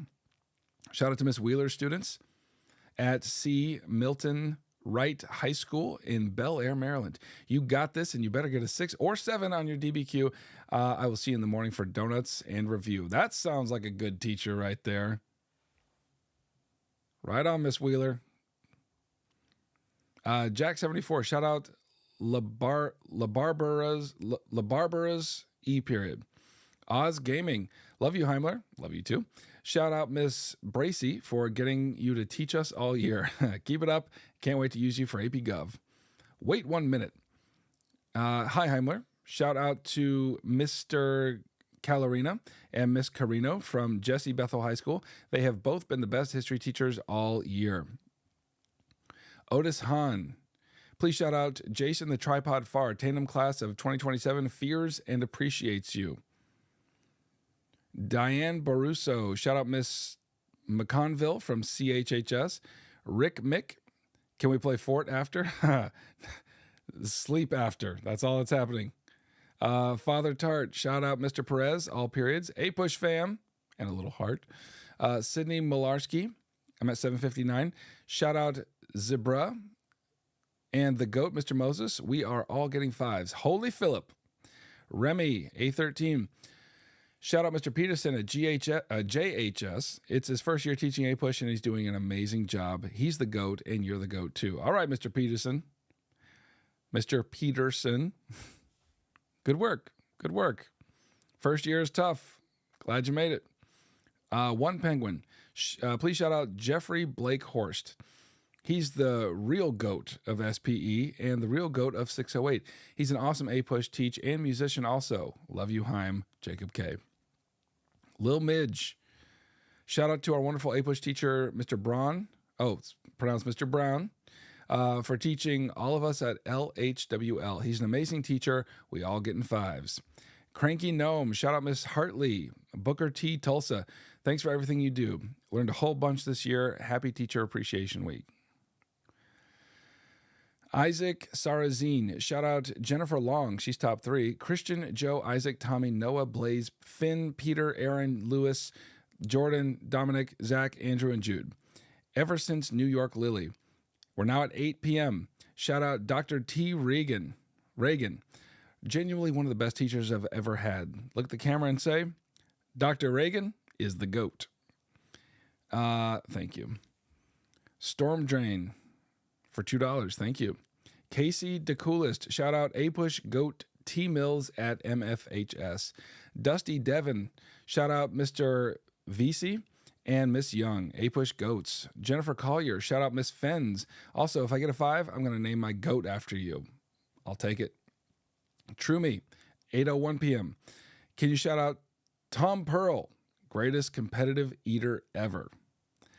Ed 5073, thank you for helping me get an A and hopefully a 5 in APUSH. Can you shout out Mr. Justice from Santa Margarita? I sure can. You got you got an A. Well done. Good work. And I think that's definitely going to translate into a 5 for you. And Mr. Justice, consider yourself shouted out. Thank you for that generosity. Appreciate that. Do not stare at me. 8:02 p.m. Shout out Mr. Harrison from ETHS. Thanks to him for making us fold our papers to prepare for the DBQ every single time. We got this, Mavs. My oh my help. Shout out Mr. Leightonberger. Period 8 rocks. We love the communist dolphin. Please scuba for APUSH SMP. Hashtag glory to the Republic of Leightonberger. For the Leightonbergers, that's for you. NNGYNUE. Shout out Mr. Nelson and Swag Daddy Henry Clay. Big Mama. This is 8:03. Shout out Miss Gabriel from Hey, we love you. Tung Tung. Shout out Mr. Stonebreaker EAHS. I love you, Heimler Chan. The Zoomer. Thank you, Mr. Justice, for helping me with APUSH. Man, y'all must love Mr. Justice. That's the second $50 donation for Mr. Justice. Goodness gracious. I hope you interpret that as love, Mr. Justice. Shiloh Whitman. Shout out Mr. Mark McCourt. I think we have watched every review video you have published this year. Well, thanks. I appreciate it. I hope it helped. I really do. It's the Bat 9. Shout out Mr. Herding. In 5th period APUSH, Tung Tung bless us. Tung Tung, you're blessed. Hadley 5373. Shout out Mr. Armstrong from SHS, my Ginger King. We're at 8:05 now. Karma Talks. Shout out Mr. Blue 5 because we strive for the 5. Daphne EPC. Hey Heimlers, Daphne and Gabby. Shout out to Mr. Piccini, the GOAT, and period 6 APUSH class. We're all getting 5s. Dana's 5625. Teach is cool and all, but shout out my APUSH crush, Boomy. Cal M4P. Shout out Dr. Schaefer. I'm going to get a 5 tomorrow. Micah Moss. Shout out Mr. Parsons. He loves Genghis Khan and his wife too. Molly Butler. 8:06 p.m. Thank you for everything. Also, thank you, Stiegel. Camden Reichs. Shout out Mr. Seaburn and Miss Met for being amazing teachers in the spheres of the United States literature and history. They inspired us to pursue transcendentalism. Well, I hope that goes well for you, Camden. Jeng Hez. Shout out Mr. Solis. Love you, my Lewis Lit Cupcake. Enzo Mayoni. Hey, Heimler. Shout out Mr. Connor Ernest Murphy of Mantua, the Jeopardy GOAT. St. Augustine Prep on top. Also, does the Boston Harbor still taste like tea? Only one way to find out. Go jump in it. Landon 1043. Shout out the Moshak Cream Rebellion, one of the most influential events in APUSH. I would like to know more about that. Ibrahim Khan. Shout out to Mr. Teal's 4th, 5th, and 9th periods. Best APUSH students. Go Eagles. And good luck to everyone taking the exam. We got this. DZY Alex. Shout out Mr. Gwillem. G Money. for being an awesome APUSH teacher, and Tung Tung bless Alex and Finn with 5s, and curse Connor D with a 1. I ain't here to cook anybody's beef, so I'm not gonna curse Connor, but Tung bless. Okay, Alex and Finn, Tung, you blessed. There it is. All right. Envira Games. Shout out Mr. T from his students, JS, JB, and SP, OCHS. Rabid Peanut 2. Hello, Mr. Heimel. Can you please shout out Miss Muldowney from EYHS and say that William Backner is Tung. C Striker. I'm at 807 now. Can you give a shout out to Mr. Vokun and do 67? Hey, Mr. Vokun. Jack Resch for $20. No comment, but thank you. Grill. L3246. Heimler, can you please bless Amber C and Miles M? Hey guys, you blessed. Tall Jack, can you say something mean about my friend Zach? It's just going to come out nice. I'm sorry. Kate Cool, 24. Shout out to the GOAT, Miss Jerry Whitecotton. Best and sweetest teacher ever. V for victory. Isaiah Mendez. Shout out Miss Kraft from SHS for crafting the best APUSH formula. Well, I'd like to hear what that is. Alba831. Shout out Yon Timson and Mr. Johnson in period 3 and Jose R. Riley Outdoors. Shout out Miss Weber's APUSH class. We're at 808 now. Bruh Random. Thanks for the help in the AP World exam. You're welcome. Arthur W12. Convince Miss E, Miss F Statu to like you. Wish Miss E luck with triple T tung to her. Hey, Miss E don't like me? I respect that. Axon Norton. Bless Nick, Caleb, and Miles for 5s on the exam. Y'all are blessed. Rick MC. Can you shout out Mr. Stiegel from CHS, please? Jaws is cute. Shout out Mr. Venezia from North Allegheny Senior High School. Tina X. Zhang. Heimler, we're students from WAPUSH, which is a campaign for a new AP course about U.S. women's history. If you'd like to give your support, that would be fire. We sent you an email. Check it out. That would be awesome. Yeah, count me in. I'm all for that. That would be awesome. And it's a student-led campaign. That's pretty cool. Yeah, count me in. Star ZZD. Kyle Stelzer at Cristo Rey, New York is the best APUSH teacher. Triple AAA. Shout out Mr. Norvalis and his carne asada tacos. 809. Karma Talks. Shout out Mr. Blue 5. Say, we strive for the 5. Juan Diego. Shout out Mr. Sampat. Thanks for all MS. Michael Fernandez, 8146. I promised my student I'd wish them luck on night 2. You guys got this? I love Fernie. Teacher giving the love to the students. Love it. CalQVX. Can please shout out the GOAT, Miss Grisham. Thank you so much. I love you. Geese Plays. Shout out my APUSH teacher, Miss Dunbar, the GOAT. MMLN Guyen. MML Nguyen. Shout out Coach Nipper at LRCA. Please bless us with 5s, and you are amazing. Here come the 5s. You're blessed. William Lemus. Shout out Tommy Brightnell from Kennett High School. Dreamful Snowman. Shout out Mr. Kalb.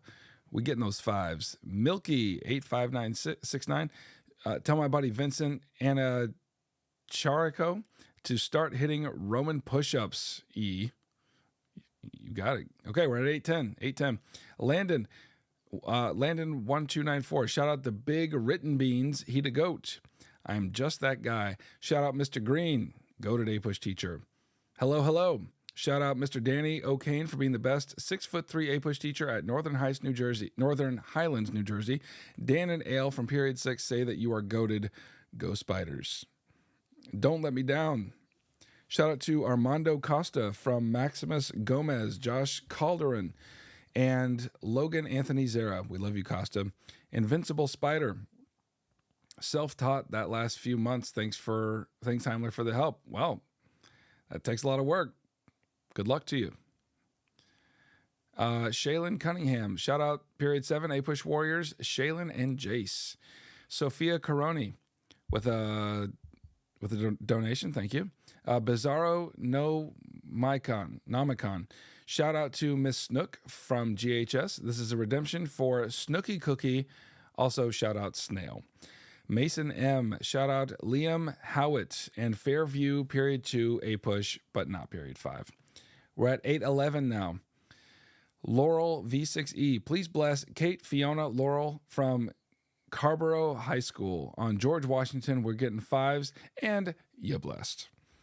Michael Goodies, can you bless Goldberg period 5 and do a little dance? Goldberg period 5, you blessed? There we go. Cursed King, shout out Miss Went and her APUSH class. Jake Druin, shout out Mr. Maynard's first hour GPN. Yes, I already did the review. The review's at the beginning, so it's like first 2 hours of this. I'm just doing shout outs now. Did I say Jake Druin? Yes, I did. Shout out to Mr. Maynard's first hour at GPM. Fishy Vicky, shout out to my APUSH teacher, Mr. McInnes, and all my peers. We will get a tung Sa5. Matthias Seenjam, shout out to Persig, my twin, and Earl. Kirkefield Kohler with a donation, thank you. I'm at 8:12 now. Etcetera's Art, shout out Mr. Brewer at KHS, he's the GOAT. Not Lawson, can you please shout out Mr. Egg and Mr. Walton, they're the GOATs. HMPC, shout out Mrs. Reese and Mrs. England. Just a Box, please look into the camera and say, Miss Thorpe, you're the GOAT. Also, you're all going to get 5s. Also, please answer who would win 20 humans or 1 gorilla. Depends on who the humans are. I feel like the gorilla would fight fair, but sometimes humans can fight dirty. Kirkified Kohler. Can we get a shout out to the GOAT, Mr. Kohler? Diana Silverhand, shout out Miss Carrie, the GOAT. Love Sophia and Ari. Nita Navid, shout out Miss Wolovich from Preston High School. We're all getting 5s tomorrow. Ashlyn Stager. Ashlyn and Alina from Glastonbury will get 5s on the AP test because they are the GOATs. 8:14 now. Sophia Caron, we love you, Miss Padron, my history baddie. LJJZ900, please shout out Miss Malart's 6th block class. Zach, I don't want to give away any information here. We'll let Zach deal with that. All right. James BL1KK with a donation. Thank you. Logan Schlesky with a donation. Thank you. We're at 8:15 now. Josh SCS90. Shout out John Crandall and my teacher, Mr. Kirsten, for a great year of APUSH at ABHS. Also, many thanks to you, Heimler, for all the help this year. You're welcome. Sparkly Pink Cheetah. Shout out the WWS track team. We are all at a track meet and are studying right now. Dang. All right. Nice work. Also, please shout out Shyla and Maddie, who are watching in 40-degree weather under a tent. Your videos were my curriculum this year. Man, so many environments y'all are watching this from. Glad to have you, and thanks for showing up, even though it might be hard. It might be hard. Thanks. James BL1KK. Shout out Miss Ozuna Heights. Shout out Miss Ozuna Heights High School, Houston, Texas. Joshua the GK. Shout out Miss Saluk. APUSH period 1 GLHS. Larry Viles 619. Shout out Miss Van Beelan and Mason High School. I'm at 8:16 now. American History Got Easier with a donation of $5. Thank you. Noctune 304. Shout out Mr. Teal from ILT KWHS for being the GOAT. Lamakai Cause. Shout out to Anika Franco. She's been saved by your videos countless times. PH Vills. Can you say Ayo sheesh, Miss Jew is the best. We're at 8:18 now. Allie Brooks, big shout out to my APUSH students at Austin High and Decatur. Love ya. No, love y'all. Proud of y'all. It's time to lock in. Miss Brooks Jones.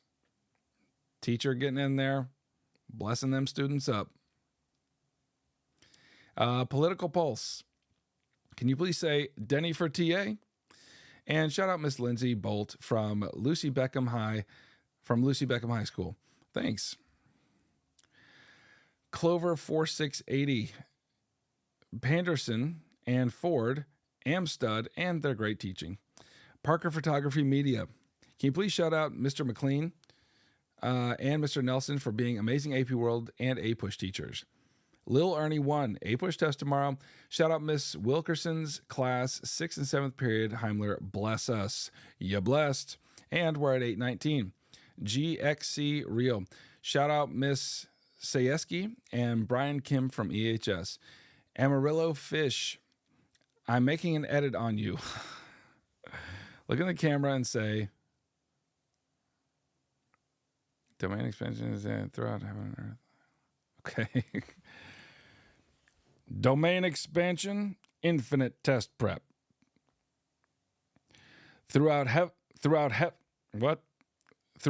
and earth, I alone am the APUSH prep guy. I didn't get it quite right. I hope that works. All right. Now I'm going to get it right. Throughout heaven and earth, Throughout heaven and earth, I alone am the APUSH guy. There we go. All right. Gabriel Viteri.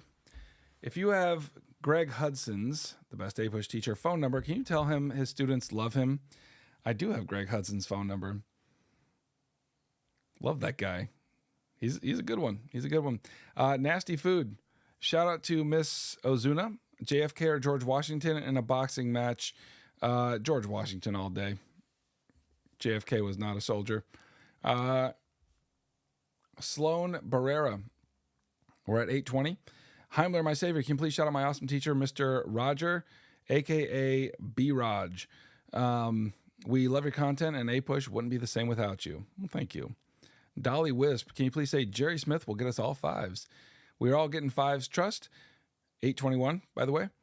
Shout out to the most goated APUSH, AP Gov, AP Econ, AP Equity teacher ever, Mr. Tercios. Good luck, guys, on APUSH and AP Econ tomorrow. We getting 5s. Trust. Bella, Jaime, you are the market revolution to my economy.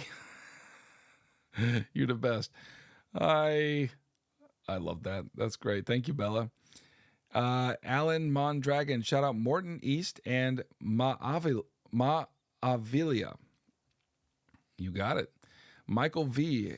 Hello, Heimler. Shout out Mr. Taylor's class, BSHS in Michigan, I think. Proud APUSH 1 scorer. Hey, I didn't even take a dang APUSH class in my life. No AP courses, so you're ahead of me with that one. Cairo Maniac. Shout out Mr. Kulati at Holly High School. Tell him to let us watch Hamilton, Maggie, Harper, and Cheyenne. 8:22. Pumpkin King.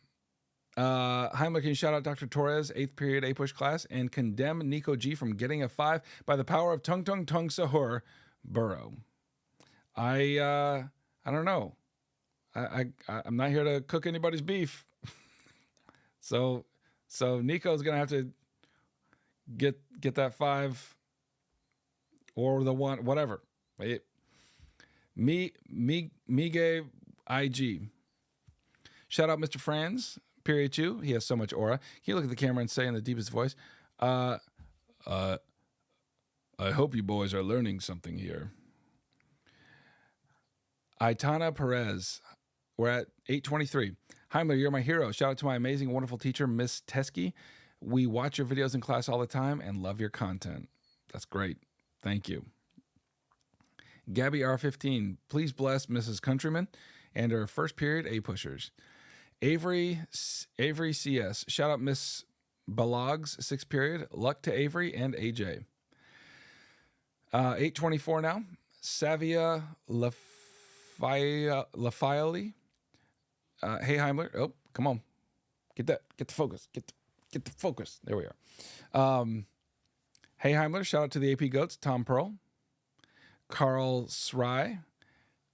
Hey Heimler. Tell Mr. Cuevas Jr. that McCarthy has his name in the papers and will release it if he's not giving a party after an after party with Baja Blast for periods 2, 3, and 4. Oh man. Yeah, McCarthy means business. That's all I got to say. McCarthy means business. Soul Miner. Shout out Miss Alvarez for being a great teacher. And by the way, period 1 is the best, not period 2. Hope you all do well. Kenley Cunningham, can you please shout out the GOAT, Mr. Sue from Abington?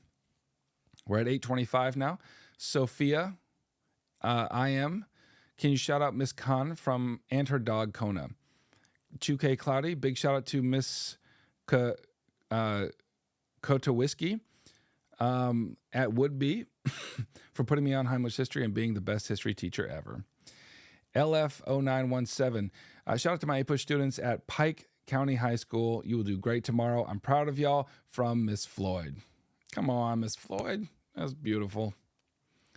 Parsa at for $5. Thank you. Hadley, tell Mr. Armstrong thanks for all the peppermints, and a little cry emoji. 8:26 now. Gracie Kennedy, shout out to Mr. Benevento for taking over Miss Ramos's class and for her maternity leave. Jazz Moley, Jasmine Jang and Frank Wu is cooked. Please, tung tung bless us. Tung tung, you blessed. Manny the Memer, shout out to EHS and Mr. Retz APUSH. Deja XOXO, shout out Khadija and Vivian for mega locking before test. Strong arm fire emoji. Yeet boy, shout out Mr. Goldberg for getting his pension. Nice. Tung tung tung. Floral Cherry, shout out to Miss Jarecki. Please scuba my way through a 5. You go get that 5. Sinclair Skincare, Big Heimler, please shout out Mr. Villardo from CAPS. Avery CS, we're at 8:27 now. Please give a shout out to Miss Balog's 6th period, and good luck to Avery, AJ, P. Cole. Avery and AJ and P. Cole, you a goat, Heimler. Lil Cooper, 6775, shout out to Mr. Seaburn for teaching us everything we need to know about APUSH. Also, shout out to FDR and his new deal. He really inspired our class. I love that. Captain Danger Pants, shout out to Mr. Dean and C. Fundy B4 at Little Rock Central High. Also, shout out Little Rock 9. Yes, indeed. Nasty food that bad. Shout out Mr. Heil. Straight peanut butter sandwiches. Respect. Dusk. Mr. Hinton, if I fail, it's all your fault. Bob 51781. Tell Richie he's gonna fail the APUSH test. Well, Richie, I don't know. I don't know. We'll see. I'm not here to cook anybody's beef. Luke Luke NY. Gov or Econ next year? Any Econ vids? See you next year. I will be doing some work on government. I don't know if I'm going to be doing topic videos or not. I might be just updating the study stuff. We'll see. I'm at 8:28 now. Magnolia only. Shout out Miss Lawler. She's an amazing soul. That's quite a thing to say. APUSH buff. Shout out to our boy, Nick Doom, from his favorite students, Gajik and David. Help us 120-0 combo the APUSH test. The combo cannot be green. Franco Israez. Shout out to Miss Neville from Butler High School. You the GOAT, and the reason we're getting 5s, it's been a great year. We love you. Thank you for everything. BTEHIJS. Shout out Mr. Bonderud at AHS. 7th period equals best. Troy Sadler. Can you shout out Mr. Machio's class from Propel Montour High School? Luxa Vivi. Can you look into the camera and shout out our boss man Newman? Okay. Can you look into the camera and please shout out our boss man Newman, Hippos, Biscuit, Ace, and a can of whoop ass from Luca. Sorry for always being late. There it is. Okay. It's what happens with no screening. All right. Shu Hardo's haha. Hi, my name is Shu Hardo. Mr. Heimler, happy belated birthday, man. Thank you so much. Shout out to Mr. Ciboso for helping me survive AP World and APUSH. Please, may you bless all of us at MCSM with your hands so we do great tomorrow. You got it. You're getting a 2-hand blessed. You're double blessed. There it is. All right. Halvara, we're at 8:29. Shout out Mr. Bryant of AJR, best world history teacher. Weston Owens, can you tung bless Miss Key's 5th period class? A tung bless. Sir Banana Man Guy, shout to College Achieve, Mr. V's 2nd, 5th, 6th periods. Proud of you guys. Get this done. Natalia P1S, shout out Mr. Fiel, Elkhorn High. We getting 5s. Lauren, a couple cents. Can you give a shout out to my friend Hannah? Hey, Hannah. Chloe Ann, can you say Mr. Gold has gold? Charlotte Wright with a donation. Thank you. Banana Man, thank you. That's it. But thank you. Yeah, you're welcome. And thank you. Triple T67, shout out to Mr. Martinez. AH West, shout out Miss Wall. Oh, we're at 8:30 now. Jay Here Lopez, shout out the best APUSH teacher, Miss Allie Wepner, the best AP World teacher, Miss Brenda Siles from Lincoln, Nicaragua. We got a donation from Charlotte Wright, thank you. And the final shout out of the night for Jody Breeze. Shout out Mr. Corrigan, Triple T bless, 4th with 5s. Tung. Y'all are blessed. And you know what? I'm going to shout, I'm going to give all you guys who are still here a double blessing. All right? You got your exam tomorrow.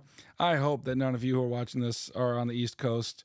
It's starting to get a little iffy in Central Time Zone, but thanks for sticking around, keeping me company. It's nice just to see the chat going. Let me know y'all are here. And so to end it, last stream of the year, y'all double blessed. Good luck on that exam tomorrow. Come back around. Let me know how it goes. And that is all for me. Thanks for hanging out, guys. And hopefully I'll see you next year. Good luck on that exam. And good night.